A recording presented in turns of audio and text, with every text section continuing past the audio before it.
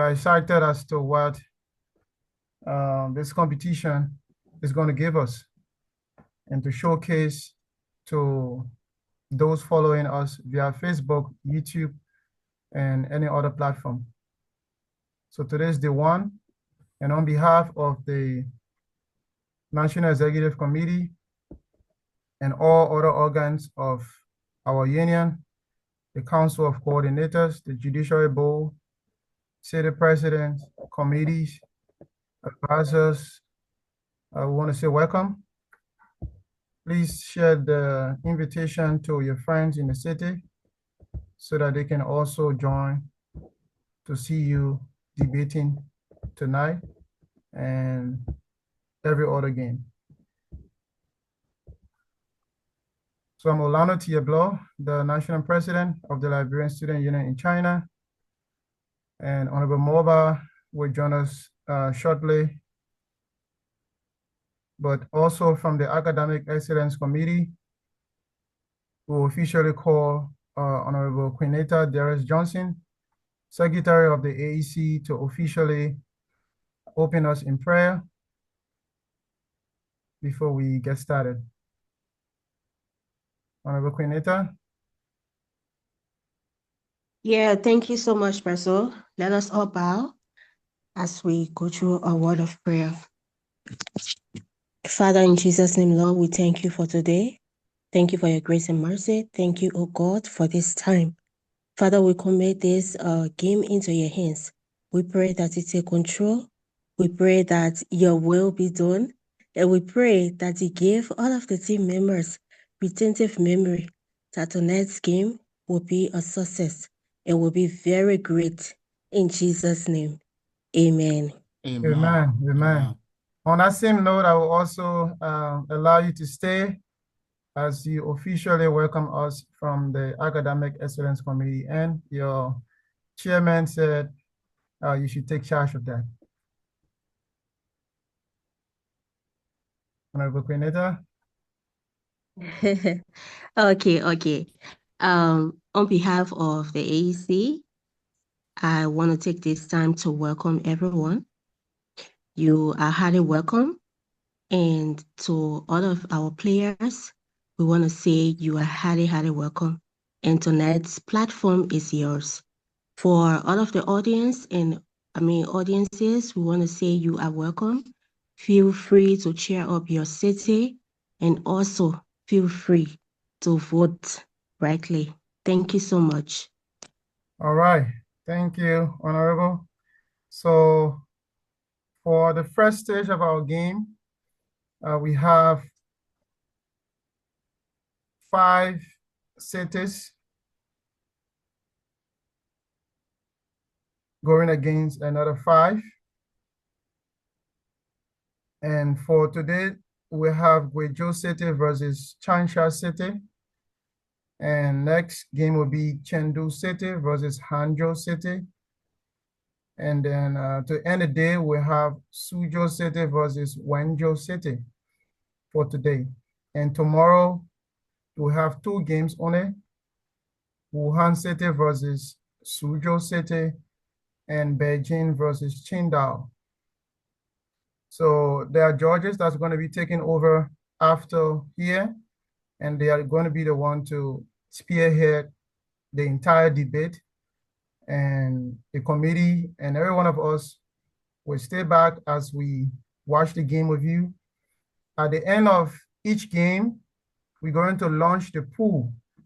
And from that pool, you will be allowed to vote for the team that you think did exceptionally well. The best team for each game, you'll be voting for that. And also you'll be voting for the best player from each team or each city. So there'll be 2 players representing a city per game. So among these 2 players, you will tell us which one of them in totality did extremely well among all the 4 players. So they will be joining with the camera on, and also their full name will be displayed because that same name will be used for the voting. So please watch out for their names when they'll be speaking, and also the city they will be speaking for or against. With this,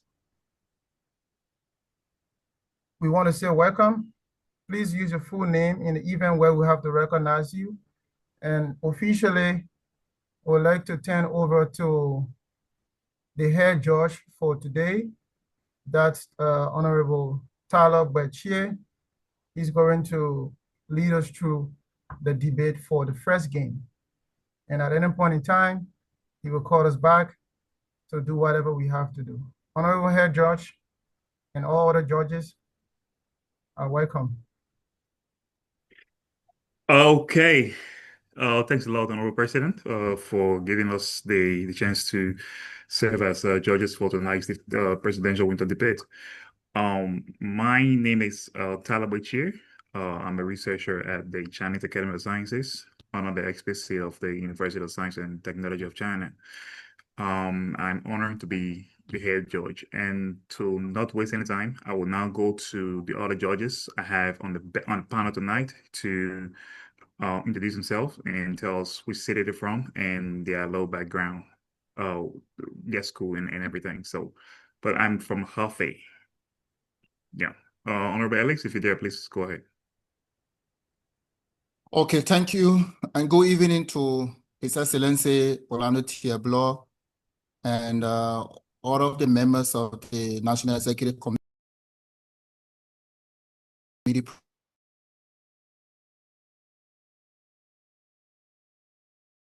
present, and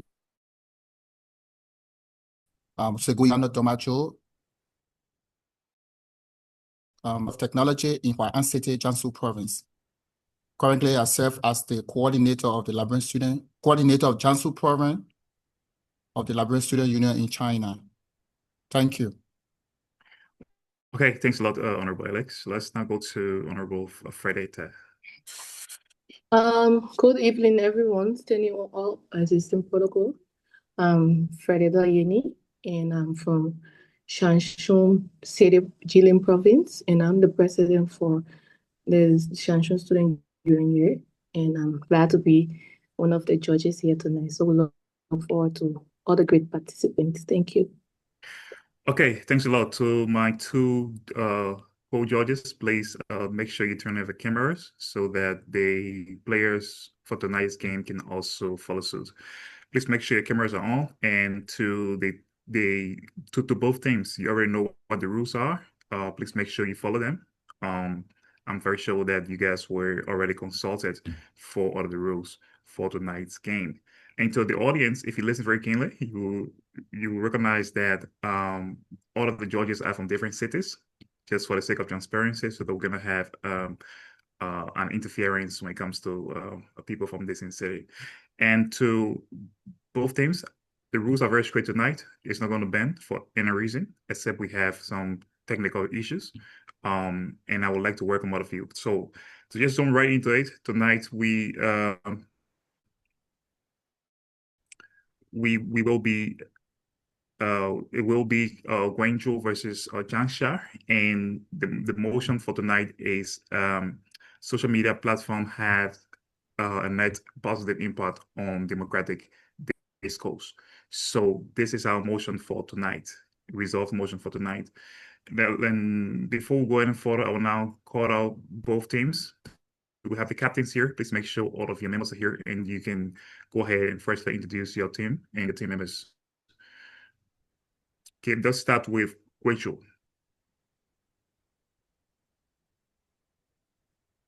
Is the captain of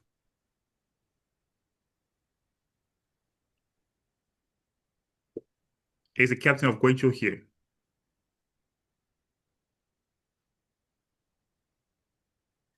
Do I have the captain of Guizhou and the captain of Changsha here?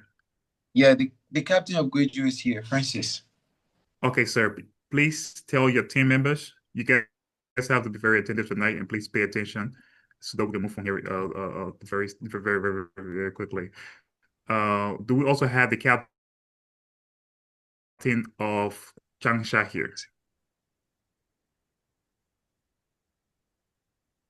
The captain of Changsha, are you here, sir? Or madam? Do we have any representative of Changsha here?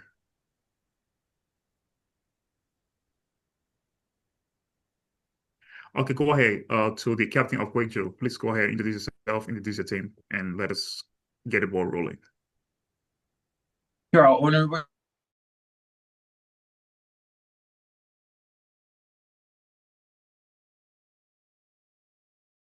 Gwiju from the Gwiju province. And today we proudly come here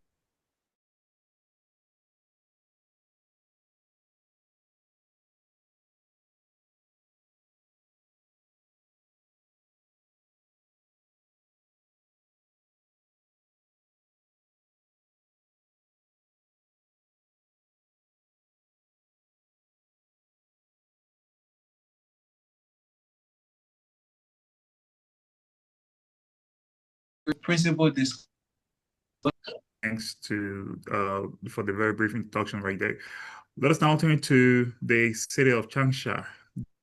Do we have the captain of Changsha in the house?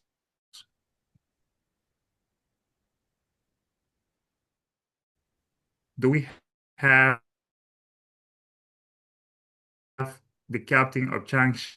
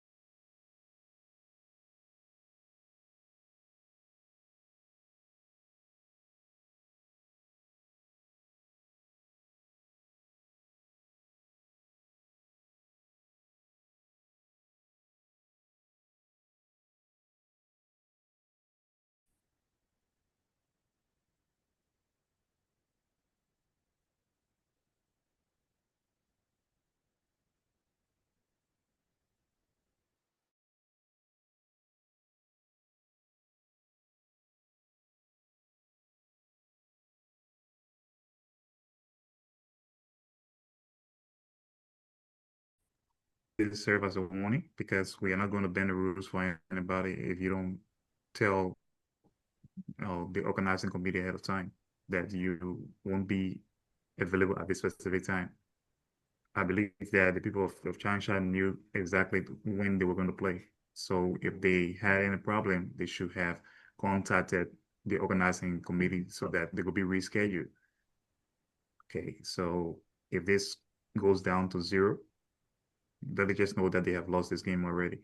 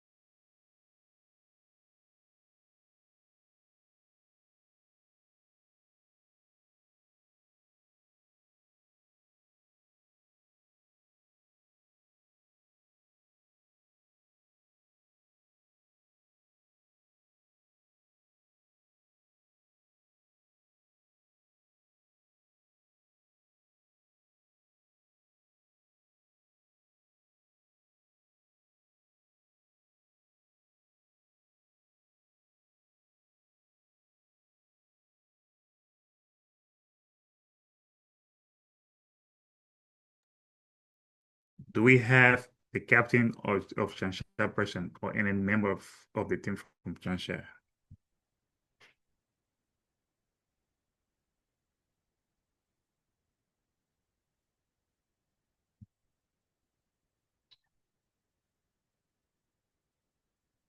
Do we have any member from the team of Changsha present? Okay, Honorable Alex, please. So officially, the people or the team from Changsha is being evicted, and they are okay. Honorable Luz, Yes. please go ahead. Okay, thank you so much. I just contacted Miss Wina and Mr. Gia, and they directly told me that they contacted one of the hosts for the debate, and they told them that they won't be available today. So I don't know. I tried asking him for the lady name. He said he was going to text me her name. I think if they had a communication sent, it would have been dropped in the group earlier. So, Mr. President, it will be up to the organizing committee to take a decision on that. But from my end and the rest of the judges, I'm sorry that Changsha is evicted, and until they can tell us the reason why and it is credible, then the organizing committee might reconsider that decision. So I'm so sorry. All right, thank you. So let us now move.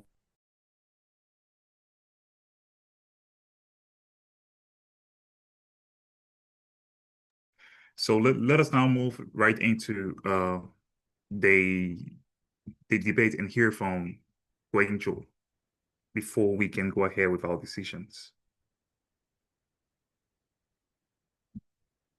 Honorable Wina, Yes. are you part of today's debate?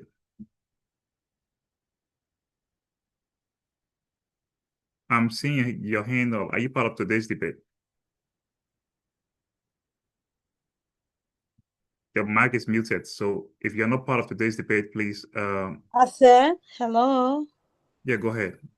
Yeah, I said I'm supposed to be part of today's debate, but I want to apologize because of the team.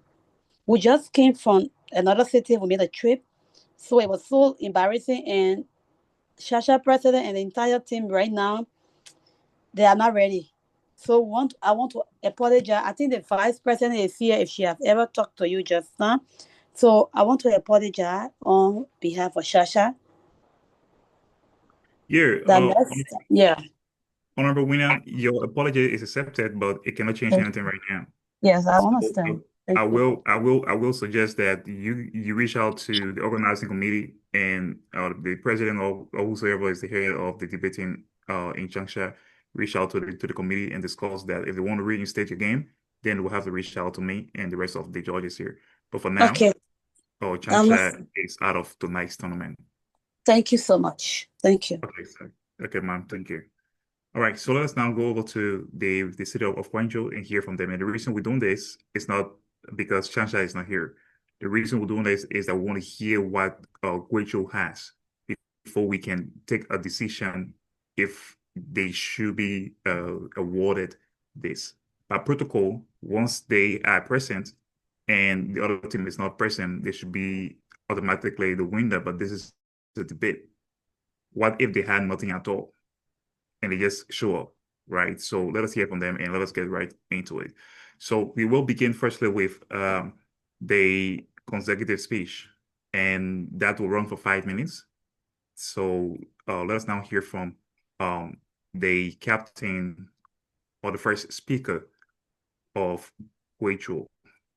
Honorable Alex, if you're there, please, we're about to kick off. Is the first speaker of Guizhou present? Here, I'm here. Let's go ahead.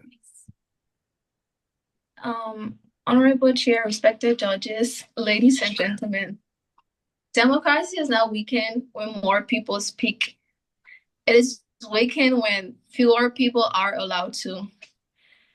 Today, we proudly affirm the motion that says that social media platforms has a net positive impact on democratic discourse. Let me begin by clarifying the debate. What is social media platforms? Social media platforms are digital spaces where citizens exchange information and opinions. Examples include WhatsApp, YouTube, Instagram, Facebook, and similar platforms. In this debate, we focus on their use for political discussion, civic engagement, and information sharing. Democratic discourse refers to the public discussion, debate, and exchange of ideas that enable citizens to express political opinions, access information about governance, debate policies and leadership, hold leaders accountable, participate meaningfully in democracy. It is a conversation that sustains democracy, not just voting. I'll say again, it's a conversation that sustains democracy, not just voting. And most importantly, net positive impact does not mean perfect. It means that the benefits outweigh the harms. This debate is now about whether social media has problems. It's about whether democracy is stronger with social media than without social media. And the answer is yes. Democracy is stronger with social media than without social media. Board of adjudicators, today we support the motion with 3 cardinal points. Point number 1, social media expands democratic participation. Before social media, democratic discourse was controlled by gatekeepers, politicians, editors, and powerful institutions. Ordinary citizens had little access to public sphere. Today, young people, minorities, rural communities, and marginalized groups can speak directly, organize collectively, and influence public groups or debate. Social media has increased voter education, civic mobilization, and political awareness across countries like the United States, Nigeria, India, and Kenya, along with other African countries.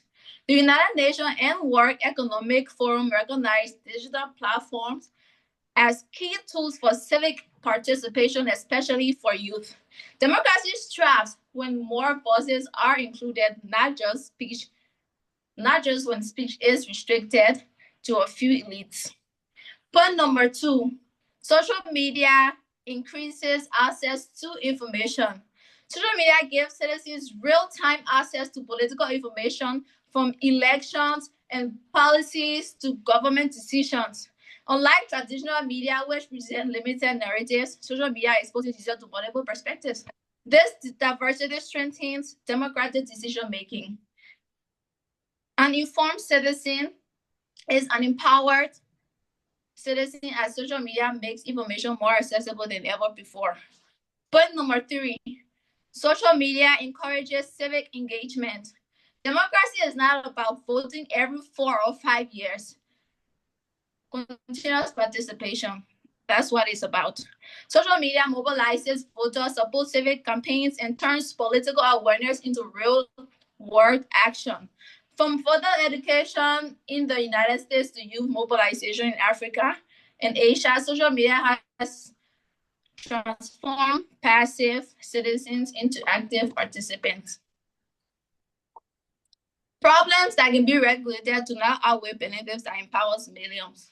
For these reasons, social media has a net positive impact on democratic discourse. Thank you. Okay. Thanks to the first speaker for working within time. We will now go to the second speaker. We'll now go to the first speaker again for some crossfire points that would have come up.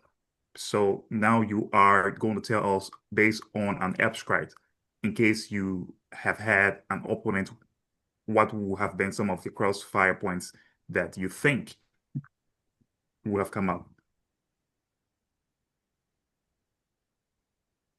So okay. We will give that 6 minutes, and we will reduce it to 3 minutes for the ticket time. I have to ask a question. Yeah, your questions. Yeah, go ahead. I would have loved to ask questions to team opposition, but even though they are not here, I can still ask my questions. Here, that's the reason. First, go ahead. Go. You're saying? Carry on. Carry on. That's all me. Go ahead. Okay. So for my first question, I want to know, was misinformation created by social media, or did it exist before it? That would be one question I would have loved to ask my opponent. And another question I would have loved to ask would be, before social media, how could ordinary citizens expose corruption or abuse in real time? That's another one. Is that all? And for now, I think these are the two that I can ask for now. Okay. Thanks a lot for those 2 questions. I think they are very significant.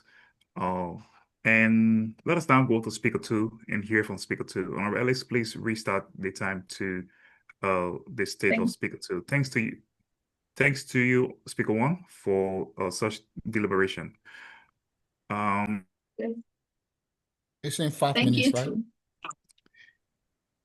Yes, 5 sir. minutes, sir? That's 6 minutes. Yes, it's 5 minutes rather for the reporter. Let's hear from speaker 2 for the reporter.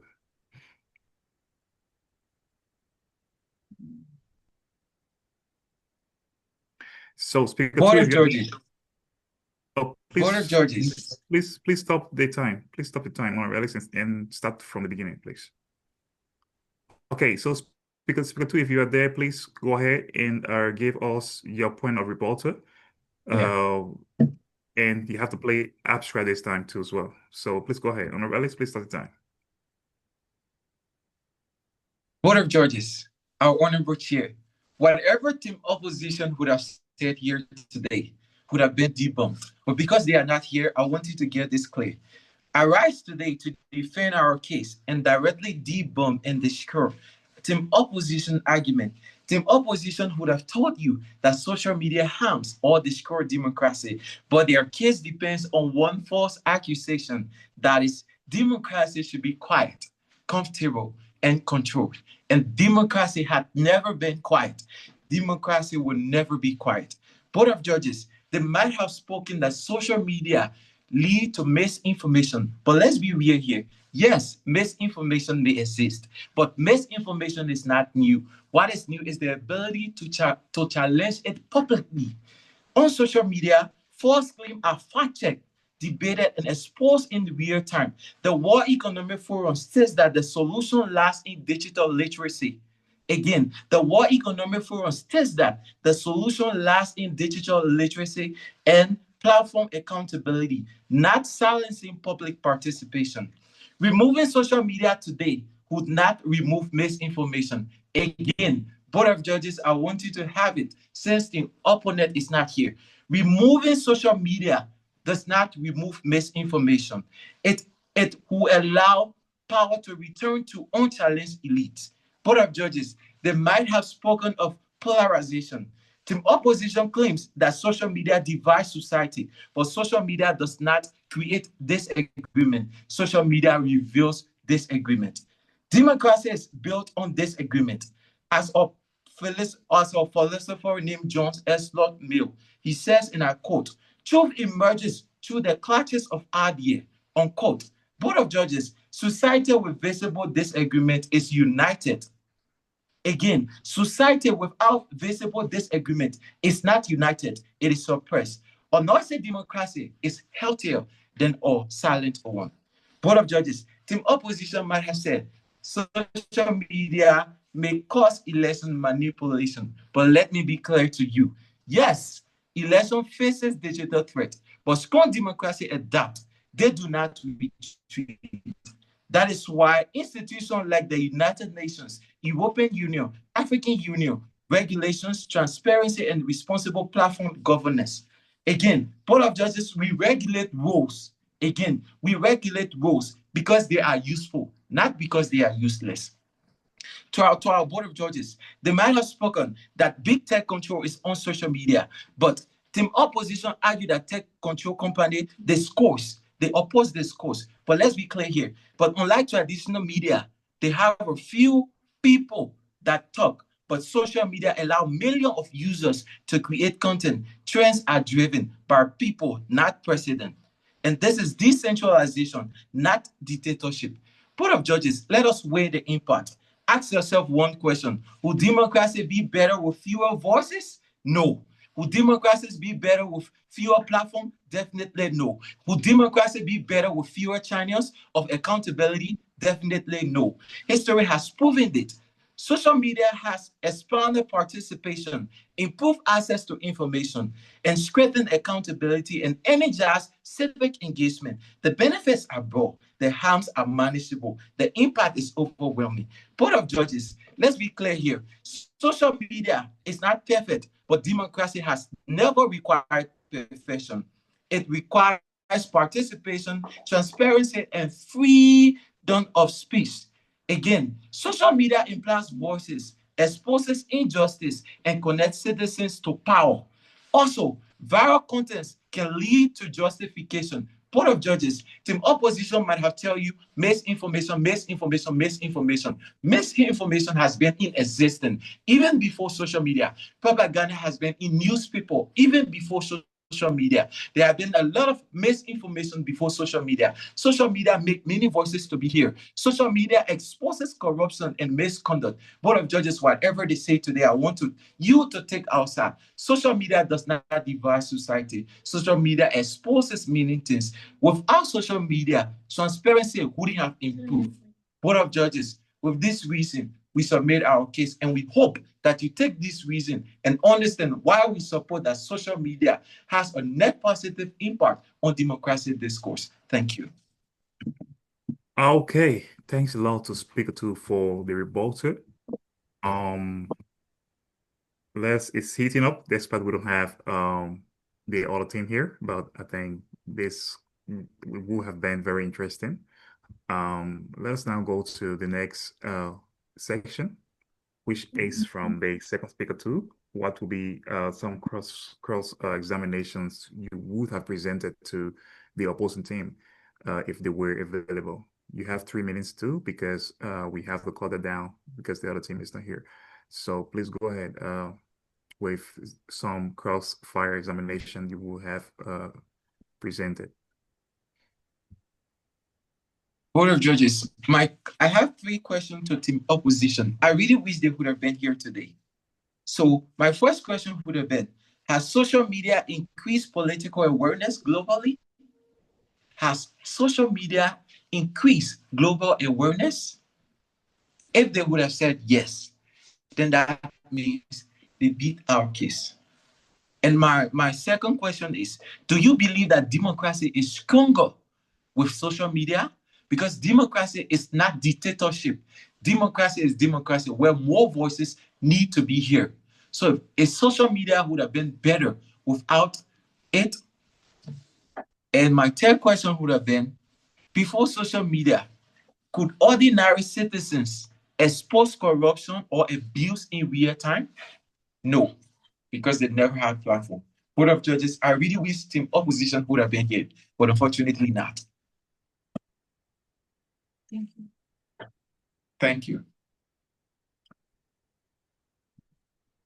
Thanks a lot to the speaker two, second speaker, for such an outstanding crossfire.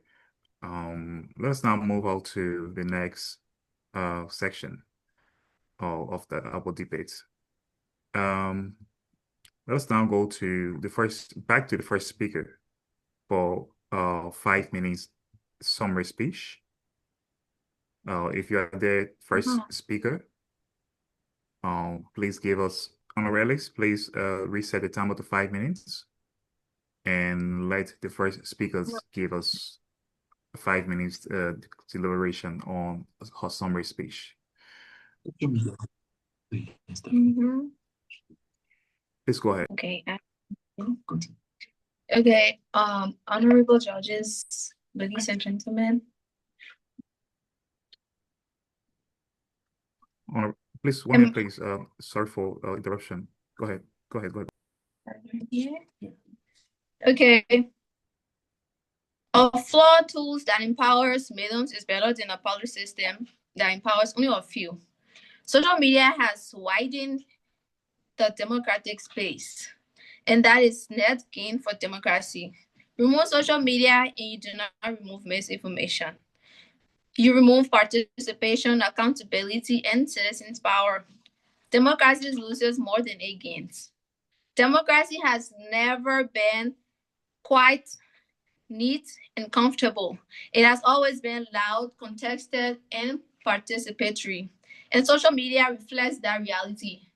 If democracy means informed citizens, open debates, and accountability, then social media, despite its flaws, moves us closer to those ideals, not farther away.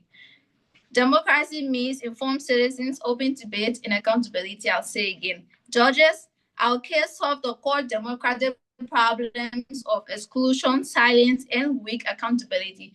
Social media expands participation by giving ordinary citizens a voice, improves access to political information, and strengthens accountability by exposing to political leaders to public security while challenging exist. They are manageable and outweighed by these benefits. Jesus Christ. Tell us be blunt. A democracy without social media returns power to either elites. A democracy with social media gives power to citizens. Judges, after outweighing both sides, the choice is clear. The opposition has pointed to problems that can be managed. We have shown benefits that are foundable to democracy. Social media amplifies voices, exposes power, and activates citizens. A democracy with more participation is stronger than one with less.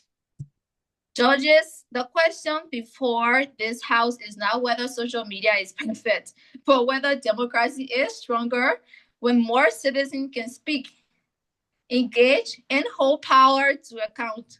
On what question, the answer is undeniably yes. Thank you. Thank you. Okay. Thanks to the first speaker for your deliberation again on the summary speech as it called. Not without wasting time. I would like now go to the grand cross examination. All players, which means that both of you will have to give a grand cross examination, and we will take that for at least 3 minutes since we don't have the other team here. So we will begin with the second speaker and then go back to the first speaker. Closing speech or grand examination? Grand cross examination. Okay. Board of Judges, we should accept the fact that social media holds leaders accountable. Social media exposes corruption and misconduct. Like viral post can be forced. Viral post forces investigation. Citizens can document justice. Politicians can directly receive feedback from a citizen. So my question to team opposition, with all of this good work, with all of this net positive impact, do you think democracy would have been better without social media? No. Less voices would have been here if social media wasn't in the photo. So social media plays a very crucial role within democracy discourse. Democracy is not dictatorship. Let us get here, Board of Judges. Democracy is not dictatorship. Democracy is where citizens are allowed to say what they want to say, where they are allowed to give freedom of speech. So social media is very important because it also forces politicians. It makes them to face direct feedback. Without social media, many issues would have remained hidden. Transparency improved democracies. So Board of Judges, under no reason and under no proof can take opposition proof to you that democracy is better without social media. Democracy is always better with social media. Thank you. Okay, Honorable Alex, please stop the time. Please stop immediately. Honorable Alex, okay, go ahead. No, please stop. I was about to give her the balance of 1.5, 1 minute 5 seconds. Yeah, 1.5 seconds left. So, yeah, but let us go. We'll also count down. No need to rewrite it. We'll count down to the same 1.5. So, 1.5. So the first speaker, please go ahead and give us your just give 1.5. All right. Okay, thank you. Let us go up and see. That's 1 minute, sir. It should be 1 minute 5 seconds. 1 minute 30 seconds rather. It seems 1.5 cannot appear. I think it's just Okay, one. okay, then let us do let us Two, let us yeah, let us do 2 and then we'll count down. Two, then we'll count to 1.5. Yeah. So Get 1.5. Sorry. Just right after that 2 you just put on the right hand side is on the right hand seconds. side is seconds. Oh, okay. Sorry. Yeah, just put 30 seconds. You don't have to use the up or something. Just write it 30. Just write it. Take the 30 Okay. seconds. All right. So to the first speaker, you have 1 minute 30 seconds to give us your grand cross examination. Let's go ahead. Then you read this. That's one question. Do you guys need time? Okay. Okay, so ladies and gentlemen, to team opposition, I would love to ask, would you prefer a system where only newspaper and television control political information? Definitely. No. I don't think anyone wants that, definitely. While the toxicity and harassment are real problems, social media platforms have been taking significant steps to address them. Many have introduced stronger content moderation policies, reporting mechanism, and AI-driven tools to flag harmful content. For instance, Twitter's mute, feature, and Facebook anti-bullying initiatives are content to create safer environment for meaningful discussion. With that, I would love to ask another question here. If social media disappeared tomorrow, would democratic discourse improve or decline? Definitely democracy will decline. That's all I have to say. Thank you. Okay, thanks to Jesus the first speaker there for the cross examination deliberation.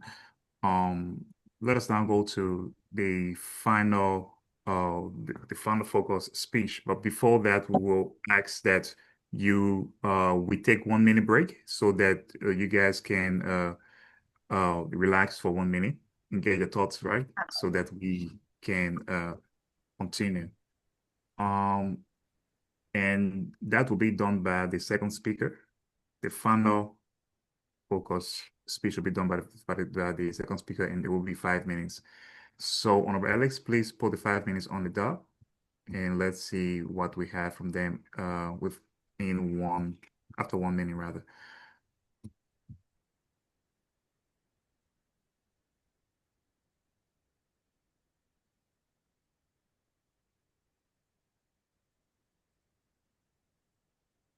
Oh, Honorable Alex, you have to put 00 behind there. Put the 00 back to the seconds where the 30. Oh, okay. Let's see if it worked out this time. Okay, yeah, Yeah, it's good. worked out. Good. It worked out.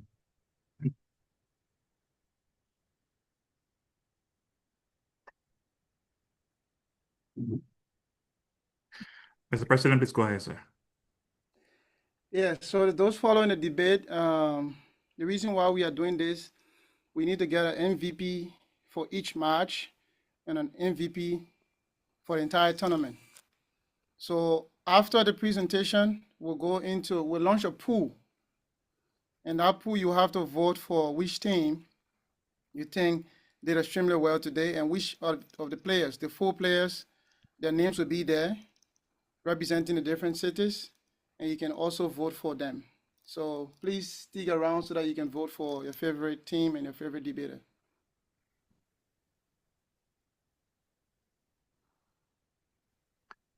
Yeah, to just add to what the president just said, if you are just joining this debate, today's debate, the first debate rather, is between Wenzhou City and Changsha. But Changsha did not appear for the debate, so definitely they forfeited their point.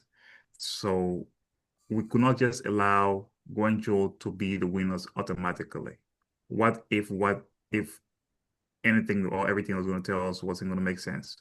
So for the sake of judges' deliberation and focusing on judgment, we decided to hear them out and also grade them, because no matter what we're going to do from the beginning, it was going to be we'll listen to them before we grade them. So we just have to follow the process despite the opposing team did not appear. So that's the reason why you're not hearing any counter argument from any opposing team, because they did not show up for today's debate. So let us now go to the final speech from Speaker 2, and you have 5 minutes. Honorable Alex, are you there? Okay, Yes, you're I'm there. here, sir.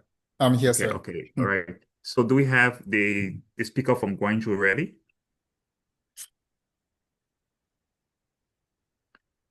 The speaker from Guangzhou. Francis, his name, right?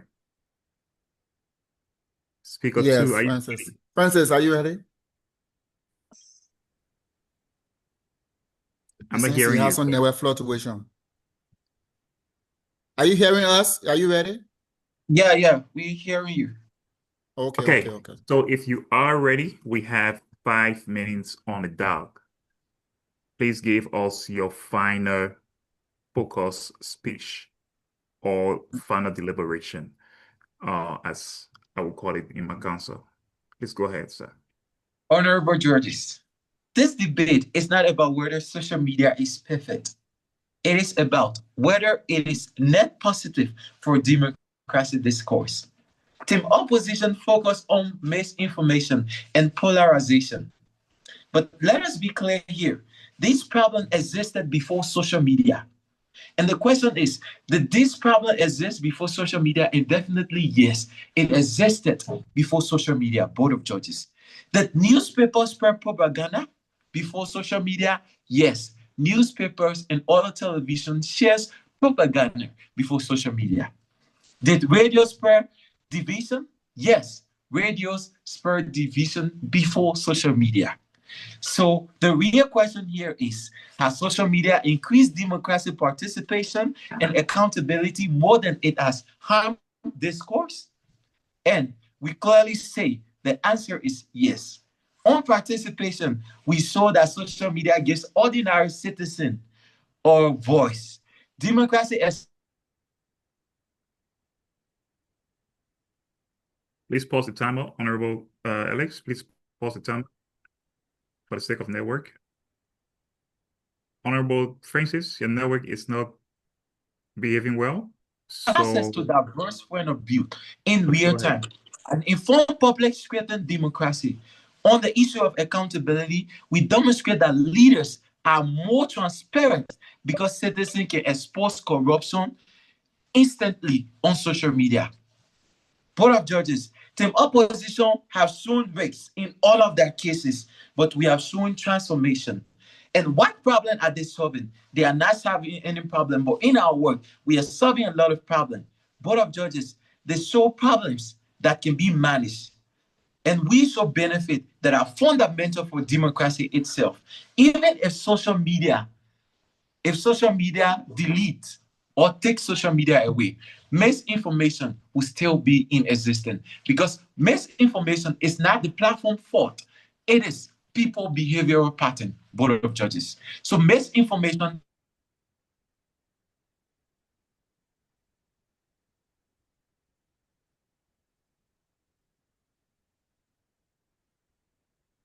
Please pause the timer, Honorable Alex. Honorable Speaker Francis, Speaker 2, we are not getting you, so we pause the timer. We had to counter...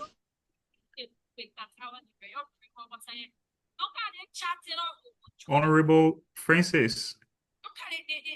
Francis? Francis? Francis? I think we... Yeah. It implies it. I'm sorry, the internet. We are not getting you because... Wait, please 1 minute. I'm not supposed to interrupt you, but for the sake of time, we are not getting your focused deliberation. So we may have issue judging that. So for the sake of fairness, please make sure your internet is stable enough so that we can hear you because you are actually breaking for a very long time. Hey. Okay, so am I clear now? You are clear now. If you want to go back maybe a few minutes or a few seconds and start from there. Yeah, let me go back. Board of Judges, are you there? Yes, please start the time, Honorable Alex.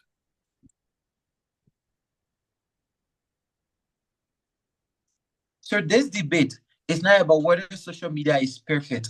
It is about whether it is net positive for democracy discourse.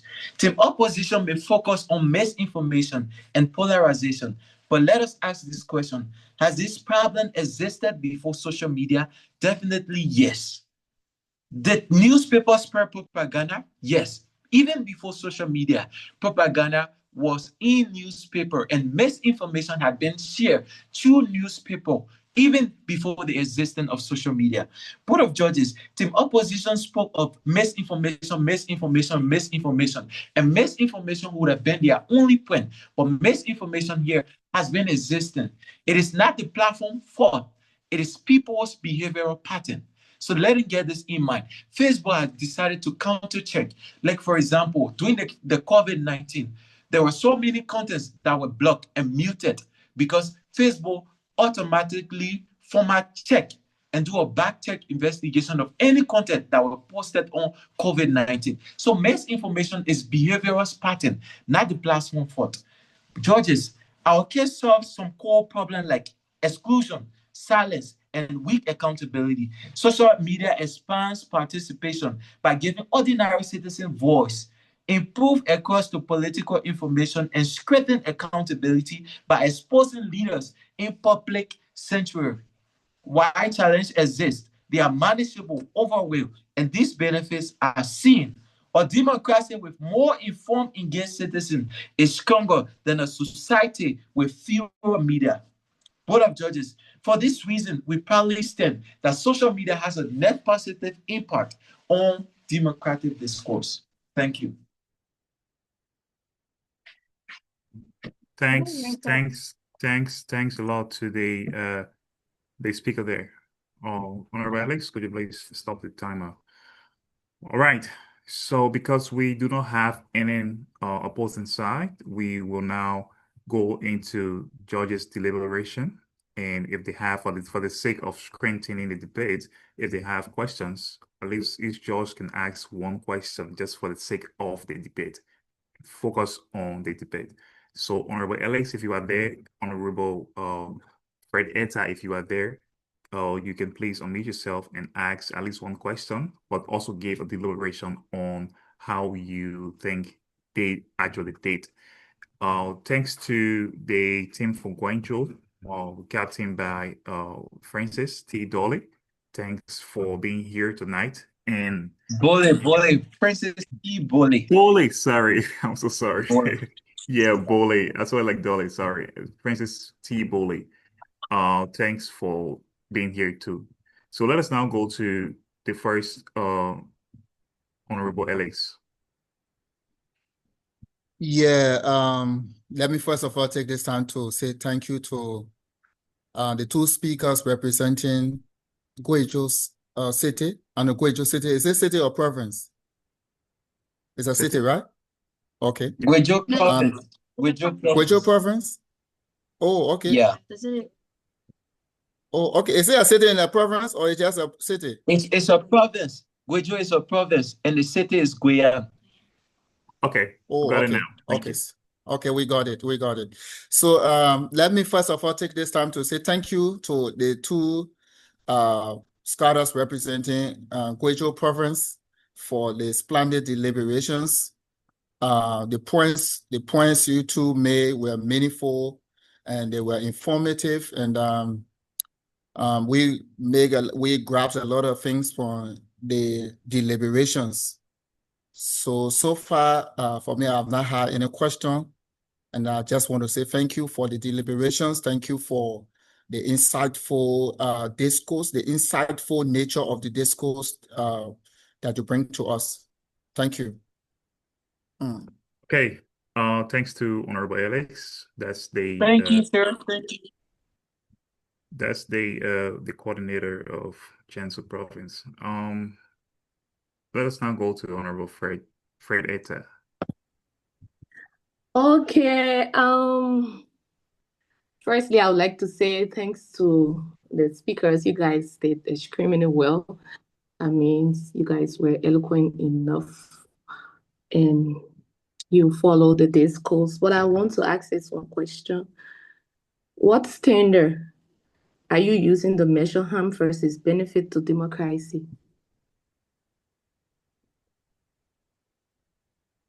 Okay, so do we have the team from Wenzhou there? Could you please answer that question in 30 seconds? Should I repeat? Yeah. What standard are you using? What standard are you using to measure harm versus benefit to democracy?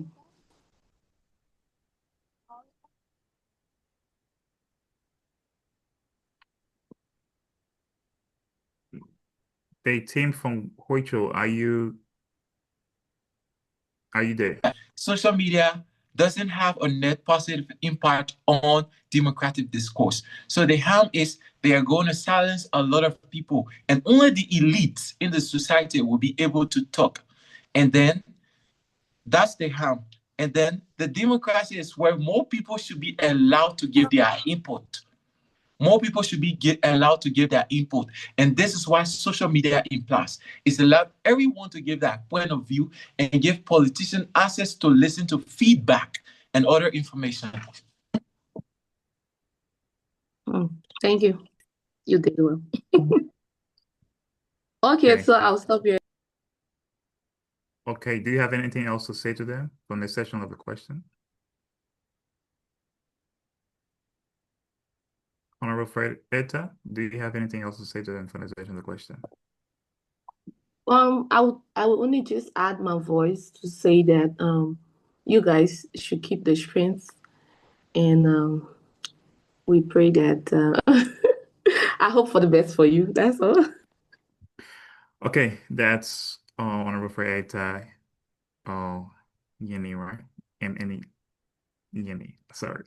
I'm still trying to learn. Yeni. No, Yeni, Yeni, okay, please. thank you. Thank you. Okay, before we can go into the scope, I would like to say to both of the presenters 1 and 2, you guys did deliberate very well. But one little pinch of salt I want to add to the first speaker, that when I was debating back in high school, we had one rule, and my coach says he told me that it never left me, and he said that no matter how many mistakes you made when you are debating, never break, just never break. Okay, because when you were going through and you were getting some things wrong, I could hear you saying, Jesus and stuff like that.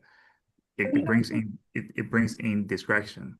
So I will encourage you that no matter whether you make mistakes, you don't make mistakes whatsoever, just keep flowing. Because the moment you start to hold yourself accountable, then you get nervous. And I saw that coming out of you a little bit because you started off very well, strong, and you were pushing the first the considered speech. But then later, when you made that mistake and you start, messing things up, you started getting a little bit confused and your confidence level dropped. So I would encourage you to just stay there. Once you made a mistake, just don't think about it as a mistake. And that goes to other teams who are here tonight. Just make sure that you don't hold yourself accountable in the moment. After that, you can hold yourself accountable. Okay, with that being said, I will now go to the Honorable President to please bring the pool up so that we can have the votes from the public come in. All right. Okay, so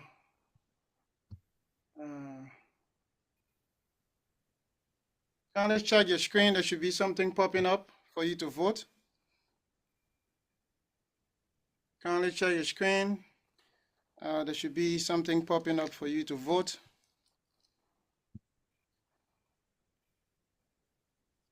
So for Guizhou Olive is the lady, and then Francis is the guy.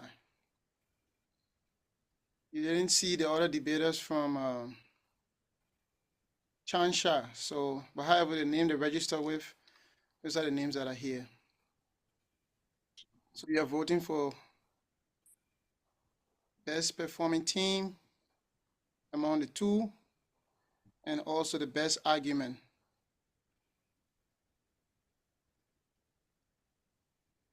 Okay, the votes are coming in. Honorable judges, you can also be checking your own platform. Honorable judges, please check your votes and punch in your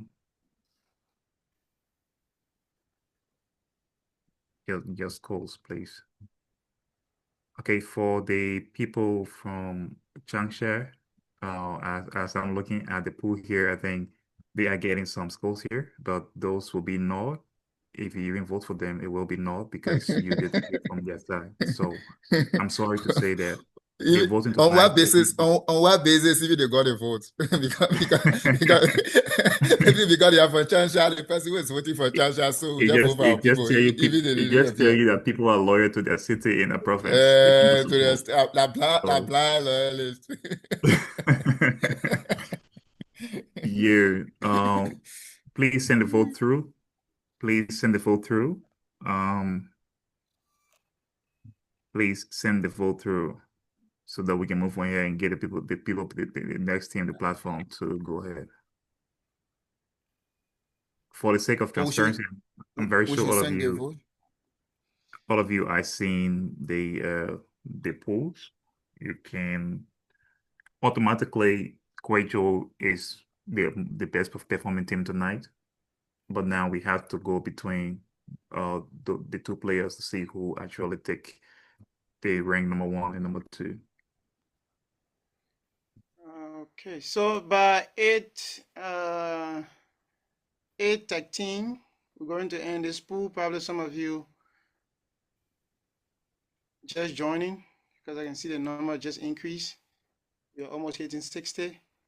So by 8:13, the next 1 minute 30 seconds, we'll be ending the pool. Okay, because 25 persons. Okay,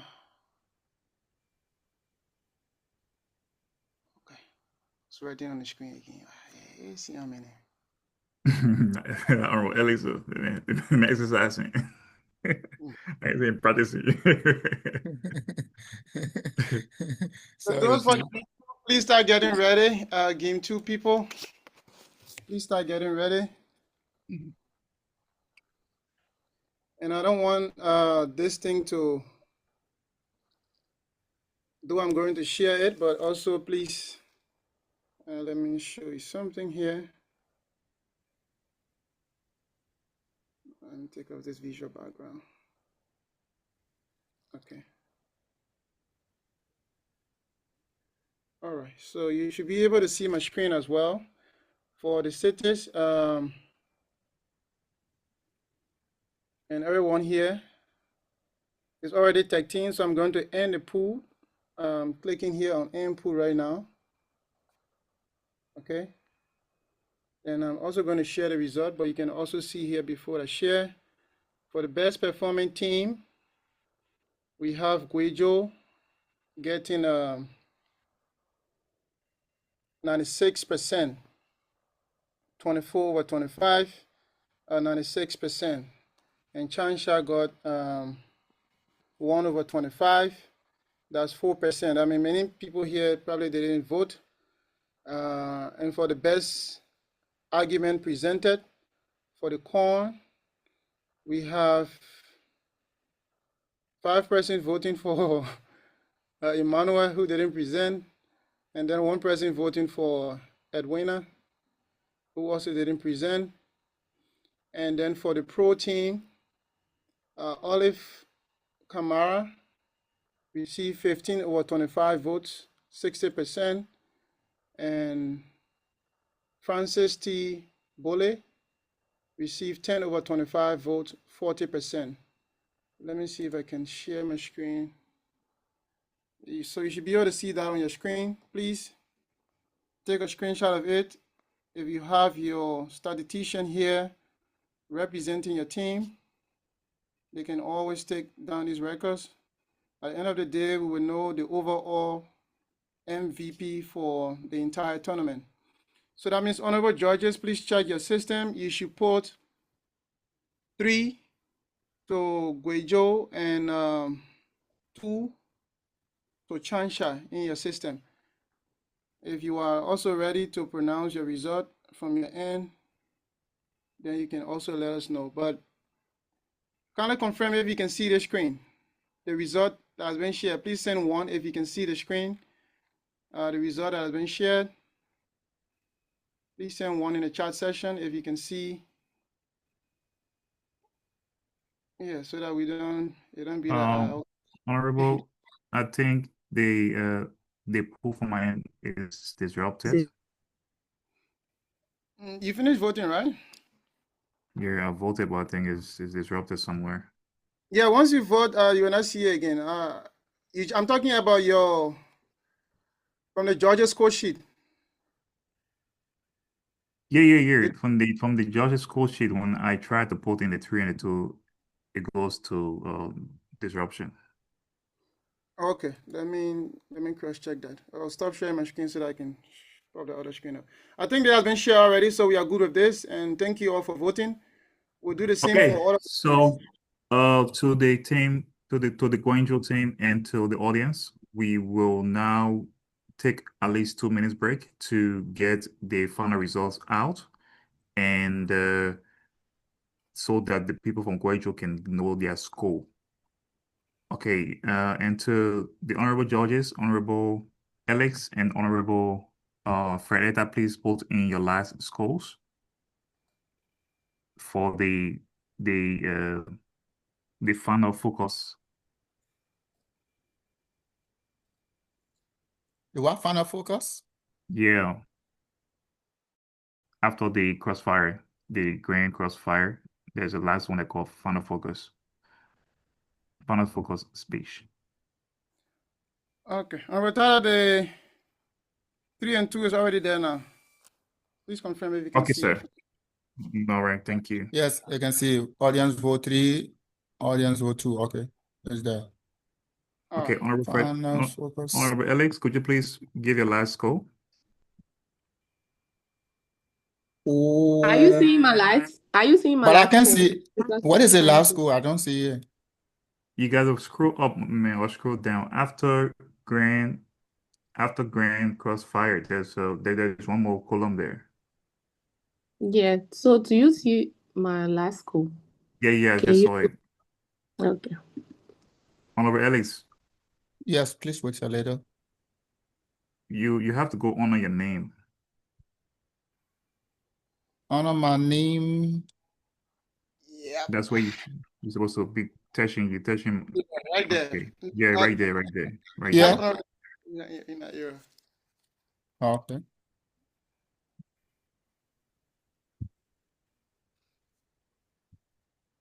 So this is the grand total? This is the total? No, No, just sir, just put the points there. Yeah, for the final focus Oh, speech. okay, Last okay. speech, yeah. All right, okay. I understand now.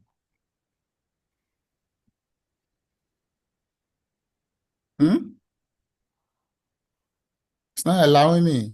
Something is popping up different.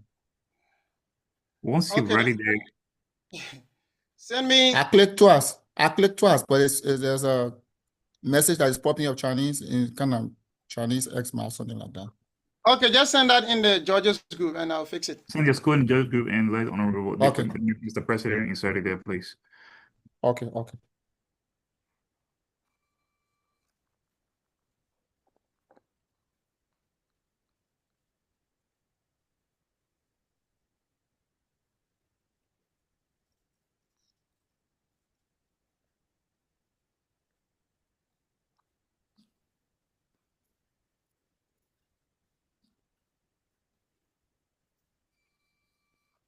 Yeah, it should be okay. Honorable Head Judge, can you see it from your side?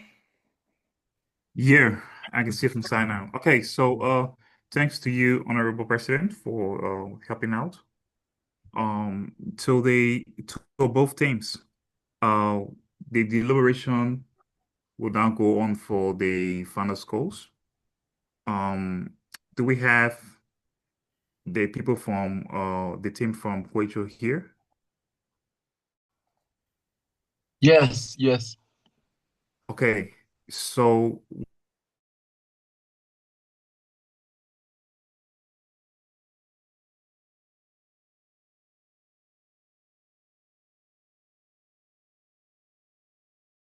audience voted in favor of Huizhou with a score of 3 points, and for the audience score for Changsha is 2 points. So Huizhou won the audience score. And for the judges score, the first judge gave Huizhou a score of 188. Who said? Honorable Judge, we were hearing you very clearly. Can you say what you said previously? Okay, are you hearing me now? Yes, you're clear, very clear. Okay, for the audience vote, The audience voted in favor of Wenzhou with a score of 3, Mac, and the 2 goes to the people of Changsha. So automatically, Wenzhou won the popular vote, which is from the audience.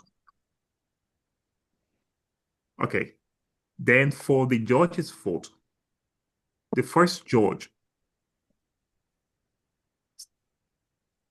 rendered a vote of 188 points. The second judge rendered a vote of 181 points, and the third judge rendered a vote of 192 points. Okay, now for the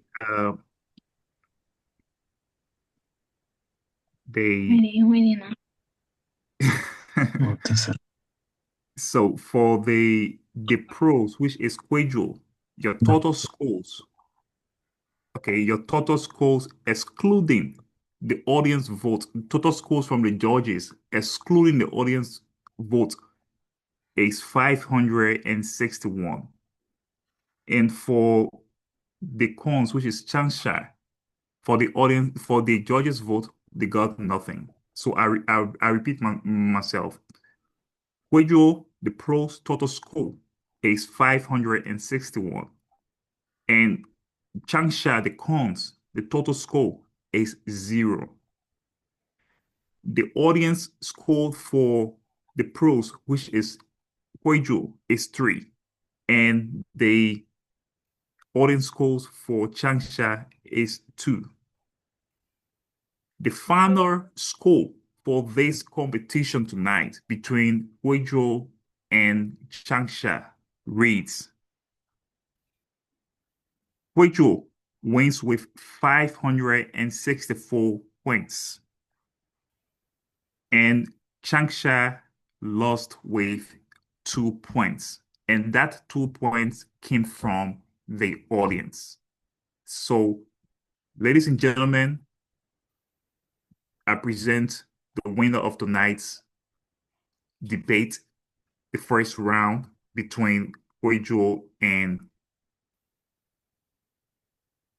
Changsha, with the motion resolved of social media platform has a net positive impact on democratic discourse to you.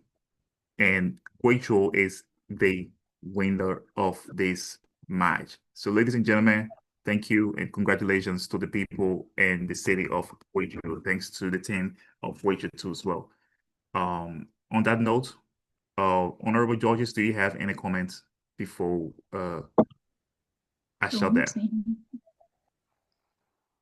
Okay, finally, I just want to say thank you to the scholars from Wenzhou for being here.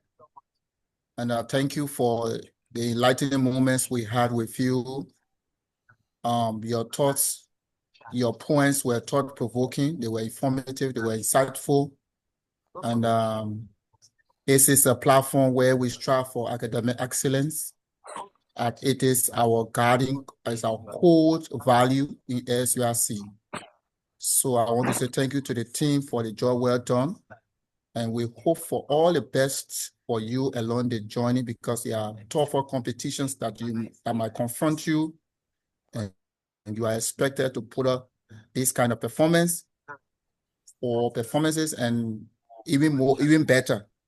So thank you and congratulations for your success. Thank you. Okay, let us hear from Judge Fred Etta. Are you there? Please unmute yourself if you have anything to say before I shut down the platform and turn it over to the next for the next game.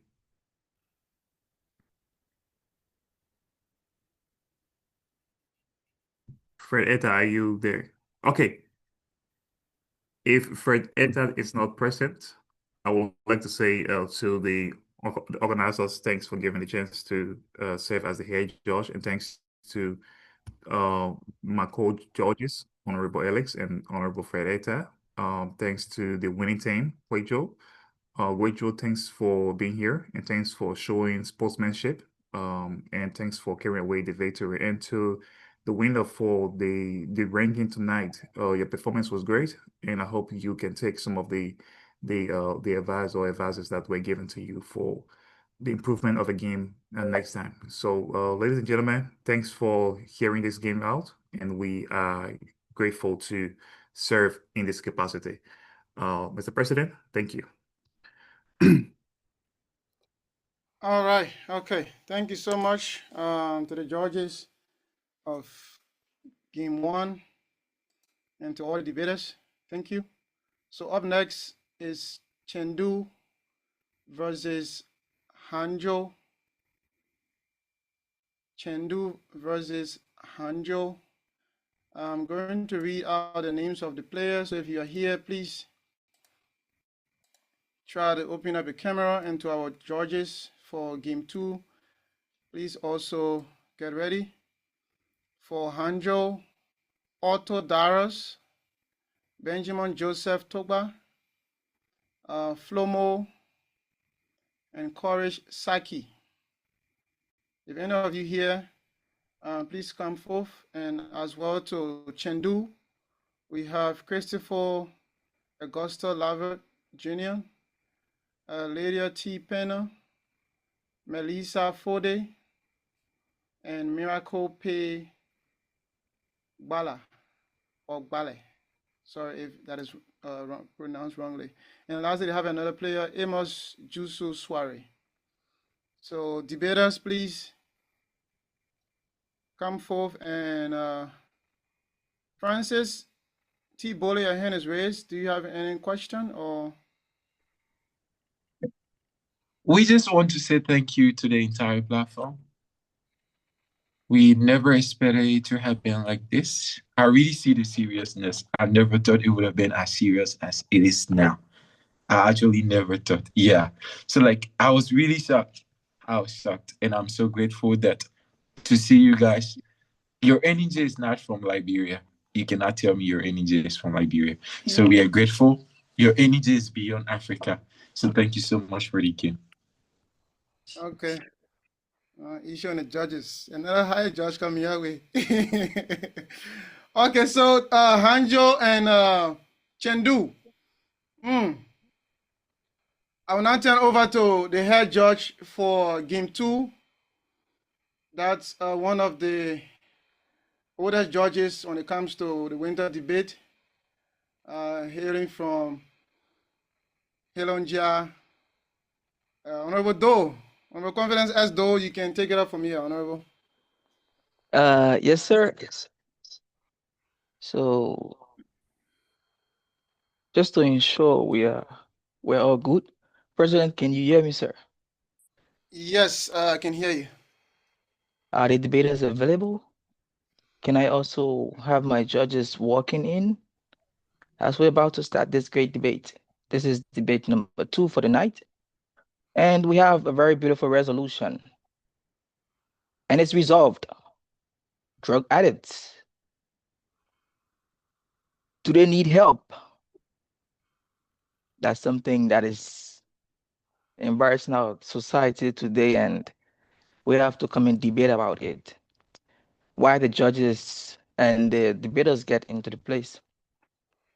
I'd like to remind you that our style of debate is known as the public forum, in which we gather and we come and discuss some of the important things that are happening in the society. So tonight, we are discussing something that is very important to Liberia. We've been seeing on the media everywhere around Liberia.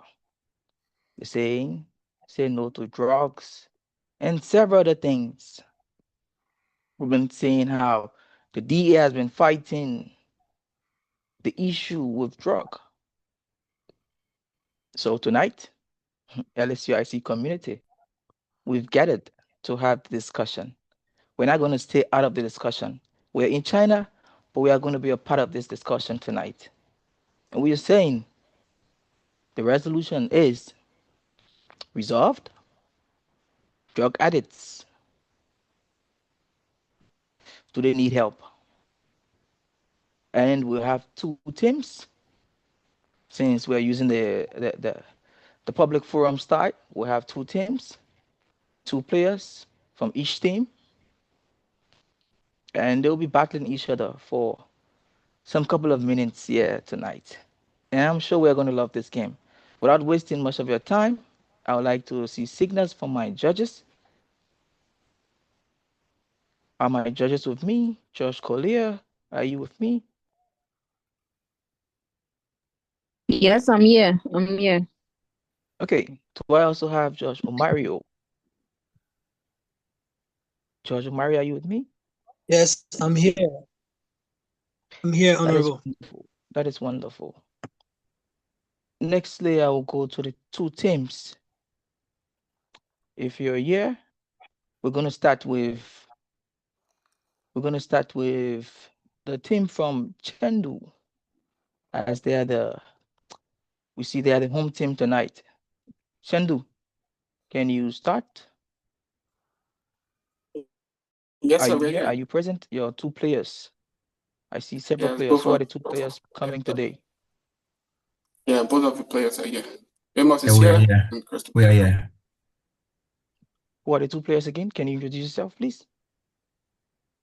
Okay, my name is Christopher Augustus Lava Jr., and I'm going to be playing along with my colleague, and he will introduce himself. Amos, you can go ahead. Thank you. My name is Amos Jusu Soare, and I'm also playing along with Chris from Chengdu. Yeah, so together we are representing Chengdu City, and we're here for the game. That's wonderful. That's wonderful. Next, I would like to check the next team. Hangzhou. The boys from Hangzhou, are you around? Well, let me not say boys. The team from Hangzhou, are you around?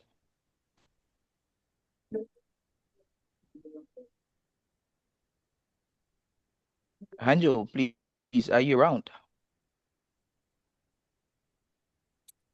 For the sake of the audience, I'm going to ask that if you're not debating, that you kindly turn off your camera, aside from the president. If you are not a debater, can you kindly turn off your camera so I can always interact with my debaters tonight, please? And to the judges, can you also turn on your camera so we can start? If the next team is here, can you kindly introduce your team? I don't want to go into your prep time. We have 3 minutes of prep time.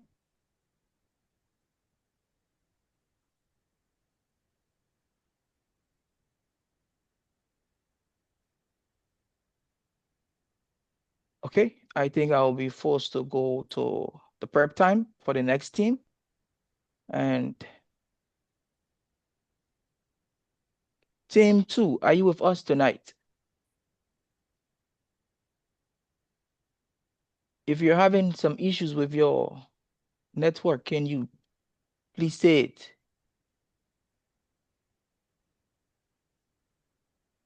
Okay, I am not looking in the chat box. Therefore, I'm trying to look there for you, but that's beautiful. okay, I'm seeing message. Okay, no, I'm not seeing anything concerning them. So I'm going to go into your prep time, Team Hangzhou. You're not going to delay us tonight. The rule says you have your first 3 minutes. That's your prep time. In your prep time, if you're not available,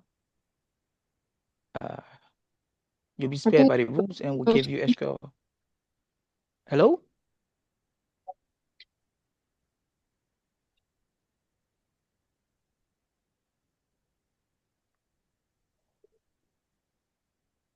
Okay, so let me remind you that tonight we are discussing something that is very important to our society. And it'll be great to see the boys or the team from Hangzhou going against the team from Chengdu. They have great players, and I'm sure we all respect them and we admire them. So we're looking up to them to show up on the platform and claim victory. The 2 teams should show up on the platform and claim victory.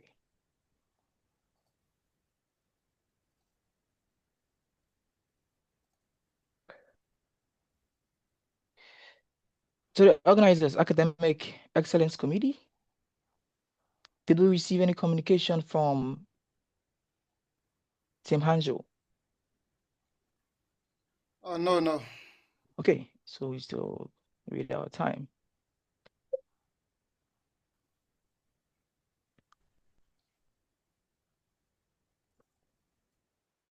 Okay, let me just crack a joke. It might not be funny to you, but that means you have a serious problem. Because if my joke cannot make you laugh, I think we have to come and ask your supervisor what's going on. So, back there in the days where we had David and Goliath, and for every time the people realize that Goliath wake up, some people can always run away. I don't know why. I'm not saying this to say that this team or Chengdu or Hangzhou is representing the other group, or any one of them are representing the other group. I'm just saying it. Whatever Goliath has a David, I'm sure, is a Bible story. We all know the story. You Okay, explain so that. I like that. So we come to the end of their prep time. So even if they were to join, they would have no prep time again. So after this prep time, according to the rules, I shall go into the 5 minutes. That permits them to, yeah. Okay, so I will stop now and I will go into the extra time for them. Their extra time.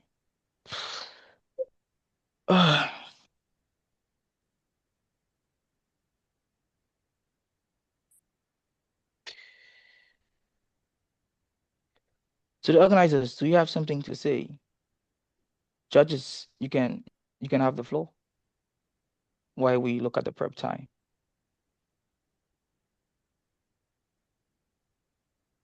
Nothing more. We have not getting any feedback from them. They have been tagged. They are also in the debaters group. They are aware about their game. They attended the draw.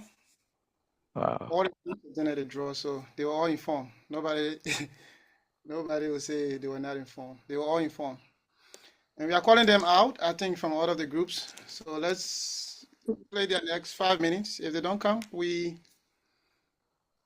hear from Chengdu, as it was the case for Guizhou. But after this, we still have one more game. After this game, we still have one more game. So please stick around. And also, you have to vote for your best player and best team. Because after this will be Suzhou and Wenzhou. And I can see the people of Suzhou and Wenzhou are on the platform. So that game will be something to look out for. Very interesting game.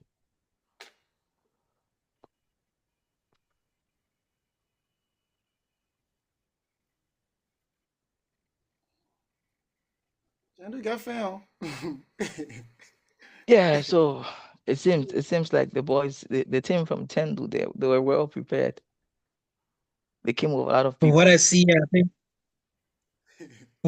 I think Chengdu didn't just come with fan; they came with air conditioning and all. Yeah, to be honest, seriously. Is that a cracky joke?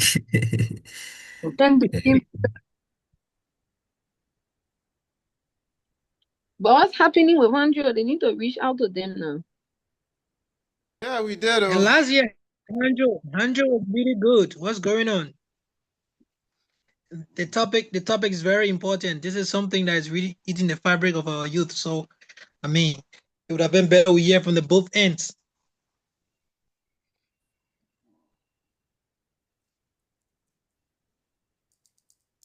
So, Hangzhou, please, if you're on, please come tell us something.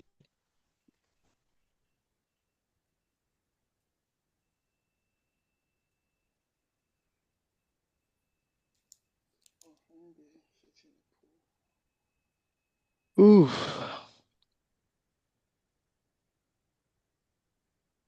Okay, so while we wait for, we enjoy your time. So while we wait on the team tonight, let me remind you that this debate is brought to you by the Liberian Students' Union in China and is known as the Presidential Intercity Winter Debate. And it is proudly hosted by the Academic Excellence Committee. I want to say kudos to that committee for doing a very good job. And I want to say thanks to the entire government of LSUIC for hosting such an event. It seems like a tradition, but every year it keeps getting better. I am grateful to you all. We like to be here. We like to hear people talk. We like ideas to be flowing.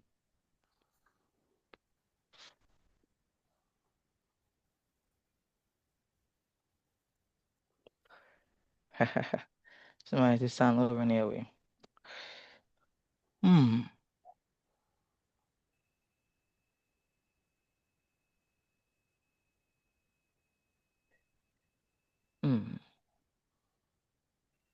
Team from Hangzhou. Yeah. Team from Hangzhou. Can someone call the president from the city president from Hangzhou? Who's in control of that Well, she's area? in the judges' chat room and sending messages. So the president is Quinita? No?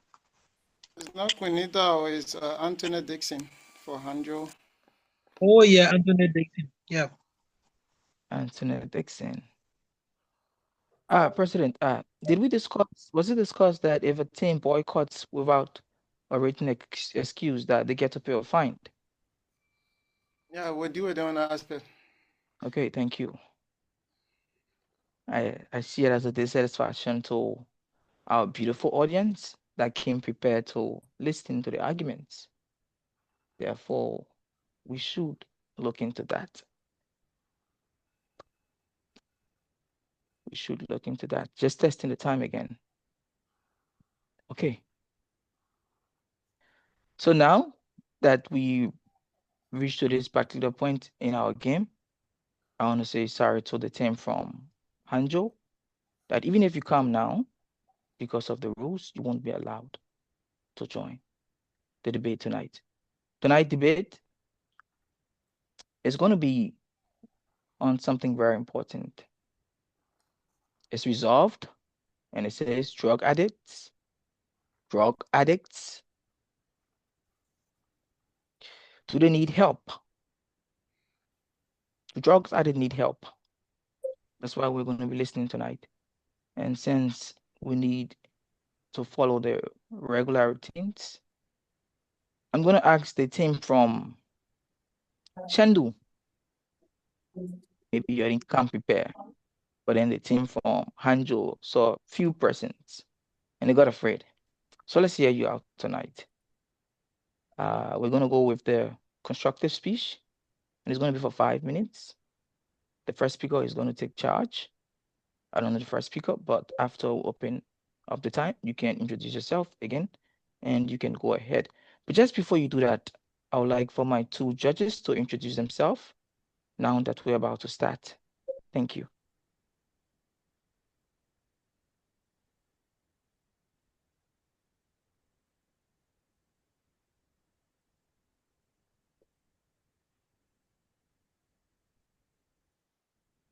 Hello, am I being heard? Yes, Judge Mario, you're being heard.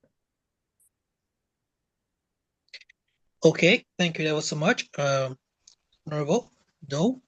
My name is D. Omario Yasia. I'm from Chengdu City. Coordinator Emeritus, Julian Province. I'm very glad to be a part of this game tonight, serving as the judges. We look forward to a very pleasant deliberation. Thank you so much. Okay, thank you there. George Collier, can you come up? Okay, I'm Korea Mariam Jawara. I'm from Suzhou City and from the Virgin Normal University.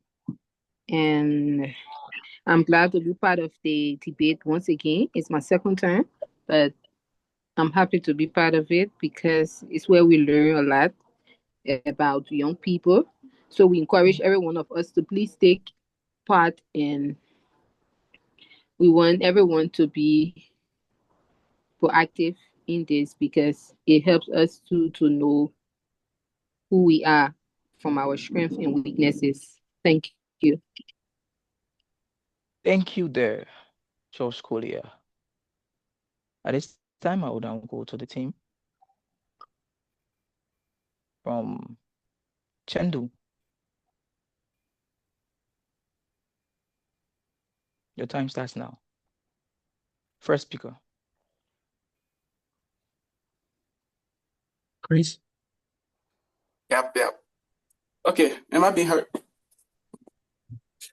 Honorable judges, I will have addressed my colleagues if they were here as respected opponents, but unfortunately they are not here.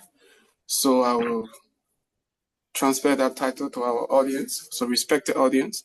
Today, we are here to debate the motion, drugs addiction, drug addict, do they need help?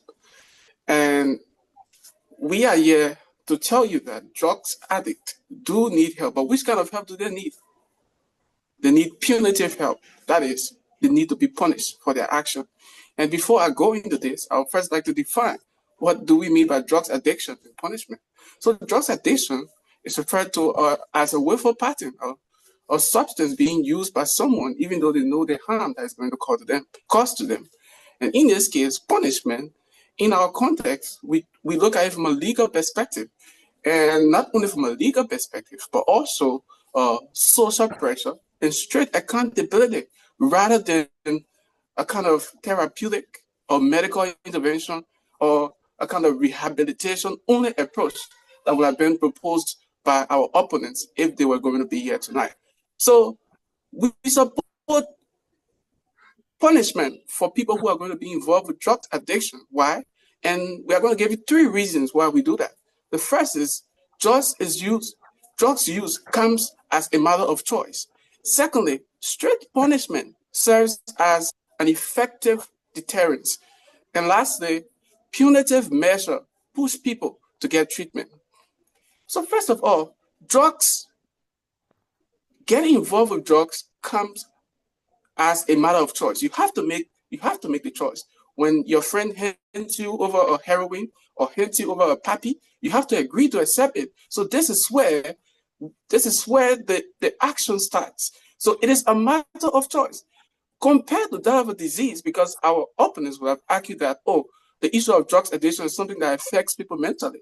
No, we do not believe it is a medical condition, because compared to medical disease like cancer or brain tumor, these are things that don't ask you for a permission to invade your body. They come. So if we are providing medical attention to these, it's quite logical, but not someone who is a drug addict. In fact, according to the survey conducted by the National Institute on Drugs Abuse and Alcoholism, it says that approximately 75% of people that have been involved with substance abuse have recovered by themselves, usually without any requirement for any form of therapeutic treatment or rehabilitation. Usually, this change is triggered by a kind of punitive action. And this action cannot be removed from the equation, because if it is removed, we are going to find ourselves in a circle of breeding drugs addicts who will have the mindset that, well, I can get addicted to drugs and the government is going to support me. We don't have resources for that. We have other important issues on our agenda to cater to. The next action is strict punitive measure serve as effective deterrence. So let's look at China that we are in today. Today in China, any part of China, you can go and walk free. You're not afraid that Zogo is going to chase you because of their poor choice they made down the line to become a drug addict. You're not afraid because the society is safe. The Chinese government does not need to come and spend money on rehabilitation because they have already cleansed their society from drugs epidemic. But if you go to Liberia today, we are suffering. Why? Because we have refused to implement punitive measures such as death penalty. China implements death penalty. Even Some part of last year, a Canadian diplomat who was in China carrying on drug trafficking, he was sentenced because of that action. So the Chinese government is not joking. And the issue about this should not be taken as a joke. Japan has achieved a very great result. So the possibility of a Japanese getting involved with drugs addiction or even using any illegal substance in his entire lifetime is less than 2%. And we are going to provide the statistics on that. So we believe punitive measure should be implemented. The fundamental question is this: should society clearly punish illegal behavior that destroy communities or enable it with a so-called rehabilitation-only medical scandal? Our opponents, if they were here today, they would have told you to do that, but we are here to tell you to vehemently reject such proposition because it is a good recipe for chaos. It's a recipe for waste of resources. Our resources should be spent in the rightful direction. We need it for technology improvement. We need it for medical health care. You don't want to tell me that money being used to reduce birth mortality should be used to be spent on rehabilitation. So in this light, we support punishment over rehabilitation or any kind of lenient help for drug addicts. I submit. Thank you there to the first speaker. You were observant of our time, and we appreciate that. We should have been taking a word from the next team, but since he's not here, we shall take our second speaker. Since he's not here, do we need to, let me see. Crossfire. No, I'm not sure we need for Crossfire for now. So yes, we shall move to our second speaker.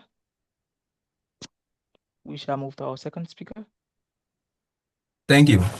Our second speaker, are you getting ready? Are you preparing, please? Thank you. Hello? Just a minute.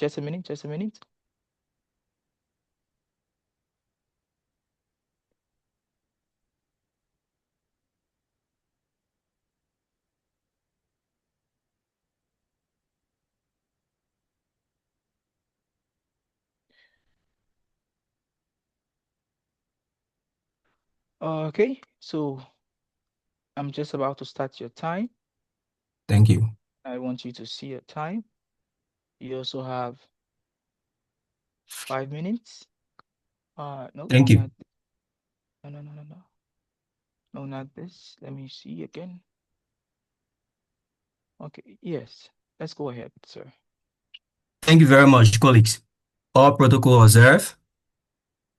Thank you. All protocol observed. Thank you very much. My name is Joseph Soare, and we are come in furtherance to the motion that drugs addiction needs punishment. Why do we say so? We are looking at punitive measure as the only option that seeks to remedy and save the livelihood of the next generation after us to have a safe and peaceful environment. For too often and for too long, we have lingered in corridor with the debate of rehabilitation, failing to realize that rehabilitation has breeded the choices for people to get addicted to drugs, rather than providing consciousness and the barrier method that create the barrier between addicts to refrain from drugs practices. Let's make instances and cite few reference from our arguments that kill this whole debate. There's no debate. Let's look at China. The China 2024 Drugs Abuser Survey clearly shows that the Chinese has arrested 61,000 persons involved with drugs addictions. We all know that drugs addicts are more likely to be involved in crimes-related issues. It is on no argument. So we are not compromising rehabilitation, rather than we are concerned about punitive measure and punishment. Let us also look at the Canadian Journal from 2024 to 2025. The psychiatric examine of the Canadian Journal clearly tells us cocaine and heroin constitute mass portion of drugs used by drugs addicts. The journal revealed that currently these drugs has no medical treatment. So where are we arguing? What rehabilitation argument are we proffering to the next generation after all, that they have choice to get addicted and they can get rehabilitated? We say no. We are arguing for punitive measures that seek to curtail the spread of addiction once and for all. And this is why even Dr. Colin Sharks, a renowned drugs added medicine physician in the US at the King County Correction Facility, argued that there needs to have more stronger measure on the issue of dealing with drugs addict. And how do you term a strong measure? You term it as punishment. You don't term it as rehabilitation. Rehabilitation gives people choices because they get often rehabilitated after heinous crimes are committed in society. And these things are clear. Even in America, the Federal Substance Abuse and Mental Health Service Administration revealed to us in its data of recent that 94.8% of drugs addicts are people who have mental disorder, people who are involved in crime-related issues every day in the US. So how are you telling us that if we cannot have stronger punitive measure and we continue to brag about rehabilitation, you are telling us that in essence our kids has a choice to make of becoming an addict, and after society will advocate for them to get rehabilitated?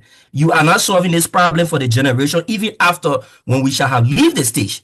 And this is why China has succeeded in showing that punitive measures have worked, and this is why Saudi Arabia have succeeded. Likewise, Egypt, they have strong punitive measure, punishment on drugs addict. They have zero tolerance for rehabilitation. You have to understand these things as a long-term sustainability process we have to achieve. We are looking at progress to be sustained over time. We are not looking at a short, quick impact project of rehabilitation. No. The question is about quick impact project where donors and local NGOs get funding from the philanthropists and quickly impact people until they are rehabilitated and crime continue to penetrate our society. We refuse that motion. And this is why we are continually saying, even in the US, Dr. Actina Benson of the American Psychiatry Association argued that rehabilitation has not worked. It has breeded crime over time in the US. She have argued for stronger measure. And what are the stronger measure? Punishment.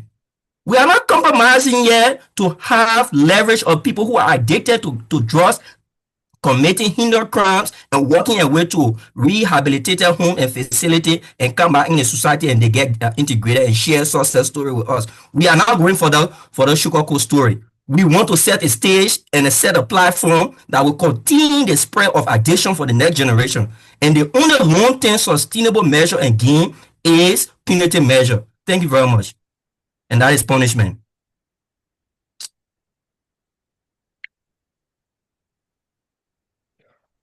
Thank you very much. Punitive measure for punishment as punitive measure. So now I would like to remind you that you're giving your evidence. Can you kindly remember to share with us some of the documents you quoted? I remember hearing you speak on China 2024 drug policy, right? Sure. Yeah, please share the evidence. And you also spoke on the Canadian journal that speaks on psychiatrists. Sure. Can you also share that? And can you also share the evidence on George Collins? Dr. Collins, not Josh Collins. Dr. Collins. Dr. Collins, thank you. Thank you. Thank you. We're looking forward to that. Thank you. Thank you. Because I don't want us to have like long time here, but I think it's not going to be fair to the team that showed up today, in a sense that we might need to tally some scores at the end of the debate. And if we just have the first speaker go and the second speaker and majorly nothing for crossfire and they come and give their closing arguments again, it might not be perfect for the scoring. So I'm going to take few questions from the audience. Are you ready? Are you okay with that? The team from Chengdu? Yeah, sure. I know that's not the rules as we stated, but then due to the circumstance, I'm asking you, are you okay?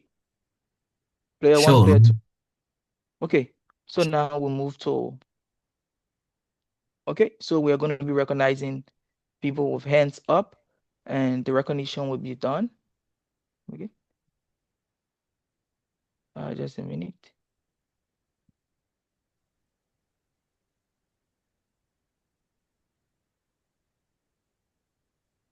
Okay, so we're going to be recognizing people with their hands up now. And let me just go to the timer so we don't have much time wasted. Just a minute.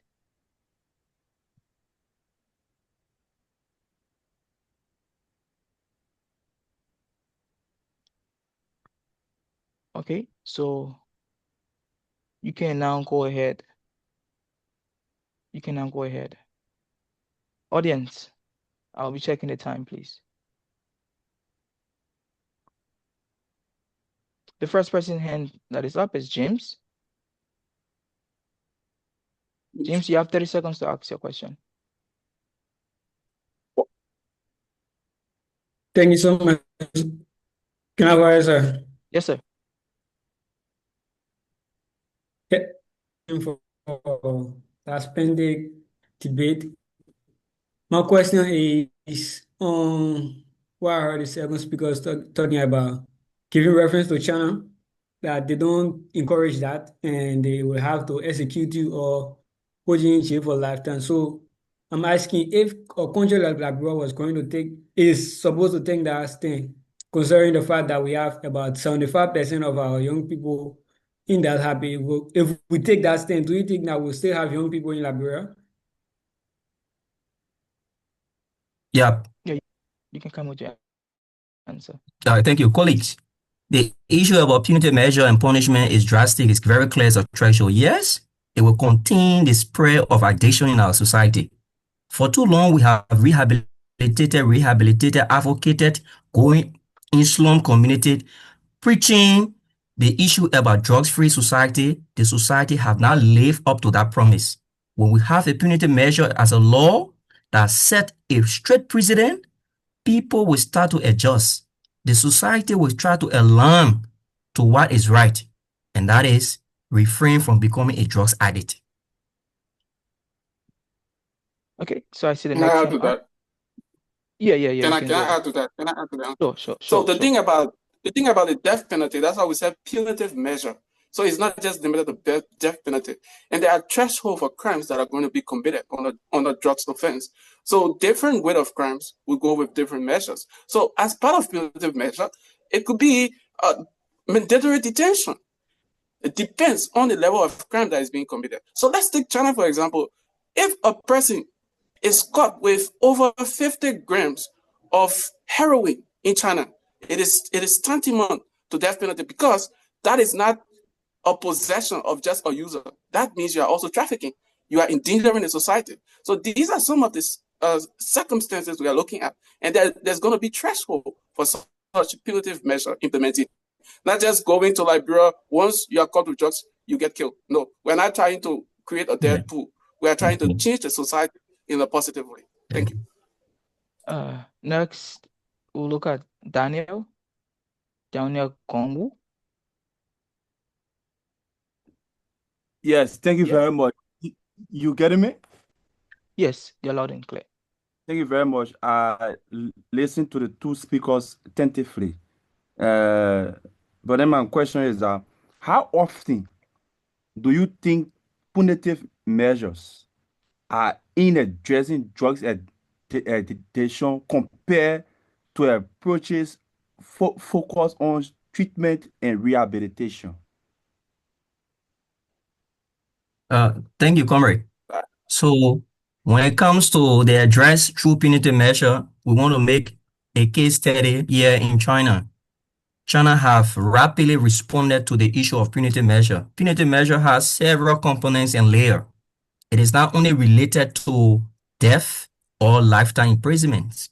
So if China can rapidly develop and subscribe to punitive measure, one of the world's largest populated country, what more about a least developed country and least populated country like Liberia cannot respond to? No, you cannot give us any other evidence that cannot surpass what China is achieving yet. No, we can't accept it because China has achieved it. And China is gradually adopting this concept. Saudi Arabia has achieved it. Punitive measure has worked in all of these developed and populated countries. What more about us in Liberia? We have to be more drastic and refrain from becoming sympathetic and becoming more or less an advocacy group that will go and petitions our lawmaker to pass into law things that are still weighting us down. So we are very concerned and clear. Punitive measure is the only way and the only hallmark to continue the spread from the next generation and have a stable society from drugs addiction. Can I also Okay. add to that, Honorable Judge? Yeah, you can go. You still have time. Okay, so the reason why punitive measure is the most effective. Let's look at Oregon in the United States. There was a survey that was conducted in 2021. So Oregon decriminalized the use of drugs, illegal substances in the country. And guess what happened? They did that with the hope that people were willing to turn in themselves to go for rehabilitation. But that wasn't the case. After they did that, the death from drugs increased to over 45%. And then what happened again? Over 16,000 people that attended to medical center, they didn't go there to be rehabilitated, to change totally. In fact, they went there so that they could be treated for them to continue in a state of addiction. So the issue is not about choice, but it's about setting the precedence. Oregon failed. China is succeeding. Singapore is succeeding. Today, if you go to Singapore, out of 100,000 that you will come across, it is only 5 of them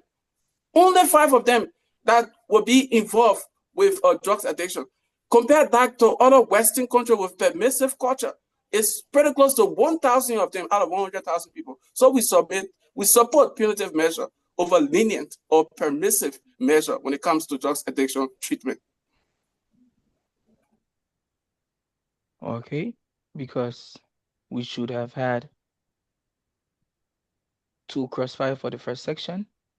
I would say go ahead and restart the timer so we can have our next section. Yeah, I still see another hand up, Daniel. Now we're in the last cross section for the first half. Now is the summary speech, right? No, not the summary speech, please. Normally we have What two is that? players. Normally we have 2 players, first half, right? 2 crossfire, right? 2 crossfire section. 1 for player 1, the next one for player 2. So I just give 6 minutes, and you should have like 12 minutes. So I just give 6 minutes. So we're going in the next 6 minutes. But both of you can still use the time. Yes, for player 2. But the both of you can still use the time. Yeah, thank you. So the argument is clear. We are here today to just pour for this narrative. There's no debate. Okay, so now I take the next hand that is up. Mark Noah. There are a lot of collision. But Honorable Judge, I think we should also be asking questions, not just taking questions. There's no one to... So if you ask, okay, do you want to ask the audience? No, not asking the audience, but maybe going over questions that we also prepared. Sorry. Going over questions, maybe just speaking out questions we also prepared for our Okay. So let me just get done. Let me just get done with in the grand crossfire in the last section. Yeah, I will allow you to ask your questions. Maybe they might be rhetorical, that might appeal to the judges, but then I'll give you the opportunity to ask your questions. Is that okay? Chengdu? It's okay. Okay, so look at Mark. Mark, your hand is up. Yes, sir. Thank you. Am I clear? You are clear. Thank you very much. Honorable Judge, let me say thanks to the guys for their brilliant explications. Let's look at jurisprudential alternatives or orders, giving the different narratives they've given from the perspective of criminal justice and the rest of that. So my understanding is, I know Liberia and China do not have the same jurisprudence. Different culture, legal culture, and different system all by itself. So my question is, what is the difference between China, Liberia, the US, that you want to compare the way they respond to treating people who commit such crimes like drug addiction that you have stated earlier?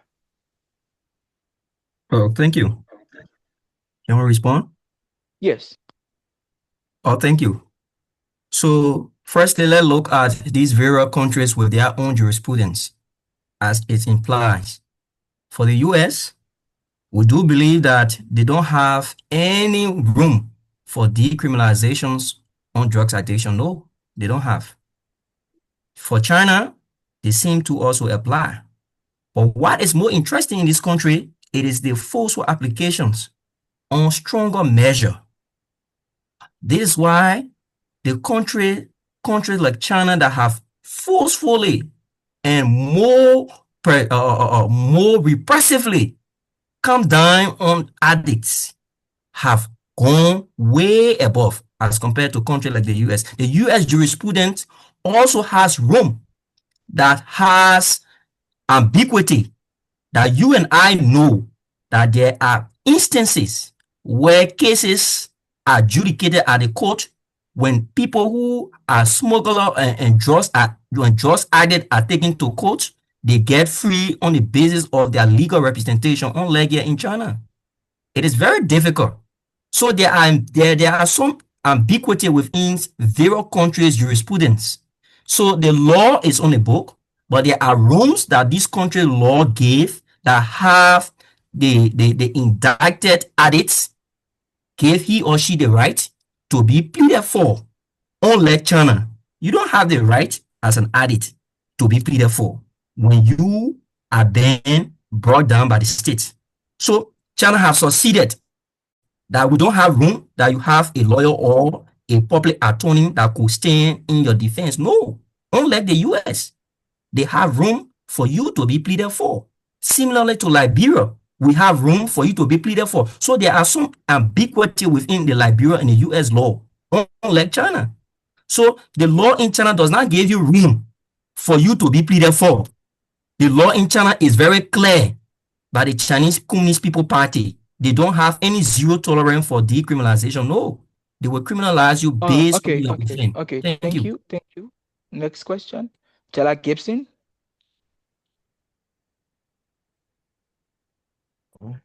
Good evening to everyone. I would just like to ask, how will you classify rehabilitation in your stance? Because I see that you mentioned China, and I know that China is one of the countries that mostly focus on rehabilitating than some other places that you measure. So in this case, how will you classify rehabilitation? So if you want to speak about the issue about rehabilitation, rehabilitation is like giving an addict an opportunity to be taken to a facility that they can have a life after their addiction and be integrated into society. Even if those addicts must have caused some heinous crimes in the community, there is no room for them to be persecuted for crimes committed. No. So let us have a simple maintain. It is a facility that hosts a drugs addict to be rehabilitated, integrated into the society after the period of their addictions. Unlike punishment, we don't have room for you to go scapegoat based on the crime you must have committed during your period of addictions. You will bear the consequences of your crime. And these are punishment we want for people to adhere to. If you can start to bear the consequences of your crime during your addiction period, the next generation after all will be cognizant or refraining from becoming addict, from refraining from becoming a drugs addiction or person. So there must be a punishment that will set a trump or that will set the barrier between us and the next generation and will continue to spread once and for all. And just to add to that quickly, Honorable both of George, this can I just follow up? Okay. I am sorry. There will be no add up and there will be no follow up. All the hands can kindly wait, and you shall join them in the next section of the Grand Crossfire. The next section will be the Grand Crossfire, but before that, we shall now go into our second half. And let me restate, our resolution tonight. Resolved, drug addicts. Do they need help? Now we're going to be going into our summary speech. We're going to be going into our summary speech and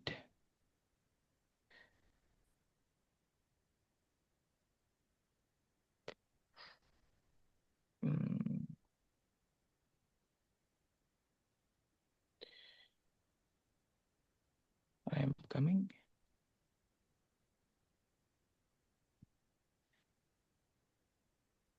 Just a moment, I'm trying to set up my time.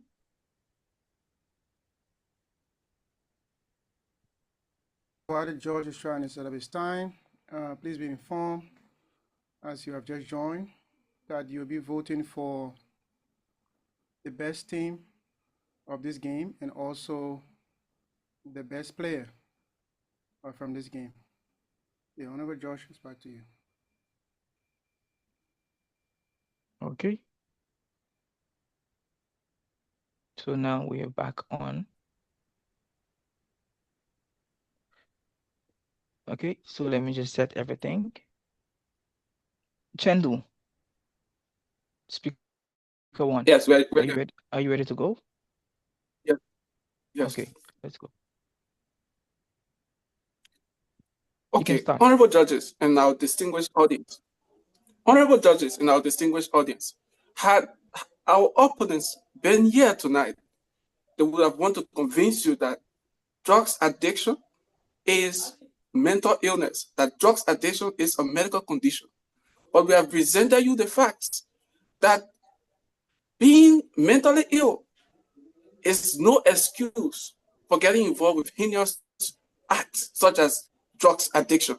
It is no excuse, and we refuse to accept that because there are statistics to prove it, that people that are addicted do not lose their consciousness. They are aware of what they are doing. They are still in the state of getting change, but they need a push. And the push is not rehabilitation. Because what rehabilitation is going to do is not to compel them to change or not to push them to change. In fact, we are taking them using our resources, resources that should be used for critical national development, to go and support them so that they can change. We are begging them to take them to rehabilitation centers so that they can go and change. And moreover, rehabilitation is very, very, very expensive. If you want to rehabilitate a particular population, let's take the comparison between Singapore and that of the United States, for example. The annual rehabilitation of a person may cost something very close to 6 to 13,000 United States dollars annually. So let's take a population that has about a population that has about 1 billion people like China, and you have a drugs addiction rate of 1,000 persons out of 100,000 individuals. Do you know how much you're going to be spending? Do you know what that money can be used for? Instead of using it on a behavior that can be curbed, we can use that money to go and strengthen other facilities, build our education in the case of Liberia, build our roads, build our hospitals, and not to use it to go and focus on drugs addiction. So the evidence are clear. Drugs addicts in Oregon, USA, they were given chance to go and change. But did they change? No, they did not change. In fact, they went there so that they can be re-equipped to support their bad habit. That is not what we are. That is not what we want to support. We want a strict measure. We want a strict deterrence because it is happening in other countries. They are successful, and now their focus is now convincing people not to take drugs because they know that if you take drugs or if you become a drugs addict, there are repercussions, clear repercussions. And I must applaud our government because they are also implementing that to some extent in Liberia. Today in Liberia, we saw our president, Joseph Human Boka. He did his drug test and he published it. Why did he do it? Why do you think that if you have any drug record, no government is going to be willing to hire you? No major government entities will be willing to hire you because drugs addicts are associated with heinous crimes. They are associated with crimes that are unthinkable. And if they find themselves in that position, they're going to be corrupt. So we don't want those type of people in our society. We don't want them to be like destroying the fabric of our society. We don't want a population that is going to be dependent on drugs. There was a statistics that were released last year that one in every 10 Liberians, like 5 of them would be drugs addict or someone that have abused drugs. Do you see where we are going with this kind of generation? A whole generation was lost to drugs from 2003 up to 2026. After the war, a whole generation was lost to drugs. And this is the precedence we want to set. I am giving you the case of Liberia because I don't want to go to places like Singapore, Japan, and the Philippines, and Portugal, because these are far away from us. I wanted to be in your shoes so that you can see the urgency of the discussion that we are having here today. So, honorable judges and distinguished audience, we are not arguing for cruelty. We are arguing for evidence-based policy that stops people from starting drugs through strong deterrence that protect innocent victims and communities. Because we're not just concerned about the person that's committing the crime, but we are also concerned about the communities that are affected. Currently, we have over millions of people that are living with drug-addicted parents, and you don't want to think about the consequences of that. It's terrible. So we prioritize public safety, and we prioritize smart utilization of our country's resources. So let's punish drugs addicts, not rehabilitate them. Thank you so much. Thank you so much for also respecting my time. You were very punctual.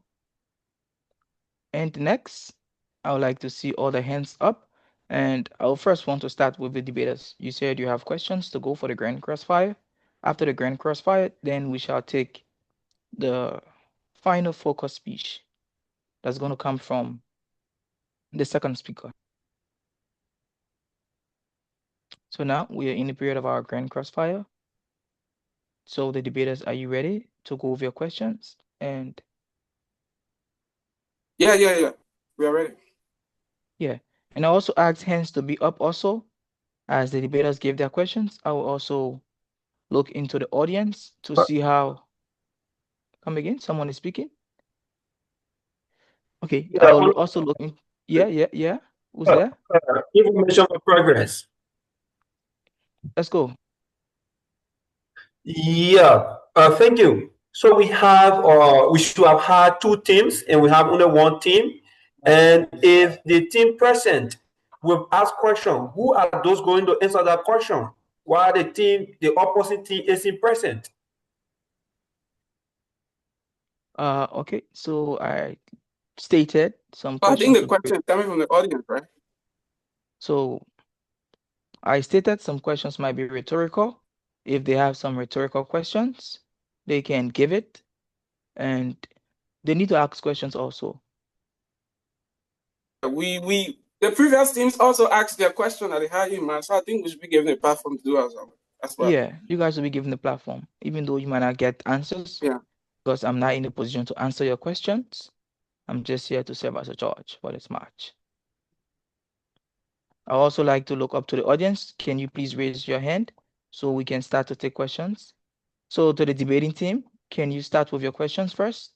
You have like 2 minutes to give all your questions, and then the 6 minutes we go back to our audience. Thank you. The time starts. Okay, so these are just some questions that we will have. Are you speaking, Amos? No. Go ahead. Okay, so these are just some questions that we would have loved our opponents to ponder on. So we talk about the issue of Oregon's Measure 110, which decriminalized drugs abuse. So after decriminalization of drugs abuse, nothing changed. Less than 0.8% of people sign up for rehabilitation treatment, and death as a result of taking drugs increased by 45%. And there arises bipartisan agreement that the measure has failed and that it should be repealed. So given this direct empirical test of decriminalization model that massively failed, isn't this enough evidence for our opponent, if they were here today, to acknowledge that indeed removing consequences does not help to solve the problem, or it will even make it even worse? So that is one question we wanted them to ponder on. And the next question is, why should we spend our money that is meant to be used by law-abiding citizens on criminals? People who choose to make the wrong decision and are now getting the fruit of their labor. Those people should face action. They should face action, and there should be no place to pamper them, because rehabilitation is going to be the pampering them. We are begging them to go and change. We should compel them to change. Why should public funds intended to benefit law-abiding citizens be spent on individuals who knowingly choose to use illegal drugs, despite knowing the consequences of it? So we are not going to advocate for that. We, like Prophet Keegan said, we are not going to carry fraud for beauty pageant. We will ensure that these people face action. We are going to flash light on torchlight, and we are going to make them to pay for whatsoever damage they will cause to society. Okay, thank you for that. Your time to ask question has elapsed. Now I'll go to my audience so we can have a nice game tonight. First, I'll take Daniel Kete. Hello, good evening. Are you guys getting me? Yes. Yes, I want to thank the Students Union for this platform, and thank to the team that is present currently. Now, I have a question, a concern. It is a prevention and cure question, because the team talked about the punitive measures on the side of the drug addicts. Now, my point here is, since the war, we have had so many drug addicts. I think you said something 5 in every 10 Liberians, but then there is a documentation that around 100,000 Liberians, young people, are involved into drugs. And your solution for this problem is to put all of them in prison. And you are saying that we do not have the finance to afford rehabilitation. But then putting these addicts into prison, isn't it the fact that we have to open new prisons for these huge amount of people? And don't you think that will go against the entire concept of prevention and cure, where there is a huge amount of drug dealers that could be placed into prison, which will be better, which will serve the countries better than drug addicts who have families to feed, who can be rehabilitated? Because maybe you can correct me, but I don't know if there has been a successful rehabilitation campaign in Liberia. We could suggest other campaigns in Liberia to help drug addicts, but then your point is punitive measures. My question is, in general, when it comes to prevention and cure, who do you think we should rather, who do you think is really the culprit here? Is it the drug dealers or the drug addicts? And if these addicts are placed into prison, will we not still have to invest more money into prisons for these people who are going to prison? Okay, so let me just sign this as a warning, or let this just be an open information to our audience. Coming up next, if you have to ask your question, kindly, you don't have to thank us, you don't have to thank the organizing body. It's going to take up our time. Just go straight to your question, and please, your question should be 30 seconds question. Thank you. The team can go with the answer. So my response to the question is, first of all, not because 100,000 people are drugs addicts, that means 100,000 people are going to prison. We are suggesting punitive measure. Punitive measure does not just imply you are going to imprison someone. There are other mechanisms that can be put in place. There can be detention. There can be detention. There can be stigmatization. Thank you. I will now take the next question. Oh, I have just 30 seconds. Yeah. We're going with 30 seconds now. Oh, okay. All right. The next question is going to come from, okay, we already had Daniel going, so I'm going to take Isaac Young. Excuse me, Chief. It was Daniel Kate that talked first, Chief, please. Oh, Daniel Cohen, in the first section, did you speak? Yes. Okay, so we'll take Isaac Young. Okay, thank you very much. So, the question I have today is concerning the statement the second speaker made. He said that in the US and other countries, if you are caught with drugs and you are a drug addict, ambiguity and legal representation can actually exempt you from your time you should have served. And that is entirely wrong. There have been no proven scenario where a drug addict that committed heinous crime were actually acquitted because they were a drug addict. That is the first place. Usually what happens is you get sent to Okay. rehabilitation. So thank you. You've used your time. And I want Can I to clear, respond? yeah, you're going to come in with your response, but I want to clear this. I don't want this to be a battle between the audience and my debaters here. I want us to have a fair game and a fair chance. So if you will come and give say a statement or your question, and you make some comments, can you also provide evidence as to your comments that you'll be making? We also like to check them because we are here for the public forum. And we understand at the public forum, there will be several informations that will be brought. But as you bring your information, please bring your evidence. Thank you. Thank you. Can I provide clarity to the colleague Yeah, you can raised? go ahead. 30 seconds, please. Thank you. The issue is not about whether a legal representation or ambiguity. Understand ambiguity, it is when the law create rooms for an opportunity to be provided when crimes are committed. You need to understand, a colleague asked a question, what are the jurisprudence with China, US, and Liberia? And we cited instances that in the US jurisprudence, there are ambiguity within its law. There are ambiguity within it, meaning the law create rooms for you to be pleaded for. So when you have an opportunity to be pleaded for, it is some level of ambiguity as compared to the other country that has a zero restraint. It has a very stringent measure like China. China is very, very repressive. Okay. So this is what we are saying. You can be pleaded for in the US. Honorable debater, I can hear you and you can hear me, right? Yeah. When the judge starts saying, all right, if you get something in your throat, swallow it. Eh? You don't want to start losing points for talking across the floor when you hear the judge knocking the gavel. Huh? You want to also hold you in contempt? Okay, now I'm going to look at Robert Griffiths.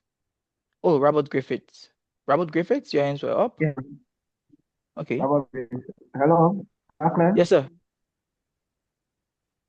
Yes, thank you so much to the team. My question is very short.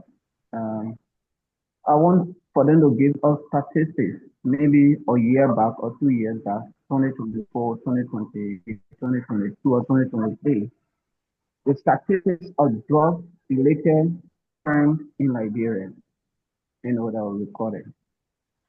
Because we are inviting, drug addicts to crime in Liberia, so drug addicts should be punishable. And the second thing is, why are we leaving the drug traffickers out? I want to punish only the drug addicts. Okay. Thank you. So move to our team to respond to the question. Okay, thank you, colleague.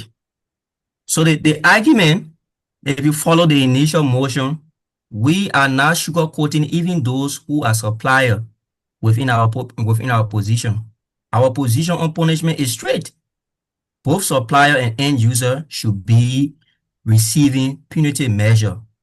We have no room for ambiguity. We have no room for leverage. We have no room to sugarcoat and scapegoat added to rehabilitation centers. For the issue about statistics on drugs users ranging from the year on us code, we have to give you more, you have to give us time, and we want to be more concise, but there are more evidence and there are more related sources that you will have to make reference to, and we can make reference to you even in the days to come. Because of time, we can be more concise. But it is widely estimated that many crimes Okay. committed around the world. Okay. All right. While you still look for your evidence, I will not take some vague estimations.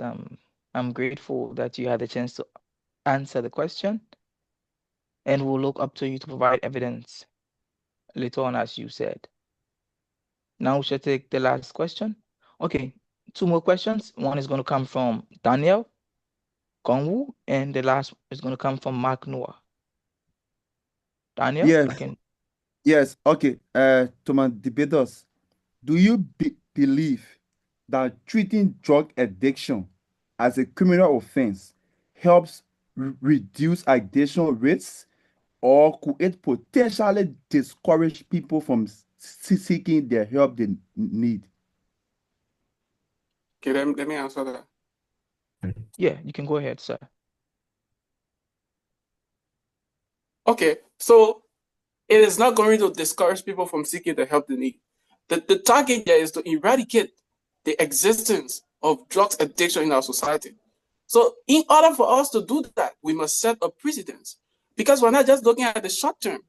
Rehabilitation is, or it can enter a circle. Like, people go for rehabilitation, they come back, they relapse to go for rehabilitation. So you look at this, it is a circle, and that is not something that has an end. We should look at the successful scenarios, like Singapore, like Japan, like China, that we find ourselves into. They are relatively safe society. So this is the target that we have, and not just rehabilitating people and wasting resources. All right. So now let me come in. Let me come in furtherance to what the I'm sorry. Maybe the next question you might use it to come in. I'm sorry. Amos, I'm sorry. Yeah, Mark. Mark Noah. Yeah, thank you very much. Let's say I want to be very specific on the matter. What is the difference, given the fact that because criminal justice has policies, and corrections and rehabilitations are some of the policies of the criminal justice system. However, I want to know the difference between the protection of non-criminal conduct and criminal conduct, since the state must intervene at every level of an occurrence, especially when it's crime related. Thank you. Okay. Who's going to answer the question? Thank you. The issue about criminal conduct and non-criminal conduct is far more different from our self-motion. We are not systematically measuring the barometer of crimes and criminal conducts in our propositions. Whether it is non-criminal, whether it is criminal, to what extent you want to use a measure to term it, we are looking at crimes committed. So we are now going to sway from the argument. We are looking at crimes committed by addicts. And this is why we are firmly saying that they don't need help. They need to be punished. They need to receive punitive measure that will help contain the spread of addiction. Okay. So this game has been a very beautiful game, because I also see in the chat box and I see several conversations going on there. And I think this game is something that is important to our community.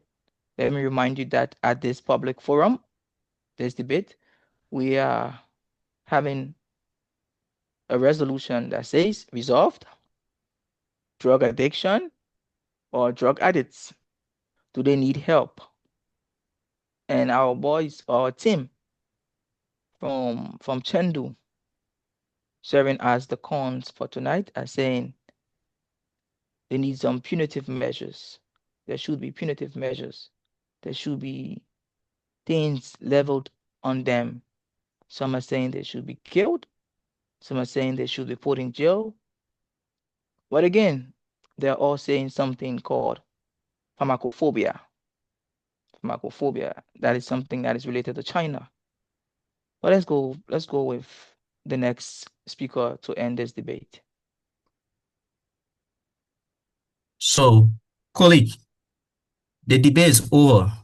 There is no debate. We came here as an orator to provide more light as we have converged on the intellectual synagogue. Because for too long, our people have paraded the corridor with rehabilitations. Liberia is setting a stage within our public space. Before you occupy a public office of trust, like our colleague said in his first remarks, you must have a drugs test conducted under the current leadership of our country. Why do you think that? It is a punitive measure. It is also repressive as a punishment that we don't give public office to people who are drugs addicts. So punishment has no limitation to death or lifetime imprisonment. If you are a drugs addict, you can be denied public offices, no matter the level of IQ and your level of reasonability. You provide on critical national issue, but your moral standard has corrupted your being of occupying public office. Let us get it right. Comrade, we shouldn't compromise that. Because if we can set this stage, the next generation after all can have an idea of becoming more conscious and cognizant of refraining from becoming an addict, because there will be no room for you to get rehabilitated and get integrated into society of high position of trust. So if you are a drugs addict now, I would say you can't be voted for even as a representative, because the society will have to vehemently oppose you. So the thing is clear. Rehabilitation is very cost intensive. We cannot afford to waste resources all of the time on rehabilitating people who have made choices that have break down the moral fabric of our society for too long, and has defamed their character and family reputation. We cannot. We have to create a zero tolerance approach, and that is punitive measure, punishment in all forms. And those forms are very various based on the society and law that operate within every region. 2, let us be clear that rehabilitation to a broader context, we need to understand that these facilities that are rehabilitating these people, are they lessons in the least developed country? Do they understand some of those complex health critical issues that these addicts have undergone, for which they are providing services? Go down to the rehabilitation center in Duboro. The place is deplorable. There is no funding. The world is gradually developing and moving toward innovation and more creative approach. They do not wasting their money to rehabilitation, then having people who will be scammed and globally involved into sarconic forms from philanthropists on the basis of rehabilitation. We refuse that. And this is why we are citing instances, the likes of Egypt, the like of Saudi Arabia. Even here in China, you have a zero crime free rate as compared to countries that have leverage for rehabilitation. People can snatch your bag at any time as they wish. Here in China, if someone snatch your belonging, they can be caught. Do you think the Chinese want to get rehabilitated or by being a drugs addict? Because they know their family will suffer serious persecution. So these are punishment, these are punitive measures. We need to rethink the course of action and realign ourselves to countries that are more focused on sustaining the gain and curtailing the spread of drugs addiction. Drugs addicts don't need help. If we set a benchmark of punishment, the next generation and even the supplier who are providing these end users considering to be addicts will also be persecuted under our law. So the law will create room for both the suppliers and the end user to be vehemently punished under our law. So colleagues, let us go out, let us preach the gospel that rehabilitation for too long, it has been dressed as a ceremonial approach to addressing the old age problem. We are not going to fall for that. No, correct. We are now saying countries that are making gains in punitive measure, it is the only alternative. And as such, we are echoing this voice in the new gospel that punitive measure is the only way back. Let us stand on punitive measure and punishment for drugs addicts. Thank you very much, colleague. And we wait to see our opposing team who are listening and gaining more knowledge and spreading the gospel in alignment with us, that punitive measure and punishment is the only way for us to reach the conclusion stage of this disease that have killed the fabric of our society. Thank you very much.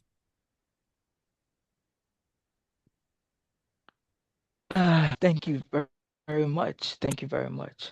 You ended on a very powerful note and sent a message, and you send a message to the audience and your fellow debaters. I'm grateful for this section. I want to say this section was brought to you by the Academic Excellence Committee of Librarian Students Union in China. And if you're watching us by the Facebook or other means of streaming platforms by the LSUIC, I want to say thanks for staying with us. This is our debate, known as the public forum style of debate, in which we have 2 versus 2. But sadly, the pros that should be defending the proposition or the resolution did not show up today. We are looking into that. But then I'm sure the boys or the team, why do I call them boys? I'm sure the team from Chengdu did very well. And I'm sure we enjoyed the game. The audience also did very well. I want to say thanks to you for managing your questions, and to anyone that felt offended, we are sorry. This is a debate and we are looking at time. While we're trying to tally our scores, I would like to look up to my judges to kindly unmute their mics and give their parting comments. Before the parting comments, let me launch the poll. Yeah. Get our audience vote, which will also be useful for the judges. So if you're following, I'm going to launch the poll right now. Okay, kindly check your screen. There should be something popping up. So you are to vote for the best performing team. Was it Hangzhou or it is Chengdu? And also the best argument being presented by the speakers. Which one of the speakers you think performed very well? That person will be our MVP for this game. And at the end of the day, or at the end of the tournament, the most MVP will be the overall MVP of the tournament. So as we be voting every time the city will be playing, we are taking the records. And at the end of the day, we'll let you know the best. What we do, at any point in time when you guys finish from your end, you just let me know and then I'll stop. You guys can come in. Yeah. Sure. I'm not seeing the pool. Check your I'm not screen. seeing So the pool. I think the pool has an error. What's the error? Team 1 player, I think player 2 was switched with player 2 was switched with player 1. I think so. No, just the name. Just the name. If I'm not mistaken. Oh, just the name. Yeah, the names and the city, they are in a respective area. So you will see Amos' name was shown up and Chris' name was also there.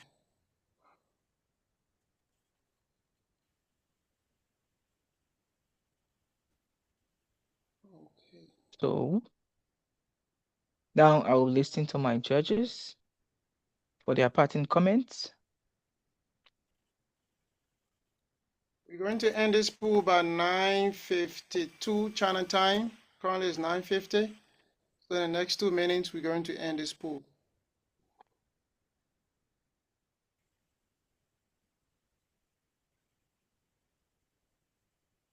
Prezo, can you explain how to see the pool, because it's not displaying on my end, honestly. I'm not seeing it. Something that just popped up. So I can be able to relaunch it now. So if just check around your screen, if you can see anything like pool, if you can see it, then we are sorry, but it popped up. Maybe at the time it popped up, you have something else on your phone. Yeah, I think so. I think from my end too, I'm not seeing it. So we have had 20 persons that have, 29 persons that have voted. So for those that aren't seeing it, just something that generally publishes, doesn't, you don't have to select who to see it. So I think it's the device. Kindly just recheck because I can't launch it again. That's the challenge. Then I'll drop and come back and see. Okay, try that. Maybe that works for you then.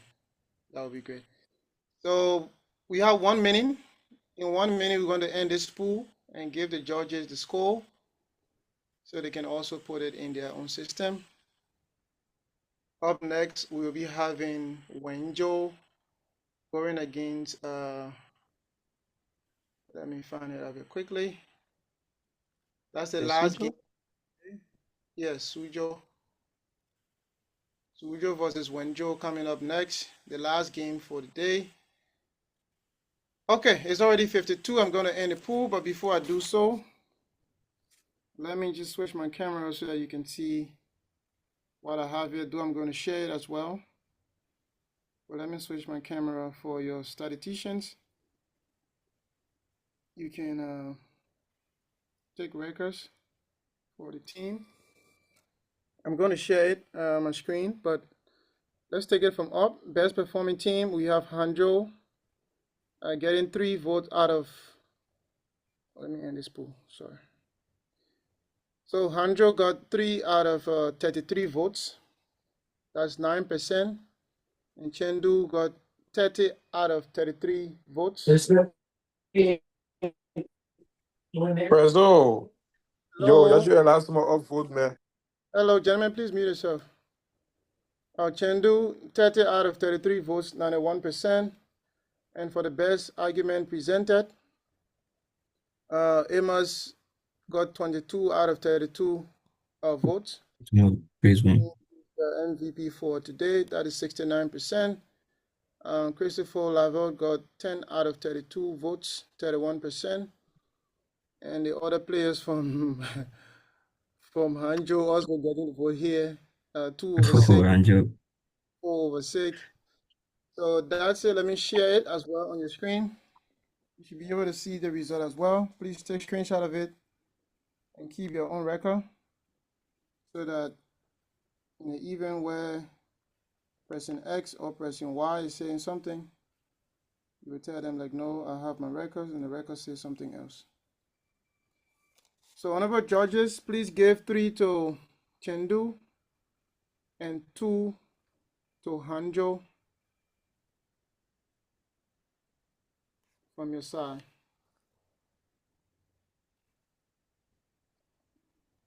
Okay. All right, thank you. Back to you. I'm gonna stop sharing. Let me just ask just a question. To the guys that voted for Hangzhou, even though they didn't show up. It's something serious, eh? These are the reasons why we have some invalid votes, even if we go to the pool. Because we realize that a lot of us will bring sentiments, and because of that, our country cannot move forward. If you were a part of those that voted, even though the team did not show up, I want to say please desist from that. You are in China, and I'm sure you came to get some education and make yourself better. So I'm gonna ask the committee to kindly bear with me and my team, but we are going to deduct the 2 points that were given to any player from Hangzhou, and also the 2 that was given to any team from Hangzhou. If the law that says if the team that wins take 3 points, we shall give them 3 points, and the next team takes 0, we shall give them the 0. They shall have no score yet tonight. Thank you. Now, on the part of the audience vote, that 3 and 2 aspect, you can just leave the 2 there. It's just a default value. Yeah. But for the players aspect and the team aspect, that one, they are on their own. Yeah, sure. I'm sure maybe that person voted for himself, even though they were afraid to come to this debate. But again, we've had a great match. And I'm grateful to everyone for participating in our match today. Our resolution today said, resolved, drug addicts, do they need help? There was a serious debate here in which we had our debaters from Chengdu saying, no, they don't need help. But then they provided several other things that should be done to them. And also we had questions from our audience. I'm just giving a summary. We had questions and comments from our audience. So I'm grateful. This match was a great match, in my view. I will listen to my two judges to come up with their statements, their parting comments before we shall read our final score. And the next team for tonight, please be prepared.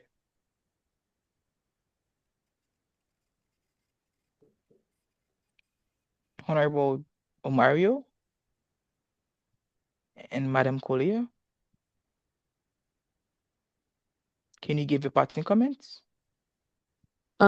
Yes. So, firstly, I would like to clarify something.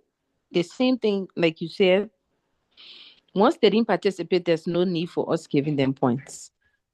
And fortunately for the other team, they did extremely well, but honestly, they deserve it because they came on time and also they participated, because I think the other team too was informed and they never show up.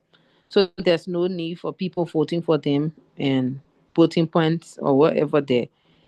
So, but I think they came on well and their deliberation was very, very good. Yeah, thank you for tonight. Okay. From the organizers, do you have anything to say as we close our debate for tonight? Nothing, just waiting on you guys to give a final score so that we move to the last game. Okay, I am sure we all know that we had a great game tonight, and I'm going to read the scores that we provided or that were given from all of our judges. We had several scores for tonight's debate. One of our judge, I can see here, gave a total score of 372. The next judge had a total score of 363. And the last judge had a score of 363. With that being said,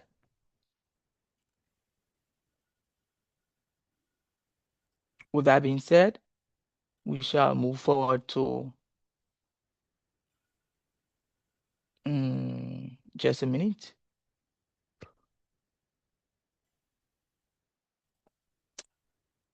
Oh, okay. I'm sorry.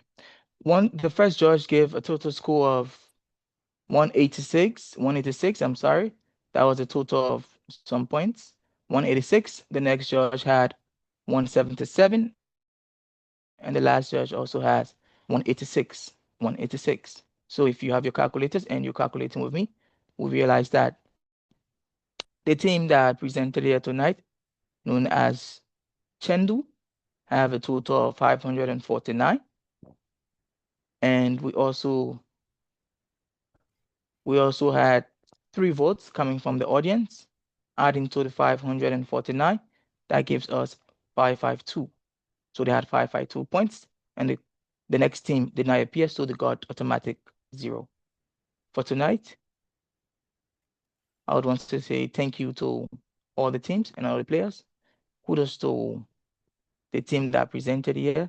You guys did extremely well. We look up to seeing these kind of performance at this stage that is known as the public forum style of debate.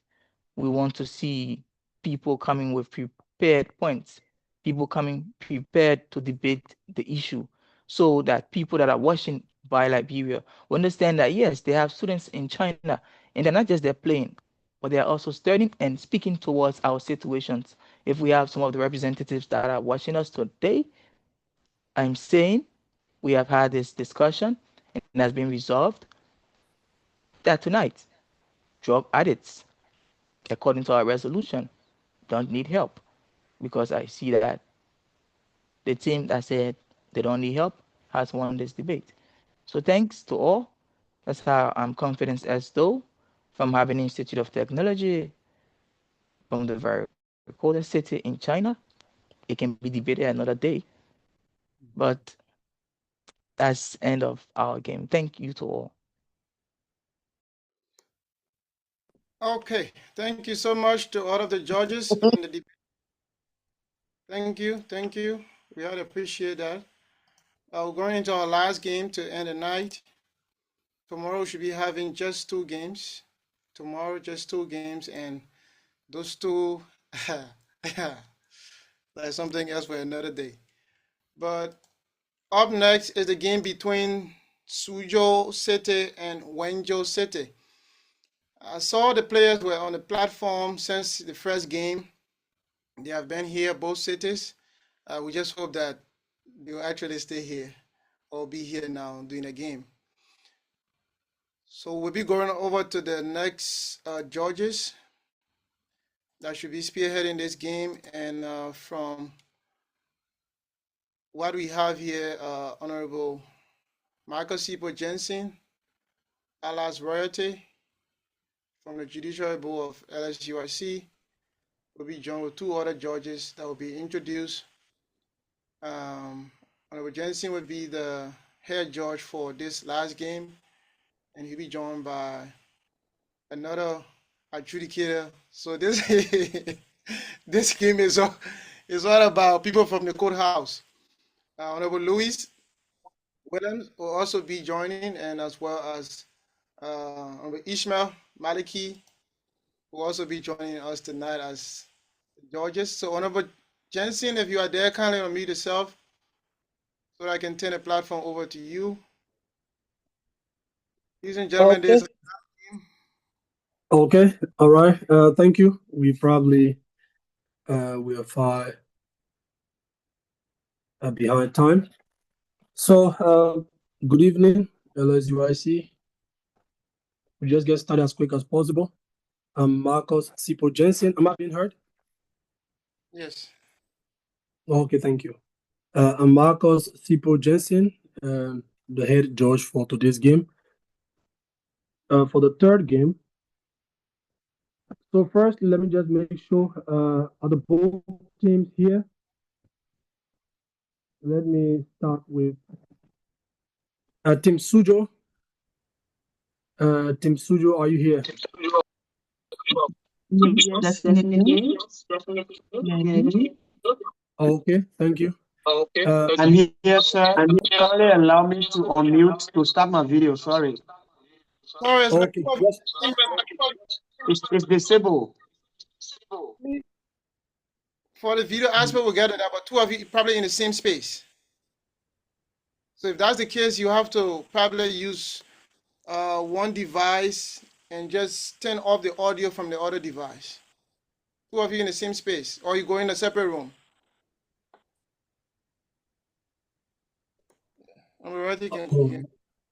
Okay. Team Wenzhou, are you here? Yeah. Okay. So now we can start as quick as possible. We'll go to introduction first from our judges to make sure our judges are here. Judge Ishmael, are you here? You can just introduce yourself, please.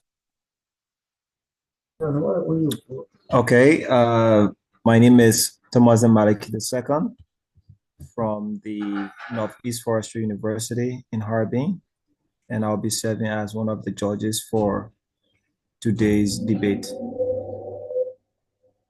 Okay, thank you. Judge Louis, can you introduce yourself, please?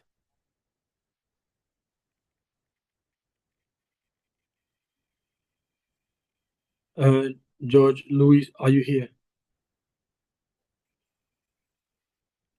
Okay, probably you might be muted.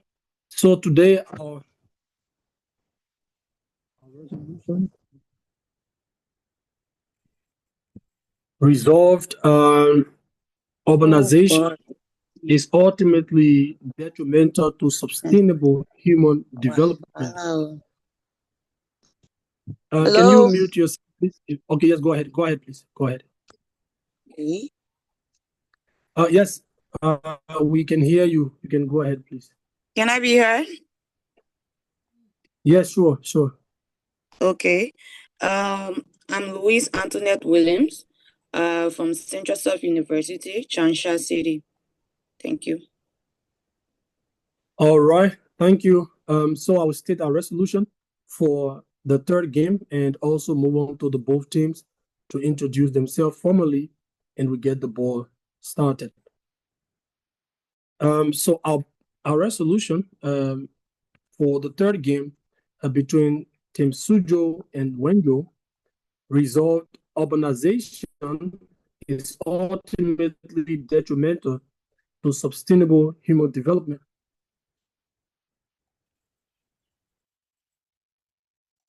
Okay, so let's move to Team Suzhou. You can introduce yourself, please. The two members, the two players, you can introduce yourself, please, as we.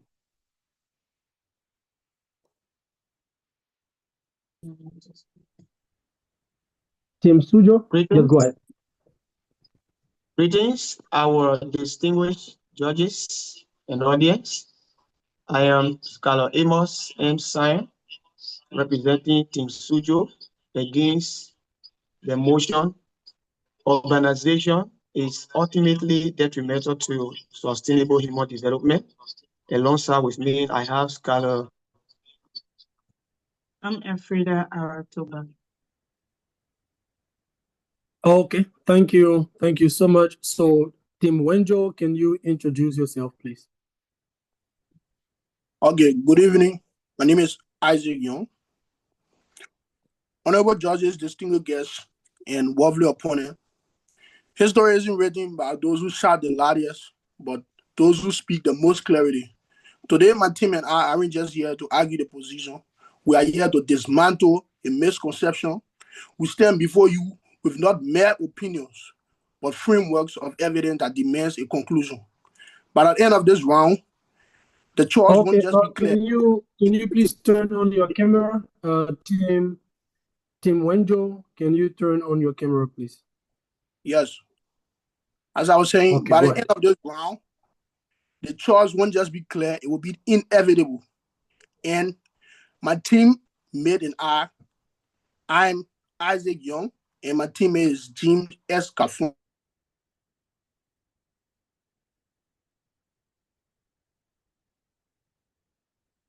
All right. I don't know if. Okay. Where's the second player for Team Wenzhou? Can you turn on your camera? Active, sir. Active. Okay. All right. That's good. So I restate our motion for tonight. Resolved. Urbanization is ultimately detrimental to sustainable human development. And Team Suzhou is on the con side and Team Wenzhou is on the pro side. George Ishmael, are you ready with the time? You can share your screen, please.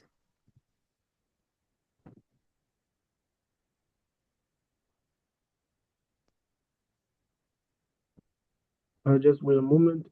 Once we get the. Yeah, I think my screen has been shared. Okay. Maybe we can see. All right, Team Suzhou will be going first as con. Team Suzhou, are you ready? The first speaker from Team Suzhou, are you ready? When you are ready, you can let us know and we can start the time.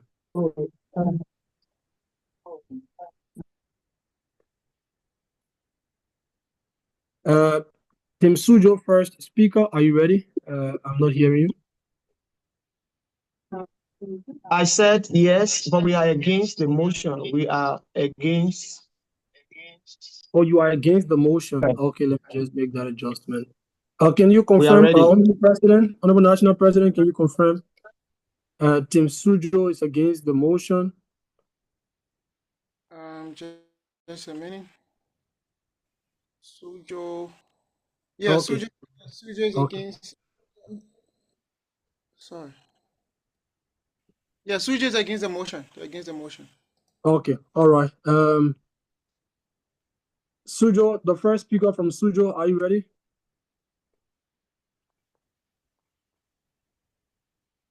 Yes, sir.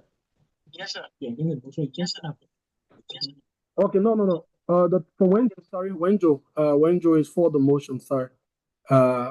Wenzhou, the first speaker from Wenzhou, are you ready? Yes, sir, I'm ready. Okay. So your time starts 3, 2, 1. Now. Honorable judges, today we are not here to debate whether cities are convenient or economically powerful. That is an undisputed fact. However, convenience is not the same as viability. For us to win this debate, we must that despite the economic convenience of cities, the long-term cost to human health and the planet is too high to be considered as sustainable. We prove that urban advantage is a myth built on borrowed time, and that the current trajectory of urbanization creates a deficit in human well-being and environmental stability that no amount of GDP can repay. Firstly, to lay some basis, I would like to define urbanization. Urbanization is a process where large number of people become permanently concentrated in relatively small areas, forming what is known as a densely populated environment.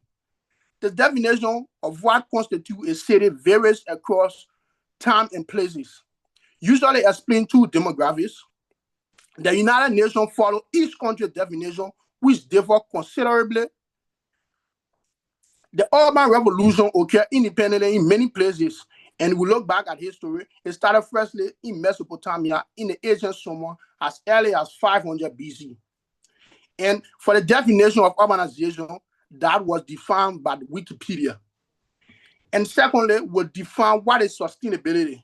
Sustainability is mostly defined by the Brundtland Commission of 1987 as meeting the needs of present without compromising the ability of future generations to meet their own needs. In the context of urbanization, it refers to sustainable urban development, SDG 11, which aims to make cities inclusive, safe, balancing, and sustainable economic growth, environmental protection, and social equality. And just to lay a few bases on why urbanization is detrimental to human development, urbanization is often argued to be detrimental when it is unplanned or rapid, leading to following issues that hinders long-term development. Firstly. Secondly, ecological overshoot. Cities occupy only 3% of the earth land and consume 60 to 80% of energy and roughly 75% of the total natural resources. There is an insatiable demand. It depletes resources faster than nature can replenish them. Destruction of biodiversity, urban sprawl encroaches on forests, wetlands, and agricultural land, destroying habitats and reducing biodiversity, which are essential for human survival. Example, loss of pollinators. And thirdly, waste generation. High consumption lifestyle in cities generates massive amount of solid waste and wastewater, which often end up polluting oceans and rivers when management systems fail. Again, another point I would like to raise is something known as the urban stress phenomenon. Living in high densely populated environment often keeps the body in a state of high, low pressure arousal.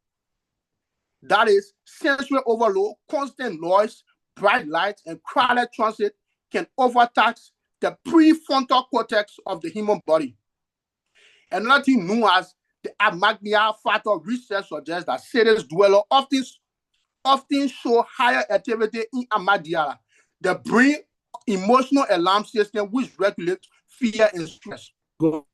Thirdly, the social stress. Paradoxically, being surrounded by millions can increase feeling of social evaluated threat, the fear of being judged by strangers. These are all factors that the humans experience only because they live in urban places or places that are known as densely populated environment. Lastly but not least, the mental health paradox.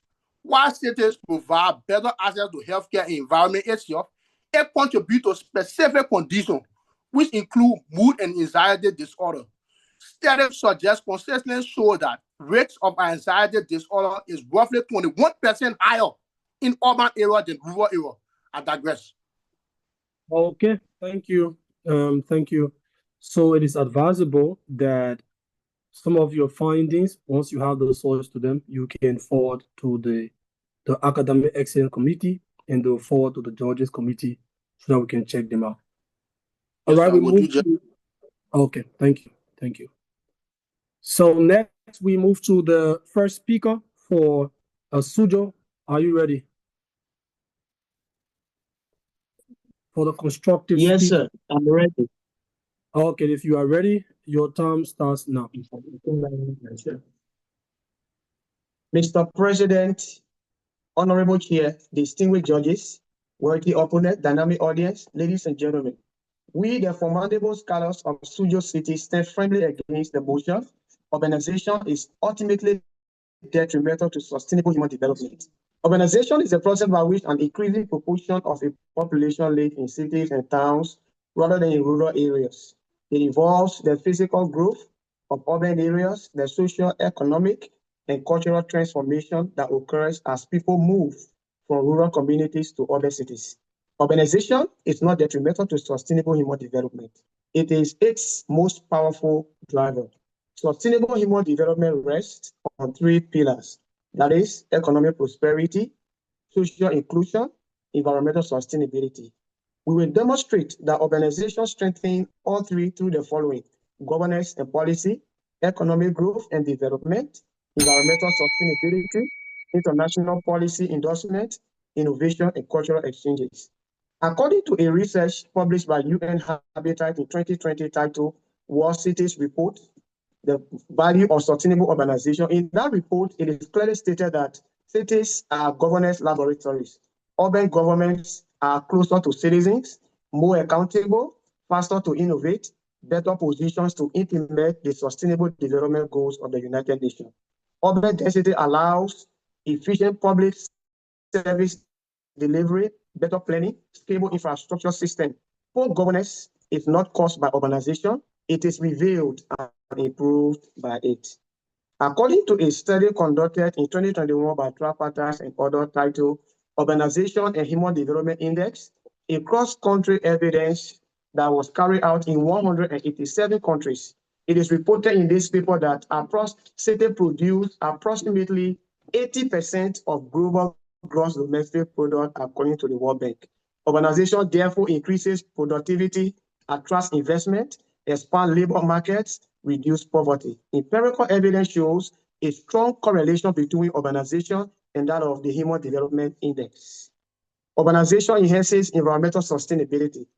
Contrary to popular belief that urbanization is ultimately detrimental to sustainable human development, dense cities reduce per capita environmental impacts. According to the Intergovernmental Panel on Climate Change report, the RPPC Article 6, Chapter 8, titled Urban Systems and Others, published in 2023, the RPPC confirmed that impact cities lower energy consumption, reduce transportation emission, improve resource efficiency.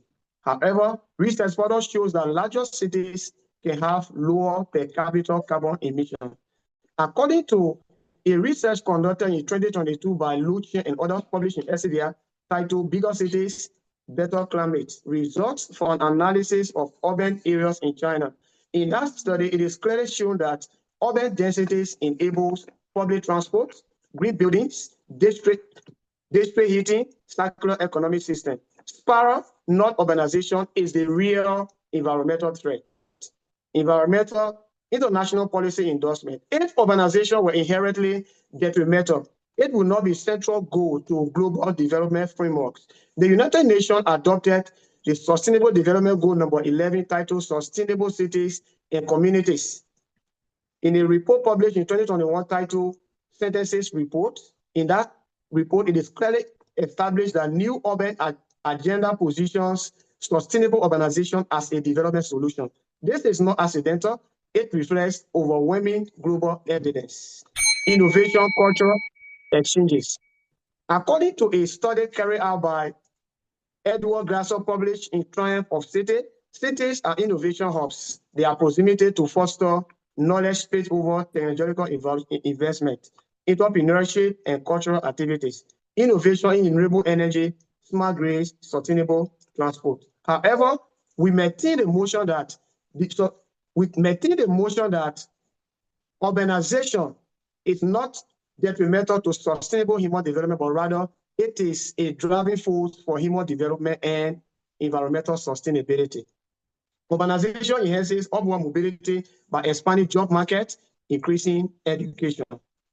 Urbanization connects people to opportunity networks. It is an access to education, labor force participation, and political participation. Thank you.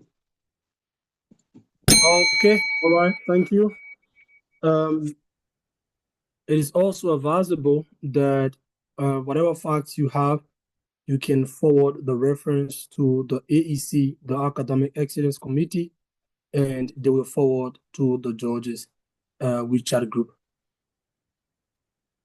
All right, thank you. So next we move to the cross-examination, the first speakers. And this section goes for 6 minutes. That means each person has 3 minutes to ask a question and to also answer a question. So Team Wenzhou, are you ready? Team Suzhou, are you also ready? The cross-examination for 6 minutes starts now. For Team Wenzhou, right? The both teams. Okay, you can just pause the time, please. So normally we can do it like this. If maybe you want to go first, and for the first 3 minutes to ask your question, and they can answer you in the first 3 minutes, and then your opponent can go the next 3 minutes. Or if you want to do it randomly, we get the time going, and you guys do it randomly. It's okay. Are we gonna do it back and forth, or in the 3 minutes I ask all my questions and then he reply in his 3 minutes, or we're gonna do it back? Okay, so let's do like this. Since it's 6 minutes, we have 3 minutes for you, 3 minutes for him. So you can go first with your questions in the first 3 minutes, and then he will answer all of your questions in the first 3 minutes. And after the first 3 minutes, the second 3 minutes will be for him. You can go ahead. Okay. With a moment, Honorable President, I see your hand up. Yeah, let's give it 30 seconds, 30 seconds. 30 second ask, 30 second answer. All right. Okay, so Team Wenzhou have 30 seconds to ask your question, and Team Suzhou 30 seconds to answer. And the next 30 seconds will be for Team Suzhou to ask and for Team Wenzhou to answer. We can do like that. So the first 30 seconds for Team Wenzhou. Are you ready to ask your question? Yes, sir, I'm ready. Okay, if you are ready, your time, wait a moment. Put 00 to the first one, what you have meanings. Put 00 there. And then go to the second and put 30. Yeah, perfect. Okay. Okay. If you are ready, Team Wenzhou, your time starts now. Okay, thank you. So my opponent claimed that urbanization is sustainable, but this is just an illusion of efficiency. While cities concentrate wealth, they also concentrate high rates in waste management. So my first question here is, if cities consume huge amount of resources from thousands of miles away from where they go and return their waste, how do you term as urbanization and self-sustaining?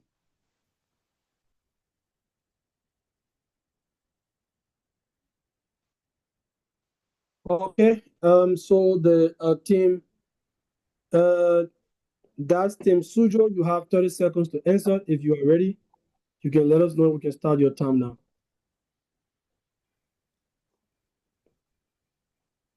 Sorry, sir, I didn't get the question very clear. Can you come again, please? I didn't understand at all. Okay. All You right. you So said yeah, go ahead. Go ahead. Go ahead. you said cities, urban cities are sustainable and self-efficient. So my question is, if cities are sustainable and self-efficient, and they take huge amount of resources they consume from thousands of miles of away from rural areas, how do you define that? How can you reconcile that as self-sufficient and sustainable? Okay. So Team Suzhou, you can go ahead and answer in the next 30 seconds. Urbanization is not ultimately detrimental to sustainable human development, but rather it is a platform that brings about sustainable human development. In regards to your question, cities provide opportunities for innovation. They provide opportunities for technological expansion. They provide opportunities for quality education. They provide opportunities to access those essential things that are necessary for human consumption, not detrimental at all. Thank you. Okay. Thank you. So now, Team Suzhou, you can ask your question in the next 30 seconds. So if you are ready, you can let us know and we can start your time. Team Suzhou. All right, thank you, sir. Can you hear me? Yes, sure. All right, this is my question. If urbanization is ultimately detrimental to sustainable human development, how do you explain the consistently higher human development index scores in highly urbanized countries? Okay. So how do I explain the high HDR in urban areas? First off, I'm telling you that urbanization is detrimental because it provides huge rates to reward. The reward from urban area is highly detrimental, or the rates from urban places is higher than the reward they get from urban places. As I said in my first question, cities take resources from rural places, and then in return, they return those waste from their urban places to those rural places. So you cannot term that as sustainable if they rely totally on the rural places for resources. That is never considered as sustainable if you rely entirely on the rural places for Okay. for. All right. Thank you. So Team Wenzhou, you can ask your question, the next question in the next 30 seconds. If you are ready, you can let us know and we start your time. Okay, I'm ready. All right, go ahead. All right. So it seems like my counterpart here is favoring infrastructure over human development. So in the developing world, urbanization outpaces infrastructure by development by decades. How do we argue that creation of slums and mega ghettos, which house over 1 billion people globally without sanitation or safety, represent development rather than humanitarian crisis?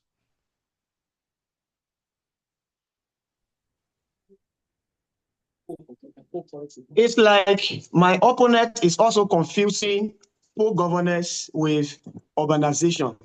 All of what you just explained, even from your previous questions, they all boils down to poor governance. That is not urbanization. So if slums are created and issues are happening in any area, it is not as a result of urbanization, but rather poor governance. That's why in our presentation, we said one of the pillars of sustainable human development when it comes to urbanization is governance and policy. Thank you. Okay, in Suzhou, again, at all times, once you are speaking, please make sure to turn your camera on. Okay, now, Team Suzhou, you can ask your Sorry, question. sir. You can go ahead and ask your next question in the next 30 seconds. Okay, thank you. Can you hear me, sir? Yes, I Yes, can hear sir. you. Okay. My question is, the United Nations Sustainable Development Goal 11 promotes sustainable cities. Why would international policy endorse something that is inherently detrimental? Thank you. All right, thank you. This exactly the type of question I've been waiting for all night.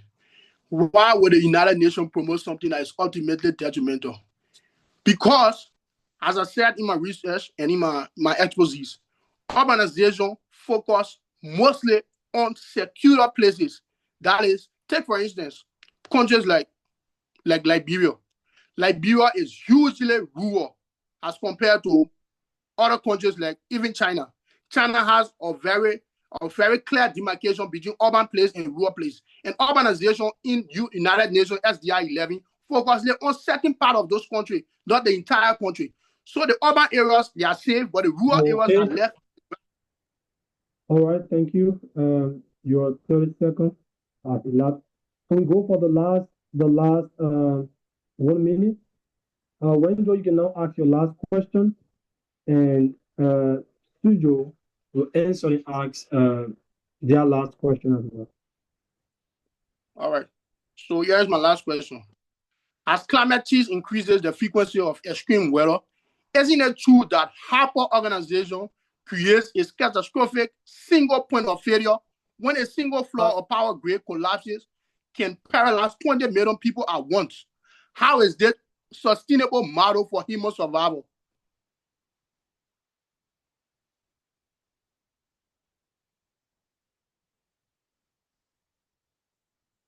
Okay, so you can go ahead, Team Suzhou.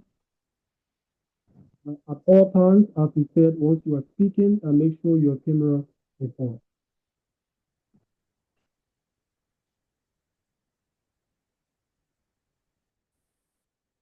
Team Suzhou, did you hear the question? You can provide answers to the question, and you can also ask a I question. did not get the question clear due to some technical issues from my end. Can he please repeat the question? Thank you. All right, can you Okay. just repeat your question? I said, as climate change increases the frequency of extreme weather, isn't it true that hyper urbanization creates a catastrophic single point of failure when a single flood or power grid collapse can paralyze 20 million people at once?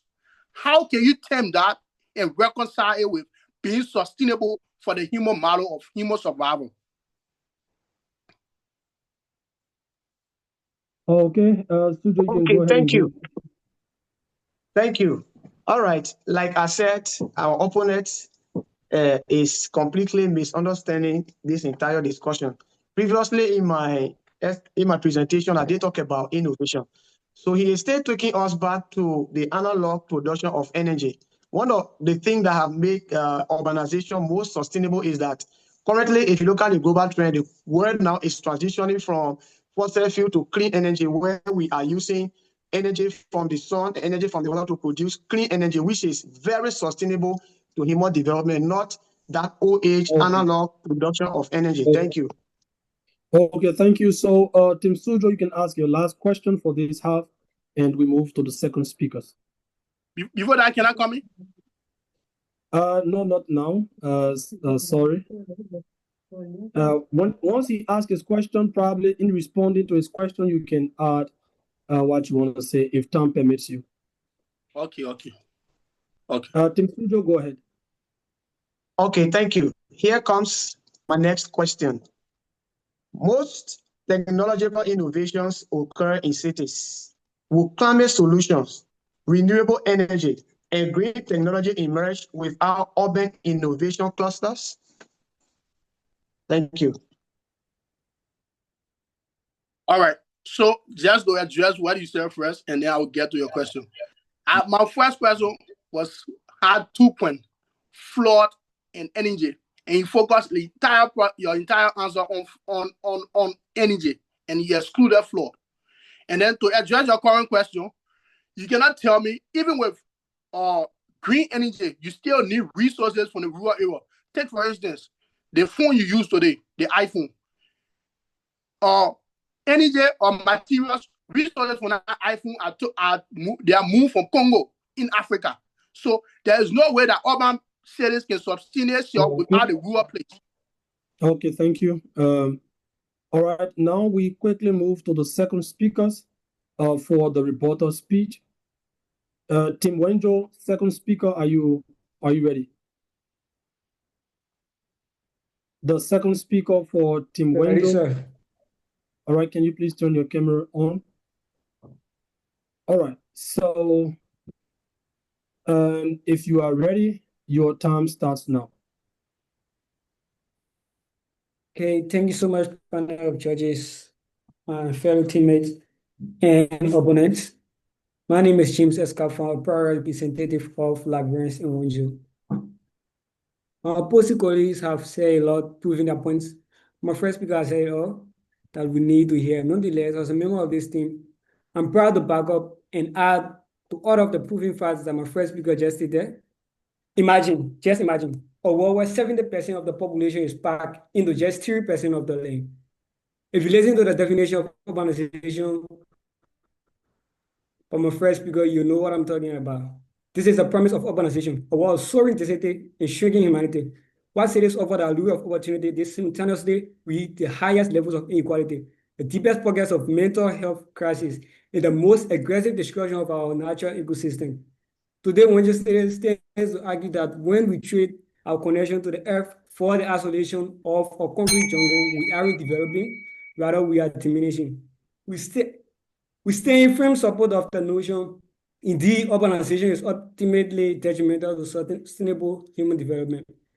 Now, opponents have made some interesting points. Nonetheless, what we need to know is that development which they speak of, such as building infrastructure, the opportunities, the healthcare, and other opportunities that come with urbanization, is utilized by the discussion, confusion, and uncertainty caused by the same urbanization.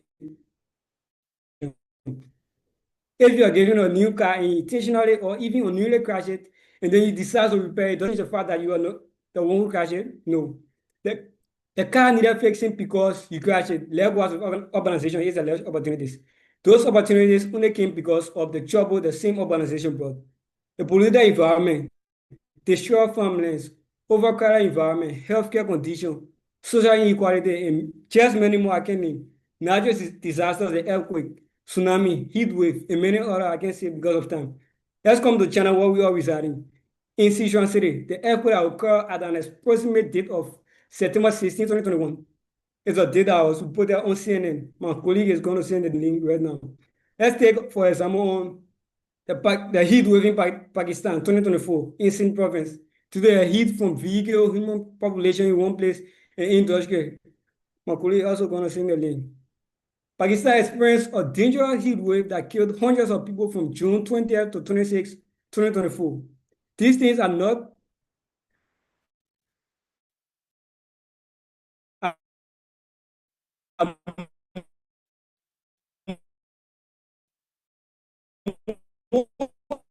exposed to make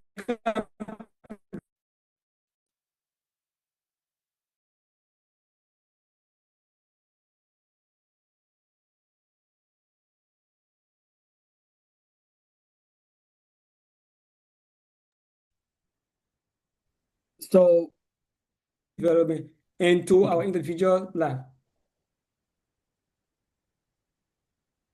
Go ahead, please. Thank you. Into our individual life. As a man. Pardon? Go ahead, please. Can you pause the time? Please pause the time. I think your internet was giving a little problem. So the time remain paused. And you can now go ahead. Probably after 3 seconds, we start the time because you were interrupted by me. Go ahead, please. As a matter of fact, we are not saying it's a bad thing or it's a bad thing. It's not sustainable for human development. I'm not only here to debate and convince, but I'm here to advocate for a much better and safer living condition. We don't need big hospitals when you don't have the reason to get those big signals that will take us to those hospitals. We don't need big industry to help grow our GDP as a country when we are paying more attention to agricultural development, rural environment. Most countries are part of the world's topmost 25 most developed countries in terms of GDP with the agriculture. So we don't need urbanization in order to be rich as a country. Countries like in Russia, Brazil, Indonesia, they are all part of the top Judges, 25 I think I developed need to countries call in me terms of attention, GDP. but it's never too bad. No, we are hearing him. Can you please pause the time? Pause the time, please. Oh, I don't know if that means a problem, but I'm getting anything, Honorable Judge. Who's speaking? Who's speaking? Please use the chat session. You are not debating, Honorable Chris. Oh, okay, yeah, sure. If you are not debating, please just use the chat session. Yeah, because I'm hearing him. I'm hearing him. Sorry for the interruption. That's Team Honorable Wenzhou. Judge, I think you're muted. Am I muted? What happened to Chris? You are not muted, Honorable Jensen. Please go ahead. Honorable Chris, please. Chris, maybe you can go off and come back probably. Wenzhou, sorry for the interruption. You can go ahead, please. You can go ahead. Oh, understood. Thank you so much. So to continue, these countries' agricultural sectors in rural areas have immensely contributed to its growing GDP, despite the other countries are running with things that will damage them, things that are not sustainable. Like we spoke about China and Suzhou City.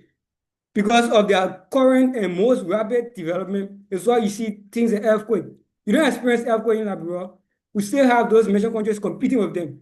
This is to say that we don't need urbanization in order to get a rich economy.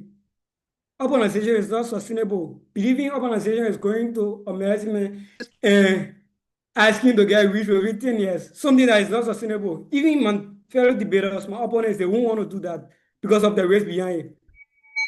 So to speak for something that has always been an issue in every sector of development from the day. Thank you. Thanks for the point. And all right, Team Wenzhou, Team Suzhou, the second speaker, are you ready? Team Suzhou, second speaker, the rebuttal speech, are you ready? It's okay. Please unmute. Yes, Yes, we can hear you. Are you ready? Yes, sure, definitely. Okay, so if you are ready, your time starts now. Honorable President, Chairperson, distinguished panel of judges, ladies and gentlemen, our privileged opponents confuse poor planning, failed governance with urbanization itself. They are making comparison of Liberia and China, considering Liberia as a rural nation. No, Liberia is not a rural nation. You make measure of biodiversity lost. Biodiversity lost, land consumption, pollution with generation. But these are governance failure, like I said, not inherent feature of urbanization.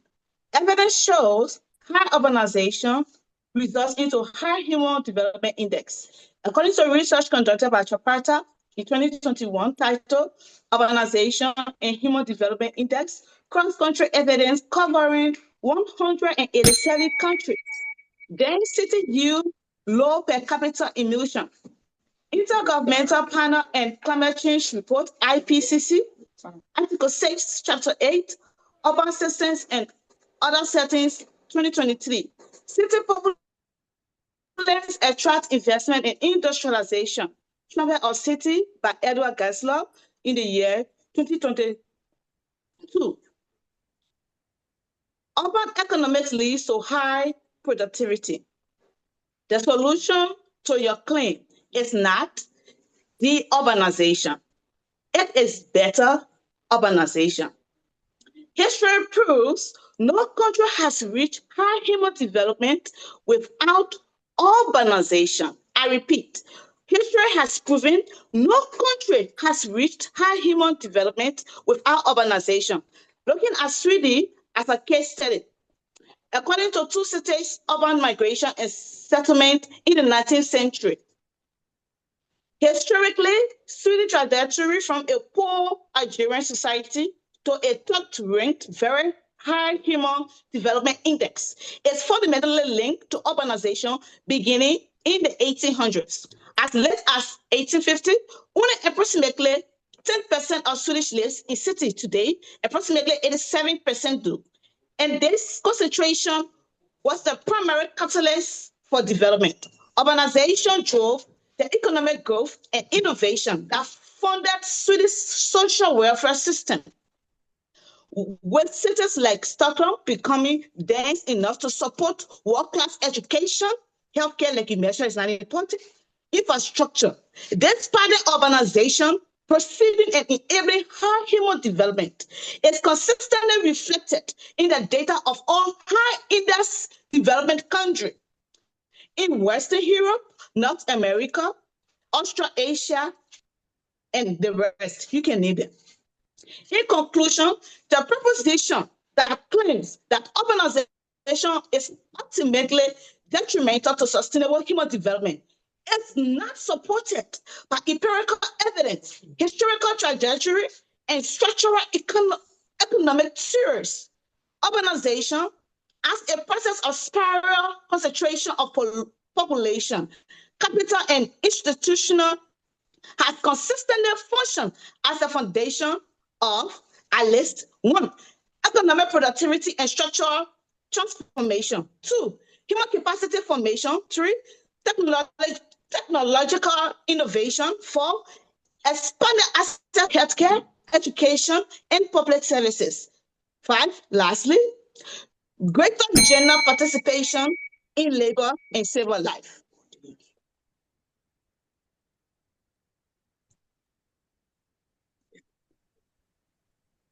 Are you done? Urbanization is not detrimental to sustainability. It is governance dependence mechanism. When managed through inclusive planning, ecological integration, institutional accountability, it becomes a catalyst for sustainable human development rather than an obstacle. Therefore, we stand firmly that urbanization is not and will never be detrimental to sustainable human development. Thank you. All right, thank you for the point. So now we also advise if you have some thoughts that probably you want to share the references with the AEC or you want the judges to see, you can forward in the chat section or to the Academic Excellence Committee and they will forward to us. So we move next to the cross-examination from the second speaker. Both second speakers, we do the same way.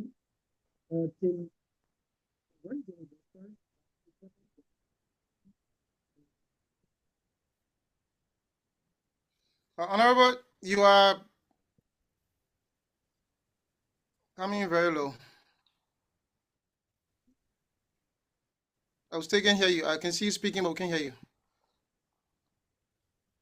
Still not hearing you.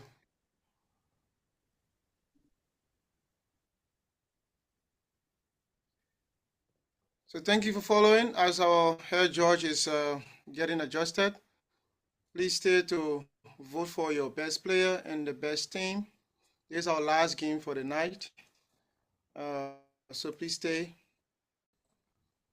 to vote for your best player and the best team. And to the other debaters or other team that should be speaking after, please get ready. Once our judge is back, we kickstart. Honorable George, once you get back, kind of just stop me right there and you can start speaking.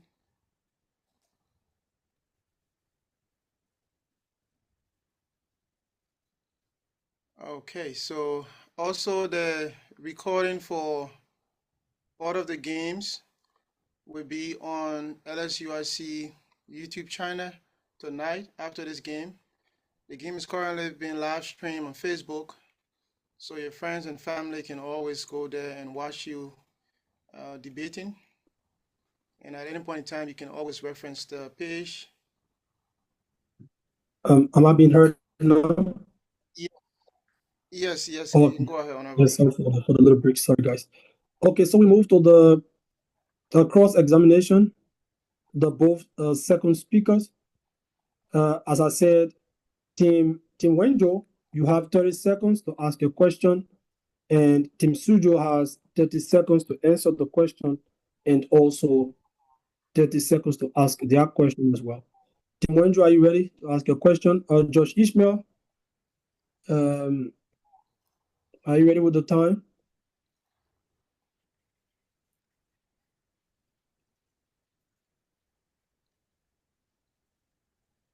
Okay, Team Wenzhou, are you ready to ask your question for the 30 seconds? Yes, sir. Okay, so if you are ready, your time starts now. Okay, my opponent said that urbanization is sustainable. So my question is, how can something be sustainable if it is not promised a better ending? Was that clear? No, not really. You weren't? Can you repeat? My opponent said that urbanization is sustainable. So my question is, how can something be sustainable if it is not promised a better future? Thank you so much. You are mixing sustainability and urbanization. Urbanization is definitely promising a better future because one, an urbanized city, like I said, it attracts investment and increase GDP. With high GDP, there is a development or high development. There are countries, like example, China, with high GDP, they are leading the world when it comes to development. So definitely looking at China as a case study, there's a better future and a better ending for urbanization. So urbanization should not be considered detrimental. Thank you. Okay, thank you. So, Team Suzhou, you can now ask your question. You have 30 seconds to ask your question, and Team Wenzhou will answer in 30 seconds. Thank you. My question to you, given your endorsement of the motion that rapid urbanization undermines long-term sustainable development, through environmental degradation and what have you that you mentioned, looking at you as an international student living in Liberia, even though you call Liberia a rural country, I don't know from what perspective, you left Liberia and entered to Wenzhou to pursue higher education. How has a relocation been detrimental since has it been to China? Okay, all right, thank you. Did you get the question, Team Wenzhou? Yes, sir. Okay, go ahead with the answer. Okay, so to clear the air, my statement was China is more urbanized than Liberia. And my coming to Wenzhou, I haven't experienced any sort of development about urbanization. But in the future, it is likely that it must come. Like in Suzhou City, we experienced that Suzhou is not close, is not far from Wenzhou. Suzhou is in the same channel. So it's most likely that we will receive that. All right, thank you. Okay, Team Wenzhou, you can ask your question, and then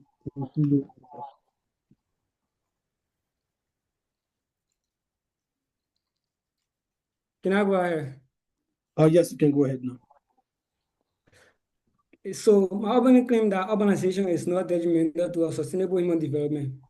So why keep playing major role in natural disaster like induced earthquake, which can be caused by human activities like the filling of reservoir behind the dam for water supplies and hydroelectric energy, and heat wave, which is caused by human activities such as the heat energy absorbed by the earth from moving vehicles, lack of trees and vegetation.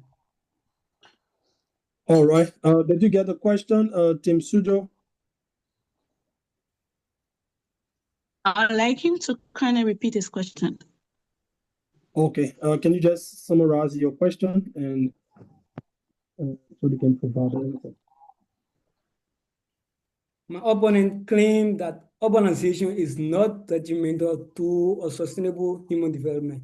So why it keeps playing major roles in natural disasters like induced earthquake, which can be caused by human activities like the filling of reservoir beyond dams for water supply and hydroelectric energy.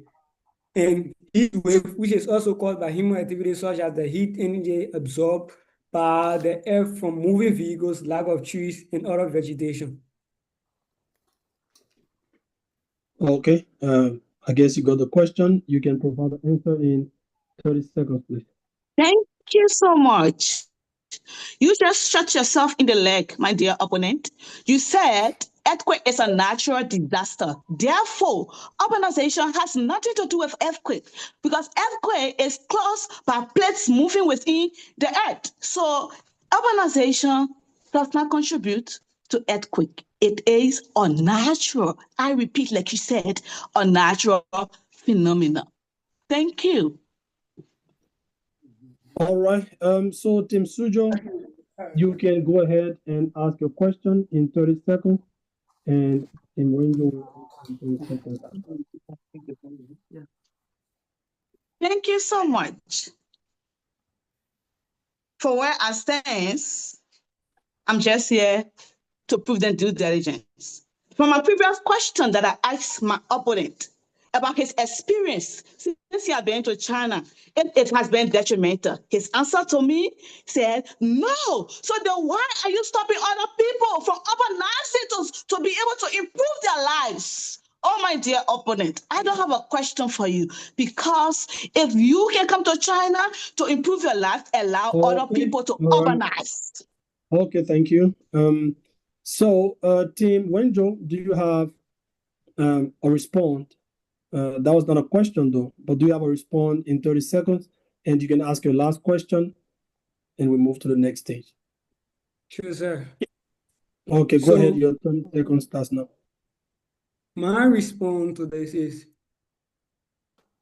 since I came to China, I haven't experienced that because I came to China just September. But back in 2024, Suzhou City experienced it. So what made you think that you are different from Suzhou City when you are in the same China? Have Labrador ever experienced earthquake before? No.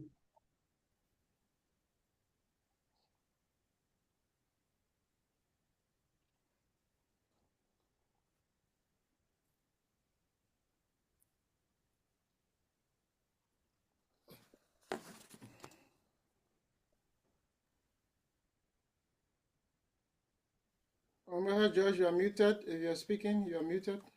Oh, yes, sorry. Team Wenzhou, James, do you have a question? You have one more question to ask, and probably Team Suzhou also has one more question to ask. If you are ready to ask your question in 30 seconds, your time starts now. Okay, so actually, I don't have a question.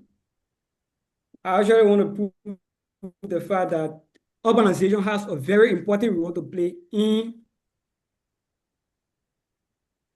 earthquake. And this is the proof that I'm saying.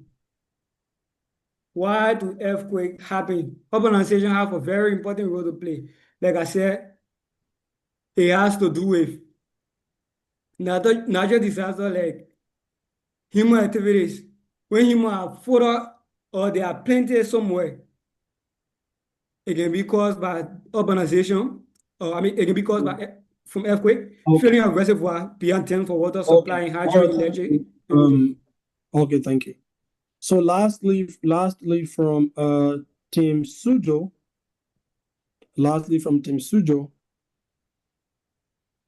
the last 30 seconds, and we move to the summary speech from the first speakers. Team Suzhou, do you have a response to? You still have 30 seconds. Do you have a response to what Team Wenzhou said?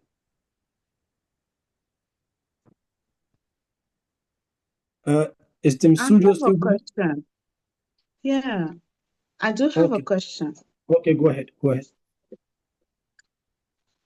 Research shows that cities generate over 80% of global GDP. Without urbanization, I rephrase, without urban productivity, how will you finance healthcare, education, and environmental protection. Okay, did you get the question, Team Wenzhou? Very clear, sir. Yes. Okay, you can go ahead. You can go ahead. So research has also shown that rehabilitation and innovation hub can be built in rural areas, and we have agriculture that contribute to growth. Like I rightfully stated, that India is the fourth in the world developed country when it comes to GDP, and India's most important source comes from agriculture. So that shows that rural area has a very important role to play in developing a country. Can I come in quickly to gorgeous, my colleague? No, sorry, no. And that's how we come to the end of the course examination from the second speakers. Now we move to the first speaker from Team Wenzhou for the summary speech. Team Wenzhou, first speaker. Isaac, are you ready? Yes, sir, I'm ready. Okay, so if you are ready, George Ishmael, can you please set the time for the summary speech? That's 5 minutes.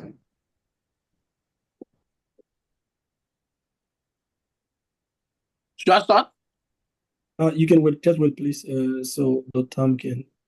Okay, so if you are ready, your time starts now. Yes. Before starting over my summary speech, I would just like to address a few things that the colleague said that are entirely wrong. She said urbanization doesn't play any part in earthquake, and that is 100% wrong. That just shows how limited of research my colleague did before coming for this debate. And secondly, she mentioned something about EPA, Environmental Protection Agency, that urbanization generates funds to help fund these activities. And how can we be funding EPAs if we claim that urban areas are actually sustainable? If they are sustainable, would it be funding EPA? Because EPA, the major work of EPA is to help to keep the environment safe from pollution. And this pollution, 75% of it is produced by urban cities. Urban cities have just 3% of the world population, but they produce 75% of the total waste. How can you reconcile this as sustainability? And one thing I see that the counterpart they are actually getting wrong is they are mistaking skyscraper big buildings for sustainability, and that is entirely wrong. Like Norway, take for instance, Norway has a lot of places that are not urbanized as compared to Japan, but Norway also they don't experience the detriment of urbanization because they keep urbanization at a very close pace. It's not entirely urbanized, but when you take Norway as an underdeveloped or rural country, no. Norway is only your country. So just show that urbanization is not the only way that you can term a country as a developed country. Norway is a classic example. And another thing is, they're actually mistaking the topic. The topic is ultimately detrimental. For it to be ultimately detrimental, it means that the disadvantage must exceed the advantage. And in the case of urbanization, the disadvantage of urbanization actually exceeds the advantage. That's why we term it as ultimately disadvantage or ultimately detrimental to sustainability. Another thing I want my colleague from the opposite team to understand is the biological mismatch. This is a claim or theory that stands that argue that our brain are revolved low density, high natural environment. That is, we tend to function as human in areas that are naturally friendly as compared to highly populated areas. Like a classic example is most of the ideas we arrive as individuals, they are formed within private places, not when we are walking in the street with thousands of people next to us. That is just the truth. And my colleague will be very, very dishonest to deny that, which I know that they will accept. And another thing here is I want to get to my closing argument.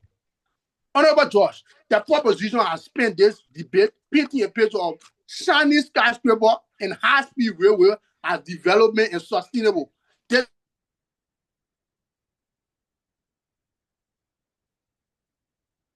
vandalization, like in Sichuan, my colleague reference, When the flood happened in Central, thousands of people, millions, they were left at a total 0 point to start because they are in a very densely populated area.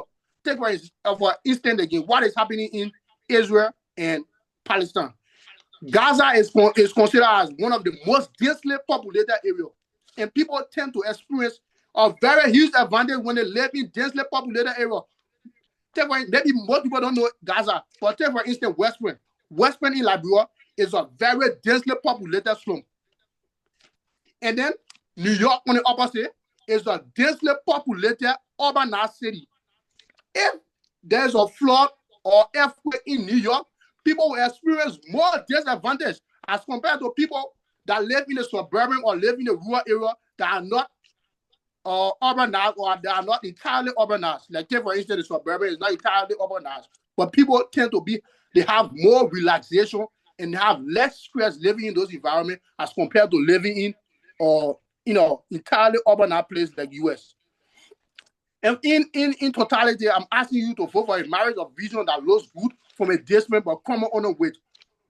Urbanization looks good from a distance, but on the way it crumbles. The colleagues said Liberia and China. Why did you leave Liberia if you know that Liberia is good and come to China?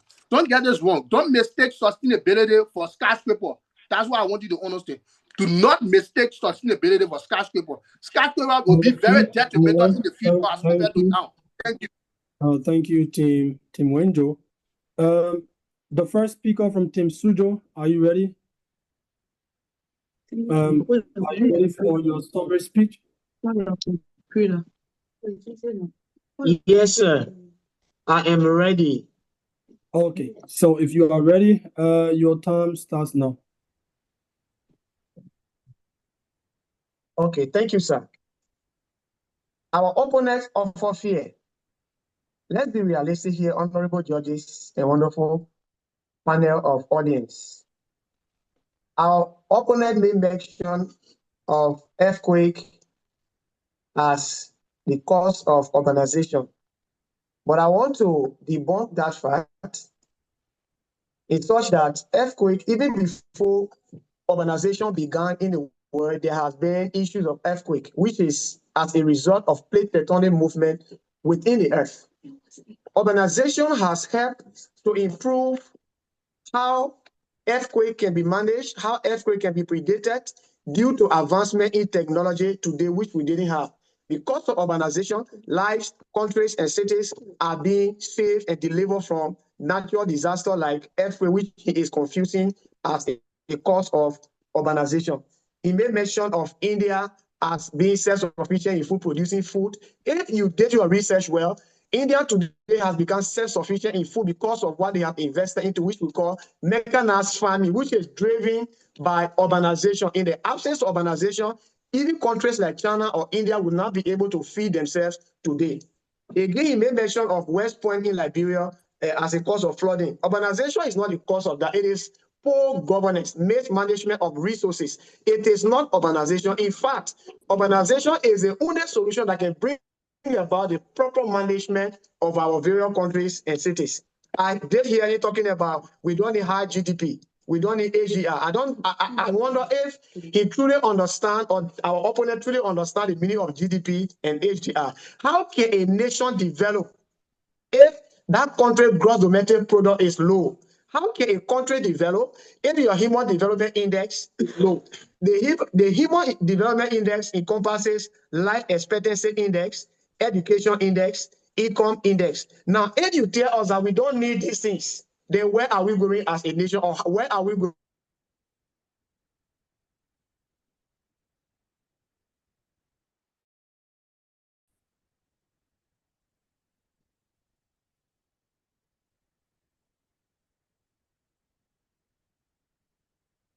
As a word. It is clearly proving that with urbanization. Urbanization therefore growth, enhances environmental efficiency, it is globally endorsed. Promotion is not a problem. It is the platform for the solution. Additionally, if urbanization were inherently detrimental, it will not be central goal to global development frameworks. Like I earlier stated, which I want to repeat again, New urban agenda positions sustainable urbanization as a development solution. This is not accidental. It reflects overwhelming global evidence.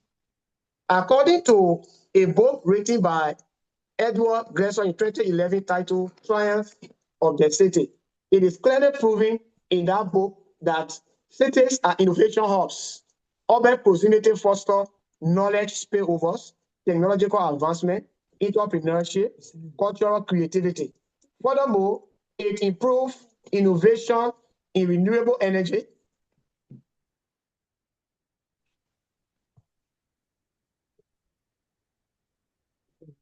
The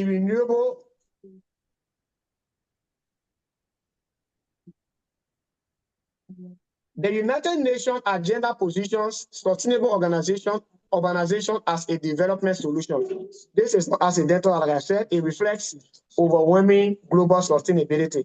Innovation in renewable energy, smart grids, sustainable support, waste recycling originates in cities. Urbanization enhances upward mobility by expanding job markets, increasing education access, connecting people to opportunity networks. Urbanization supports gender equality as well. How does urbanization affect public health? New evidence from 175 countries worldwide, a study conducted by Zhang and others published in the Frontiers, which state that urban areas increases women access to education, labor for participation, political inclusion. As a result of this, we stand firmly against the topic that urbanization is not and will never be detrimental to sustainable human development. Thank you. All right. So thanks for your point. So again, we repeat, probably if you are quoting any journal or probably you have any reference, don't forget to send to the Academic Excellence Committee so they can make it, they can send to the judges that we can see how factual your statements are. So lastly, we go to Grand Crossfire, 8 minutes. So again, so we do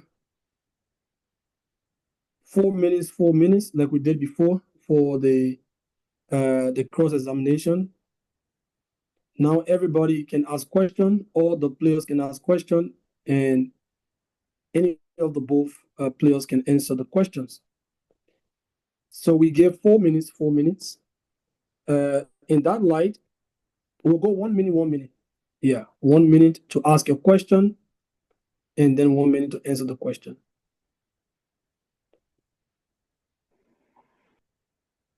So we start with Team Wenzhou.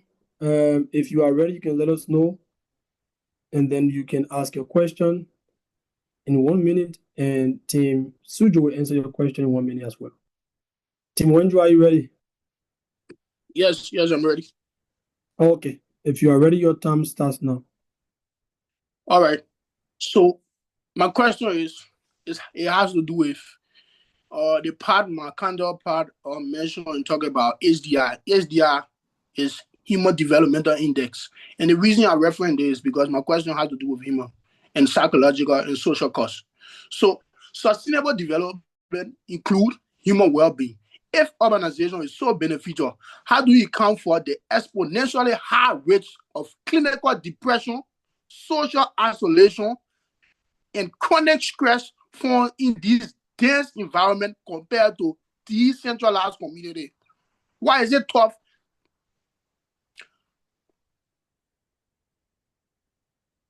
Yeah, you can go ahead. Okay, so you are done with your question. Team Suzhou, did you get the question properly? Team Suzhou. Hello, sir. Oh yes, you got the question properly. No, he came in broken. I didn't get it clear. Please, can you repeat the question? All right. I'm very Tim Wenzhou, can you just summarize your question, please? Yes, I'm very loud and clear. I said my colleague mentioned the SDMI. The SDR. The SDR has to do with Human Developmental Index. And the reason I reference this is because SDR reference human being. And my question also reference a human being. The psychological and social push. Sustainable development includes human well-being. If urbanization is so beneficial, how do you account for the exponentially higher rates of clinical depression, social isolation, and chronic stress found in dense urban living environment compared to decentralized environment? Why is it so tough that people feel alone while they live in densely populated environment as compared to when they live in a more suburban or more rural place? Why is it tough for them to feel accepted? Did you get the question, Team Suzhou? Team Suzhou, do you need a prep time? If you need a prep time, you can let us know, and Yes, we can. I actually need to research the question instead of saying that they don't get me. Team Suzhou, okay. Are you ready to answer the question? Yes. Okay, so if you are ready, your time starts now. Minority opponent. Why confuse yourself? Why bring mental health in the picture of urbanization? Mental health is a public health emergency, and it has nothing to do with urbanization. If you look at people within urban area that are well settled and are well rational, like you and myself today, sitting on this platform as intelligent people debating the issue, do you want to tell me that you have any mental health issue? Definitely no. I say to you, it's because of personal problems that people go through and not urbanization. Because urbanization provides you the best opportunity, the best resources, the mechanism, all the mechanisms you need, best education, best health care, and everything necessary to have you to be in your mentally stable state of mind. So if you are falling short in your mental health, you need medical attention, and that medical attention will be found in urban areas. Thank you. Okay. All right. All right. So now Team Suzhou asked the question, and then yeah. So you ask your question for 1 minute, they answer your question 1 minute, and then they ask their question the same way we did for the first cross-examination. So now Team Suzhou, you can ask your question in 1 minute, and Team Wenzhou will take 1 minute to answer the question. Team Suzhou, are you ready to ask your question? Yes, sir. All right. If you are ready, your time starts now. Okay, thank you. My question is, if urbanization is ultimately detrimental to sustainable human development, why do the most urbanized countries like America, like North Europe, and even China today consistently rank highest in Human Development Index, which encompasses the area of education, health, and employment? Thank you. All right. Team Wenzhou, if you got the question. Yes, we got. My colleague will answer. My colleague James will answer. 1 minute, in 1 minute, you give the answer. Your time starts now. Thank you, sir. So my opponent failed to understand that urbanization is detrimental to human development.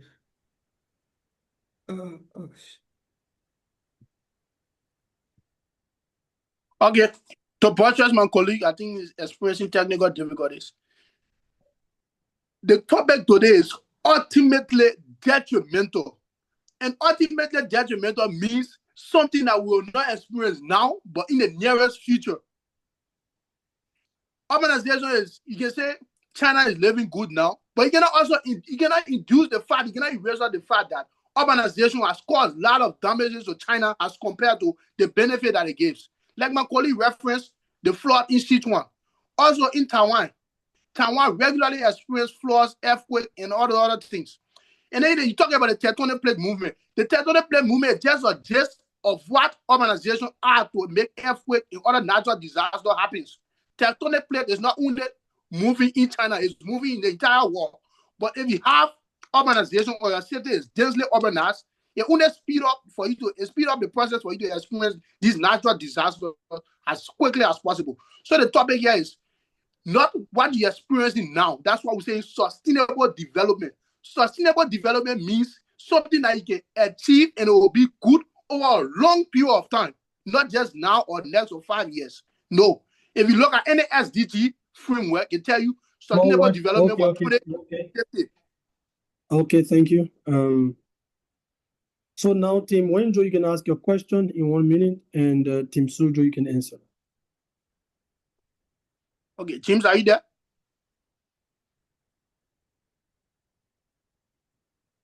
All right. I think my colleague is not here, so I will go ahead. So, all right, just to go back from where the female colleague stopped. I'm here. All right, you're going to ask a question, right? You can go ahead with the question. Yeah. So the question is very simple. When my colleague was speaking, my opponent, sorry, when he was speaking, he said fee a country. So I want to ask, back in the time when we didn't have any urbanized places, how were the world surviving? If not rural area that feed a country or a nation? Okay. Since we still have time, I will put you as to the question my colleague asked. And he's saying, she said, urbanization is what actually feeding the country. Can you name a single urban place that has a farm large enough to feed its populace? Like the most densely populated environment, do they include farm, poultry, where they produce food that they feed their actual populace of that urban place? Okay, thank you. Thank you. So we advise that when you are speaking, you can also look at the time, that you don't take more than the time allotted to you. Team Suzhou, are you ready? Did you get the question? Thank you so much, my honorable judges. All The right. two speakers are sending for two different questions. So I prefer my fellow reporter to kind of repeat his question. All right. So they asked two questions. So you want them to repeat the both questions, or you got one and you didn't get the other one? At this point, they were asked to ask a question and not two questions. So the reporter asked a question. Yes. All right. So they have 1 minute to ask question. If they so can let ask the two reporter questions, repeat his question. Can you just wait a moment? Okay, can you just wait? So they have 1 minute to ask question. If they can ask as many questions as possible in the 1 minute, they can ask, as long they do not go above the time. So if you did not get the second question, you can also tell them to repeat the second question or summarize the second question or the first question. Exactly. So you want a team Suzhou. You did not get all of the questions that was asked, or you want them to? Yes. We didn't get the question clear. The first speaker started, he froze, his internet froze. We didn't get him, and later the other colleague came in, so it got confused. We didn't get the question actually clear. Oh, okay. All right. That's fair enough. That's fair enough. So, Team Wenzhou, can you please summarize your question, the two questions that I was asked? Okay, so the question is in two parts. And then I think the issue of the internet is only the opposing team that is experiencing, but the judges are hearing me loud and clear. So I'll go again for the sake of the game. So my colleague asked, and he referenced what the counterpart said. They said that urbanization now is the major cause or the main cause of where in rural places or the rest of the world are being fed is through urbanization. And then my colleague said, so how the entire world populace were being fed before we have major urbanized cities? And then I came and buttressed and said, Can you name a single city or a single large urban place, like you referenced the United States or even Japan, where the farms, the agricultural setup, are they settled in an urban place or they are settled in a rural place? Okay. Urban places don't produce the food that they take. They take it from rural places. And that's why we came as detrimental. Because you take the resources and then you take it to the urban place, Okay. and then in return you give them the waste. Okay. So I hope you get my all question. right. So Team Suzhou, you got the questions now? Yes, sir. Okay. So are you ready to answer the question? Yes, thank you. All right. If you're Your ready, your first time. question. How was the world population feeding themselves before urbanization? If he says urbanization has helped feed people. So here is it. The world transition from one state to another. There were people, because of low population, there were people that was into non-subsistent farming, let's say subsistence farming. And today, because of increase in population and demands for livelihood, there have been transitions. You can't afford to live in 19th centuries. You can't afford. The world is transitioning. So if the world is transitioning, meaning you should be prepared to transition as well. You can use the old method of yesterday to today. Yesterday, we're using DDT. Today, it transition. DDT has become bad for today. We transition every day. Thank you. Now to buttress. Hello, sir. Oh, yes, go. Yes, No. You can ask your question because. Do you want to play the role of the judge, or you will allow the judge to render the decision? Okay, yes, so Team Wenzhou, you wait, please. Team Suzhou, now is your time to ask the question. If you are ready, you have 1 minute to ask the question. If you are ready, let us know and we start your time. Okay, thank you. Just before I ask the question, our colleague did not hear us correctly and he lied. In response to what we said, that we made mention of urbanization has been the one feeding everybody everywhere around. That's not it. What urbanization does is that it brings about inclusivity. That is, it includes both the urban and the rural areas. Urbanization is just a draft that encompasses everybody and bring about a livelihood that is sustainable for human development. Now, my question is, has any country achieved high human development without significant urbanization? Yes. Okay. Thank you. At this point, I think my colleague just ended the debate because he said urbanization include urban and rural area. And these are exactly the contrary to each other. Urban area and rural area, they are not included in anything when it comes to urbanization. You said urbanization include urban and rural area. And that is entirely false.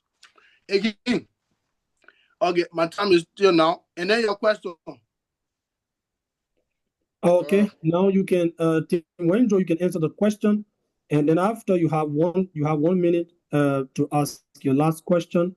And they also have 1 minute to answer and also ask their question. So you can go ahead and answer the question. Go ahead.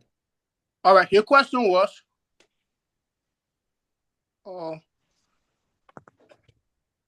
okay, can you please repeat your question? Can you please repeat your question? Okay, so Team Suzhou, can you please repeat your question? Okay. All right. He just shot himself in the leg again.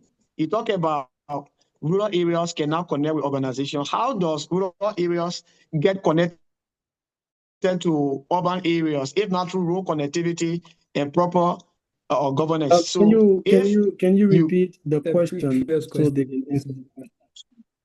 So the question is, has any country achieved high human development without significant urbanization? Yes, entirely. And if you are listening, I give a list of countries that achieve very high, I mean the pinnacle of SDR. And then I told you, Norway, for instance, Norway is not as urbanized as compared to other countries. Norway is considered a moderately or moderately urbanized country. Stress on moderately. I'm not saying they don't have urbanization. They are considered a moderately urbanized country. Kazakhstan Kazakhstan is a country that is considered a moderately urbanized country. And then they are also one of the countries with the highest SDR. And then let's go on. Ireland and so forth. Then let's go on. I'm telling you that in the long run of sustainability, the urbanized environment will be more detrimental than they will be of good. Maybe you seem to get the topic confusing. The topic is ultimately detrimental. Ultimately detrimental means in the nearest future, will this infrastructure be of more good and than danger? And the answer is yes. Within the next future, this infrastructure you are referencing, roads, infrastructure, railways, they will times give more disadvantage than advantage. That's to answer your question. Okay, thank you. So now we come to the end of this session. I think I should give my. No. You were the first to ask the question, so they are the last to ask and you answer. All right. We now move to the final focus, and that will be done by the second speakers.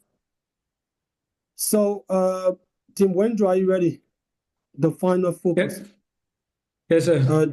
George Ishmael, are you ready? 5 minutes. The final focus, the last section of our game. If you are ready, your time starts now. Okay, panel of judges, audience, and opposing debaters. It's about time that we come to one understanding after all we stated. You've heard my opponents, and most importantly, my first speaker, and I as well on the motion on ground. Urbanization is extremely detrimental to sustainable human development. Believing in urbanization is the going to a medicine to get rich within 10 years. Knowing that it's not going to take, that's how we are choosing urbanization. Something that is not going to carry us to a better ending. How we should choose the issues of urbanization. Debate, bro. Watching my board debate, so for me to go here now. Can you please mute? Can you please mute? Who's speaking? The debate. Honorable President, can you just bring the person who's speaking? Please, if you are not debating, please mute. Yeah, I just did for you. Okay, thank you. Thank you so much. All right, go ahead. Sorry for the interruption.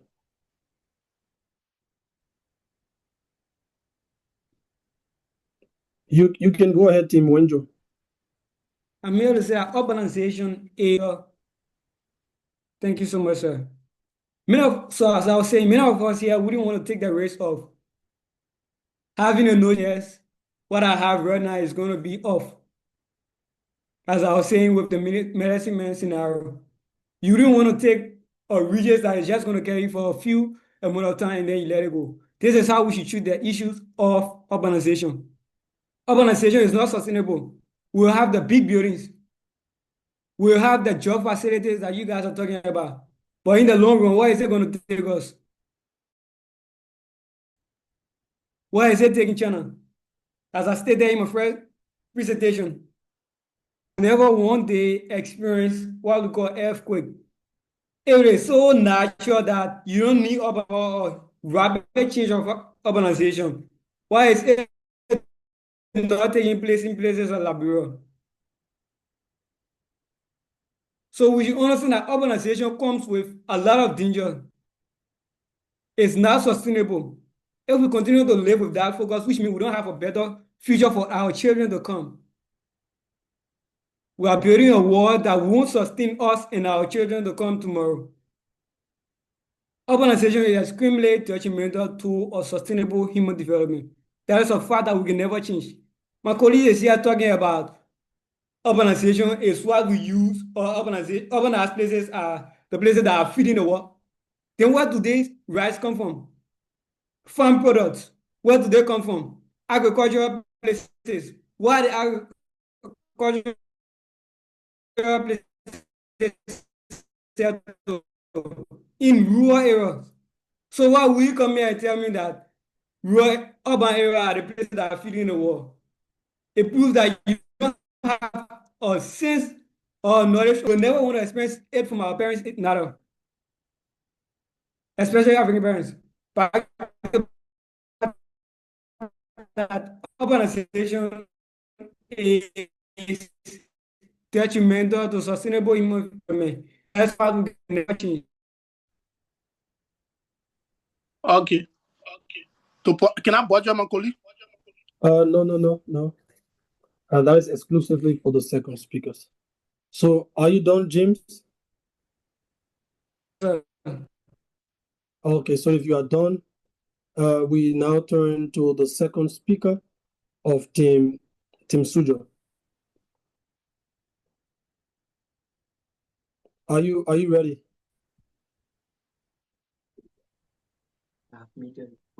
Okay, so if you are ready, your time starts now. Thank you so much. My fellow reporter, why are you shooting yourself? You didn't make mention of urbanization. It's not sustainable. Why?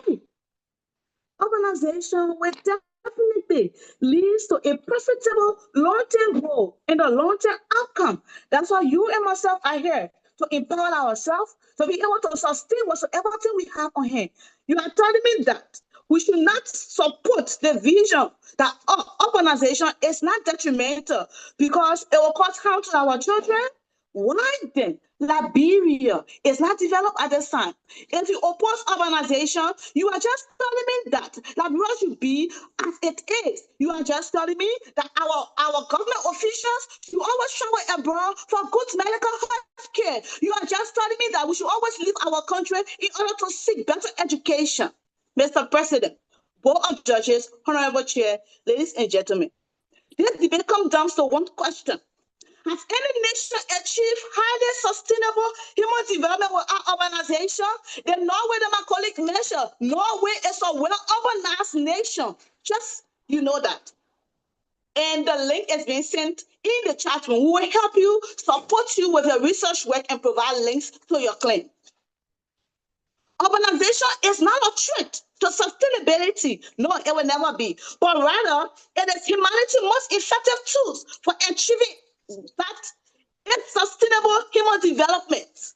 When managed intelligently, it reduces poverty, it improves public health,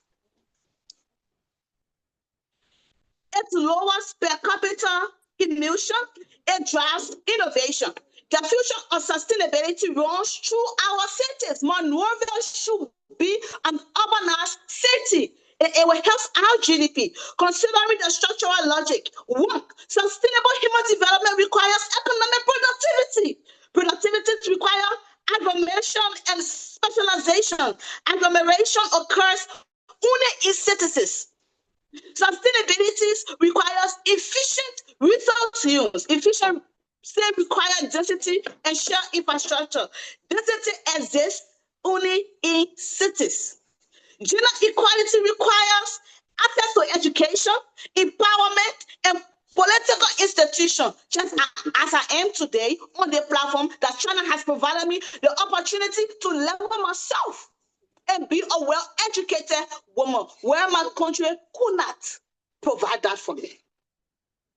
And lastly, if access is maximized in urban environment, this urban city reduce transportation demands, minimize land conversion,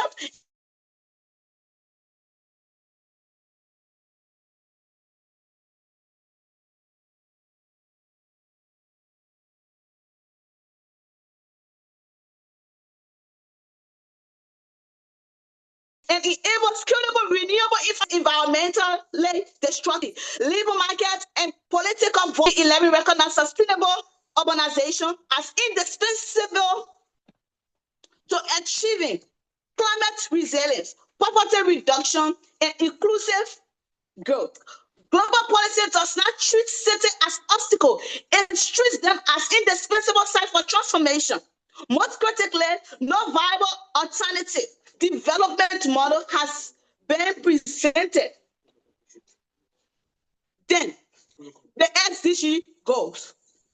Therefore, we evaluate long-term structural outcome, economic advancement, environmental efficiency, social mobility, gender empowerment. The evidence overwhelmingly indicates that urbanization is not ultimately detrimental. It is necessary. It is a necessary condition for achieving sustainable human development in this 21st century. For this reason, we urge everyone, our judges, our president, our reasonable panel, guests, and ladies and gentlemen, to reject this motion that urbanization is entirely detrimental to sustainable human development. Ladies and gentlemen, we thank you. Okay, thank you so much. And that was the final focus speech from the second speaker in Suzhou. So now we turn to the national president of the Liberian Student Union in China to launch our proof as the judges do. All right, thank you so much, Honorable Head George, and to all of the debaters, as well as all of the participants and scholars that have been following the platform since. We want to say thank you. So this is the last game, and we are already at the end of this day. So I'm going to launch the poll for you to vote for your favorite team as well as your favorite player. So please, those that didn't see it first, I hope you are following now so that you can get the notification. In 1, 2, 3, let's go. I'm listening when I see you again. Amen. Yeah, so now it's on your screen. Please vote. It's on your screen. Please vote.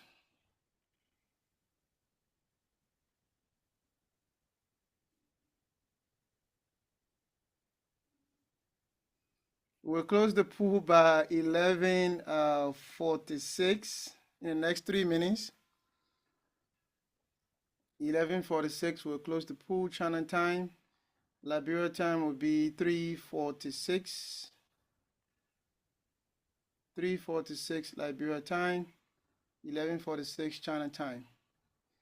The score is coming in and it's going crazy. Hey, it's getting interesting.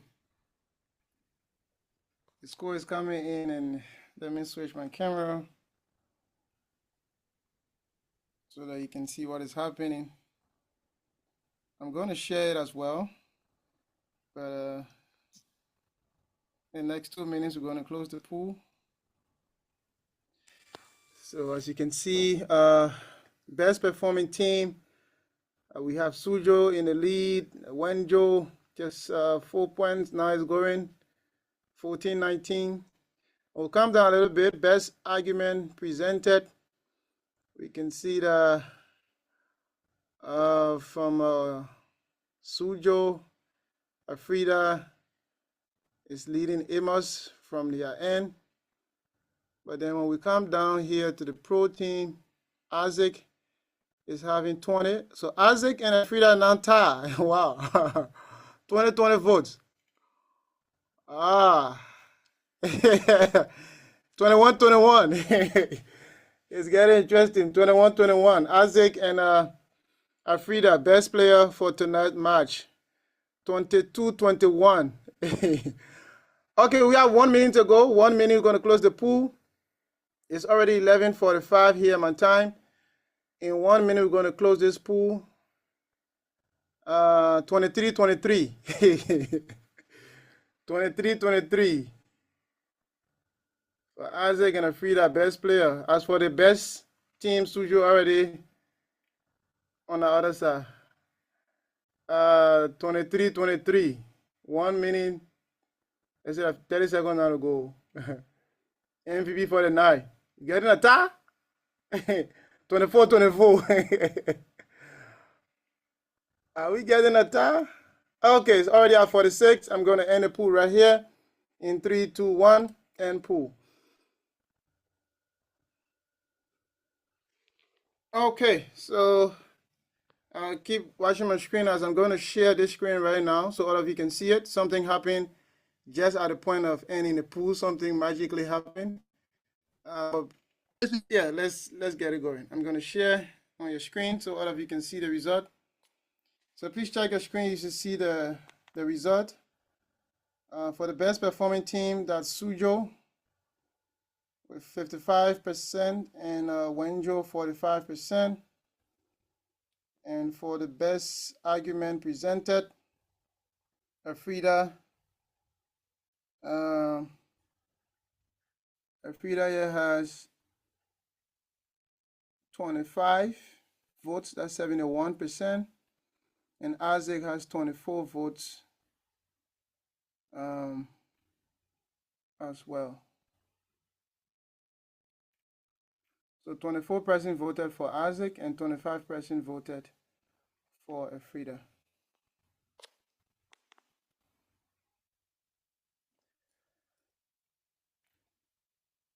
Okay, I'm going to stop sharing and we can go back to the judges if they are ready to pronounce the overall Okay. winner. Okay. Yeah. Thank you. So before we announce the final score, we will take feedback from the judges. And we start with John Ismail and also George Lewis. I will also give my feedback before we announce the final stuff. George Ismail, if you are there, you can go ahead, please.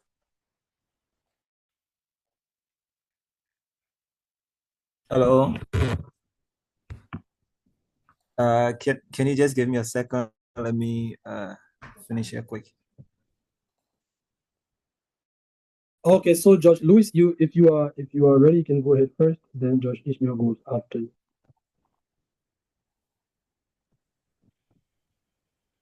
Okay. So the both things, I want to say congratulations. Whatever it is that you guys have done, there must be a winner.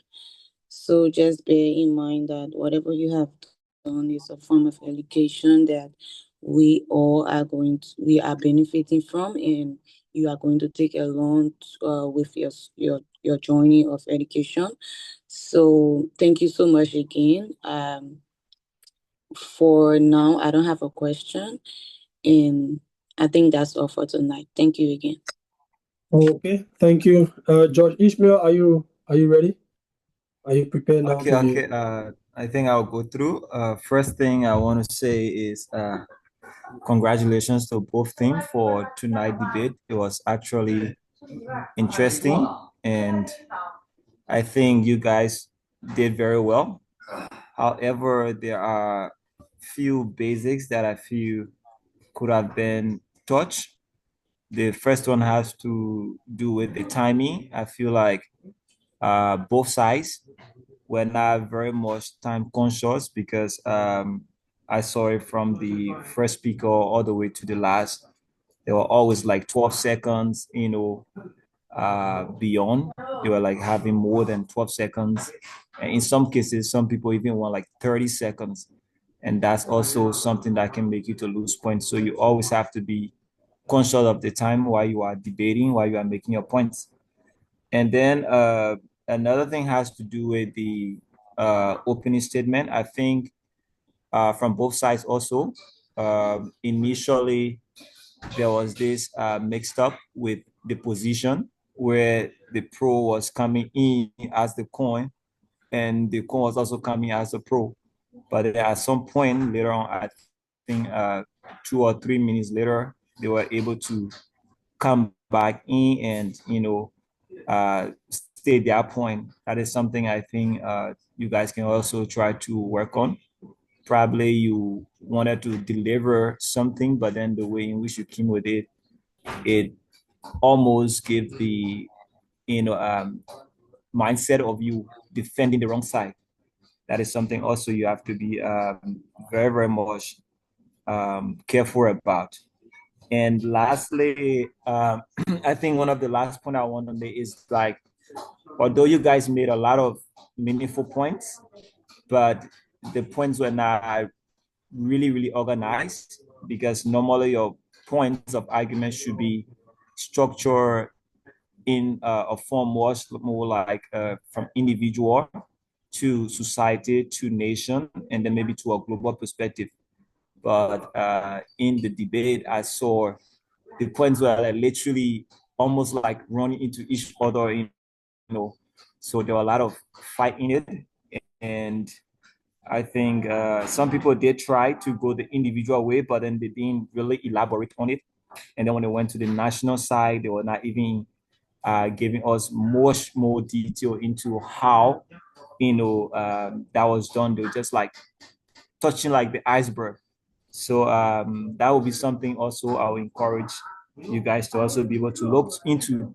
And also sometimes when you have the opportunity to ask questions, I think you should also try to refrain from asking, doing like a Q&A. You ask the question and then you answer it. Because when you ask a question, you answer is more like you are giving a statement and not asking a question. So in such instances, the opposing team don't really have to even answer. So that's something you really have to pay attention to, in future, so that at least you'll be able to get like the full marks. But nevertheless, tonight debate was wonderful, and congratulations to both teams. You really did very well. Thank you. Okay, thank you so much. That's the voice of George Ishmael. So from my end, I also want to say congratulations to the both teams. I'm not going to repeat what the other judges said for the sake of time. There are just two basic things I want to talk about. The first thing is utilization of your point. When it comes to formal debate like this, maybe in your mind you think you already know what you want to say, but once you come, the pressure is on. So you must make sure your points are properly structured and organized, so that your opponent does not get you off, because you have many people on the platform. So I could see some of the debaters, they had in mind what they want to say, but once the game comes on, you are already pressured. So some of your points starts to go away, you lose touch of what you want to say. So make sure your points are really structured. Also, as George Ishmael said. So not to waste our time, I would like to announce the final score. 3 judges voted or gave scores for our games. George won. The total score for George won for the pro team, 202. The total score for George won for George 2, the con team, which is Suzhou. The pro team, as we know, is Wenzhou, and the con team is Suzhou. The total score George won for the pro team, Wenzhou, 202. The total score for George won, the con team, 200. For George 2, the total score for the pro team, 203. The total score for the con team, 196. For George 3, the total score for the pro team, 157. The total score for the con team, 191. With the decision from the 3 judges, the total score for the pro team, 562, and the total score for the con team is 587. The final decision, the pro team lost with 564 points, and the con team won with 590 points. The result, I want to say congratulations.